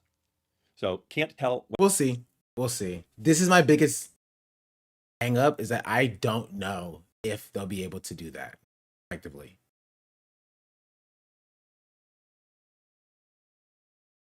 I don't know. I agree they should be able to, but the way he's phrasing it, the raids won't count towards viewership. If the spike is greater than whatever the cap is set for each channel based on your normal viewership. Seems like it'd be harder to grow. I mean, that's only for people who have been botted, which is not most of the platform. Theoretically, if you are a streamer that was botted by somebody maliciously and then got a cap put on your channel and then got raided by a large streamer, then yes, that raid would not count to your viewership above whatever your cap is, right? Is that case so common as that you have to, like, you know, kind of like prepare for it specifically? It shouldn't be if Twitch does their job correctly, right? That should not be a very common occurrence, right? You will always have false positives, right? There will always be false positives where, like, you know, somebody gets hit for view botting themselves if they were being viewbotted, right? But then you'll have people who were viewbotting themselves claiming that they were being viewbotted by somebody else and that it was unfair to them, you know. That's what, you know, it's there's no perfect way to do this or to tackle viewbots. Everybody wants viewbots to be tackled. So I don't know. We're just gonna have to wait and see. You have more faith in the Twitch leadership than me. That's understandable. I don't actually. I'm just saying, theoretically speaking, is how it's supposed to work or how it should work. Right? We'll see if it actually does work. I don't necessarily trust them to do it well, but we'll see. I think it's bad for them. Hold on. A creator is culpable, but we can tell when somebody is doing this to promote the channel. And in the end, that is what we need to stop. Is someone's CCB being inflated by someone trying to inflate their channel? Will caps be applied for streamers of all sizes? Yes. Initially, we will be adjusting and adapting the techniques we use, and will scale the deployment over time. Earlier on, the application will be focused on larger streamers, but then we'll be rolling it out to streamers of all sizes. What about attack bots? What can I do if I am being botted? So this is a new feature we haven't talked about before. I'm going to talk about it now. We're planning to launch a feature where you can apply a cap to your channel if you want. So that way, if you feel you are being botted, then you can go ahead and compute what your normal CCB is. You can go to Stream Manager, and then you can add a cap to your own channel if that's what you want. Now, in general, when this is happening, it doesn't necessarily hurt you. But I know for a streamer, they don't like their CCB not being able to trust who's really there. So that is one reason why we are going to allow streamers to apply a cap themselves if they want. Now let's get to one question that a lot of people have been asking, why don't you change the discovery system so that botting does not benefit streamers? So this is an area where I think there's been a lot of confusion. The impact of botting on discovery is small. So first, on our discovery surfaces, there are two types of sort that you can use: high to low or recommended. Today, 60% of sessions use the recommended sort, not high to low, and this is the default sort for new viewers and for logged out sessions. Viewbots have almost no impact on the recommended sort. Okay, so if you're using the recommended sorts, you're not being influenced by viewbots, and it doesn't help promote the channel. Okay, they do not impact the mobile feed. In general, recommended sort performs better in terms of conversions and hours watched, but some people like high to low. However, in the recommended sort, a lot of people have suggested this, and we already have that in the recommended sort. What do you say? What I miss? Does it affect not being influenced by viewbots? High to low or recommended? So this is an area where I think there's been a lot of confusion. Let's get to one question that a lot of people have been asking. What's up, Mason? Why don't you change? That's so true. Everybody knows that Dan Clancy has always said that I am his favorite streamer. Also, Timmy, thank you for the 10 months. 10 months, 44 minutes ago that I totally did not miss. Change the discovery system so that the creators can set their own caps. Oh yeah, I did see that as well. It's streamers themselves if they want. Normal CCB is you can go to Stream Manager, and then you can add a cap to your own channel. Really kills discoverability for smaller streamers. From what I understand, there is no discoverability for smaller streamers, and there never was. But I don't know what you're specifically referring to, so. We haven't talked about before. I'm going to talk about it now. We're planning to launch a feature where you can apply a cap to your channel if you want. So that way, if you feel you are being botted, then you can go ahead and compute what your normal CCB is. You can go to Stream Manager, and then you can add. Okay, I don't think this is a terrible feature for like people like Hassan. Like if Hassan is being botted, and he just wants to go in as Stream Manager, put in like a 30K cap or whatever, right? And do that, like for Hassan, when Hassan is getting botted like by like Asmongold fans or like Destiny stands or whatever, maliciously, he's like, okay, let me just we're getting like botted right now, so like he puts in a cap for like an hour and then takes it off in an hour when like the bots seemingly move on or go away, you know? But I don't think that's a terrible idea. It stops the incentive of people like maliciously botting you when you know that you're not like actually like organically at like a bajillion viewers. A cap to your own channel if that's what you want. Now, in general, when this is happening, it doesn't necessarily hurt you. But I know for a streamer, they don't like their CCB not being able to trust who's really there. So that is one reason why we are going to allow streamers to apply a cap themselves if they want. Like, why don't they have staff who monitor that? I mean, it's impossible for them to monitor all streamers all the time. to see when somebody is being botted or not being botted. It's literally not possible, right? Also, they fired all their staff, so you know, even if it was possible, they don't have the staff to do it because they fired them all. So you know. Now let's get to one question that a lot of people have been asking: why don't you change the discovery system so that botting does not benefit streamers? So this is an area where I think there's been a lot of confusion. The impact of botting on discovery is small. So first, on our discovery, I don't believe him. Surfaces, there are two types of sort that you can use: high-low or recommended. Today, 60% of sessions use the recommended sort, not high-low, and this is the default sort for new viewers and for logged out sessions. Viewbots have almost no impact on the recommended sort. Okay, so he's only speaking to like the direct like specific feature of like the directory sorting from high to low, and not like the implicit bias that people have towards somebody with a higher viewership. If I had 2,000 viewers right now, people, even my own viewers, right, people who follow me who don't usually watch me, would be curious as to why I have 2,000 viewers. You know, if a song goes up to 100,000 viewers, if you open up Twitch and you see a song at 100,000 viewers, even if you weren't planning on watching a song, you're going to click on that stream to figure out what's going on. Right?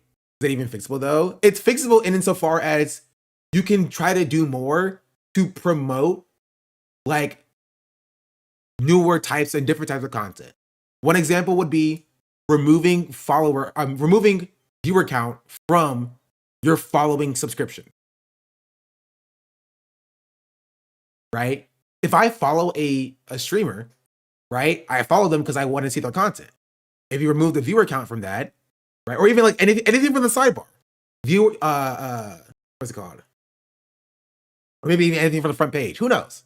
Right? There's things you could try to do to kind of get around that. To get over that implicit bias people have to like going to and finding other content. Right? I think recommended sort is partially a fix to that, but it's not all the way there. I think that about a couple of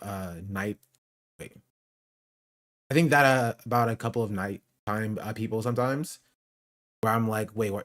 You were at like 600 viewers and now you're at 1,000. Did you grow, or is this botting?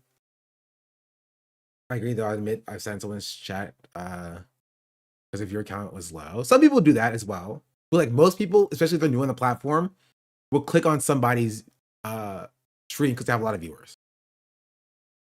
Like if you're walking and there's a crowd surrounding something, you're more likely to stop and look at whatever they're looking at. You know, it's just like it's a human thing. If you're using the recommended sorts, you're not being influenced by viewbots, and it doesn't help promote the channel. Okay. They do not impact the mobile feed. In general, recommended sort performs better in terms of conversions and hours watched, but some people like high to low. However, in the recommended sort, a lot of people have suggested this, and we already have that in the recommended sort. Does it affect things when people have their feeds sorted high to low? This is another nuance that's important to understand. Okay, so first, in terms of where this potentially has an impact, on web and mobile, only 7% of our 5-minute plays are driven from our browse and discover tabs. In other words, a small amount of our traffic is driven from those surfaces when they're sorted high to low. If you consider that 40% are recommended, and only 7% of them have are impacted in terms of high to low, that's single-digit percentage of our traffic. Now the left nav is also affected, and the left nav and the follow tab account for about 40 minutes of our 5-minute plays of our traffic. What we've seen is people are not likely to click on the streamers they like to watch on the follow tab, and they're not really heavily influenced by the CCV or the sort order. Then remove the CCV.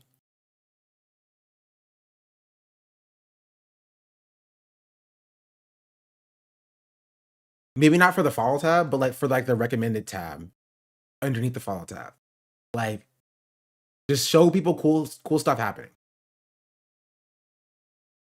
Right? And let people decide on their own. Right? It won't be good for anybody originally. Right? If you remove the CCV on the entire platform, it will definitely hurt the platform in the interim for like maybe like 3 to 6 months. Right? But moving away from blasting people in the face with like, hey, this has a lot of viewers, it means it's good, right? Will start to correct this notion that people have gotten about content that they watch.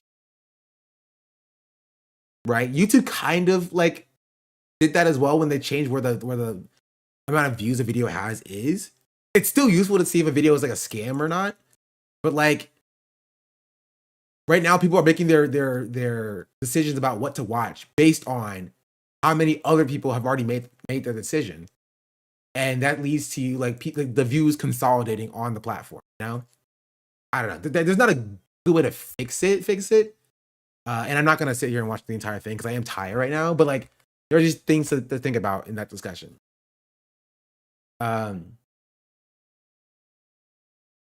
Indubitably. Any final thoughts?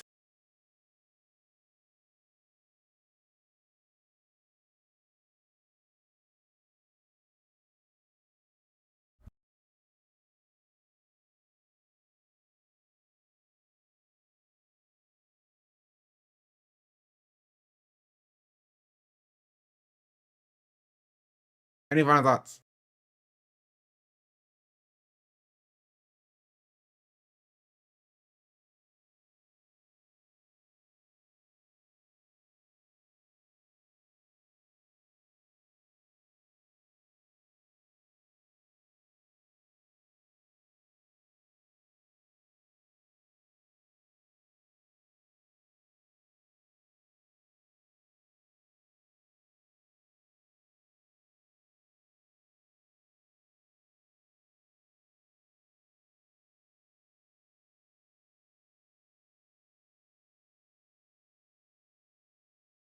One more time.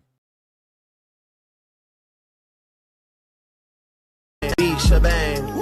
All of my ops, they dead. Manish on the beat shebang. All of my ops, they're dead. Why do they gas me up? Where does it go? My head? This nigga stop!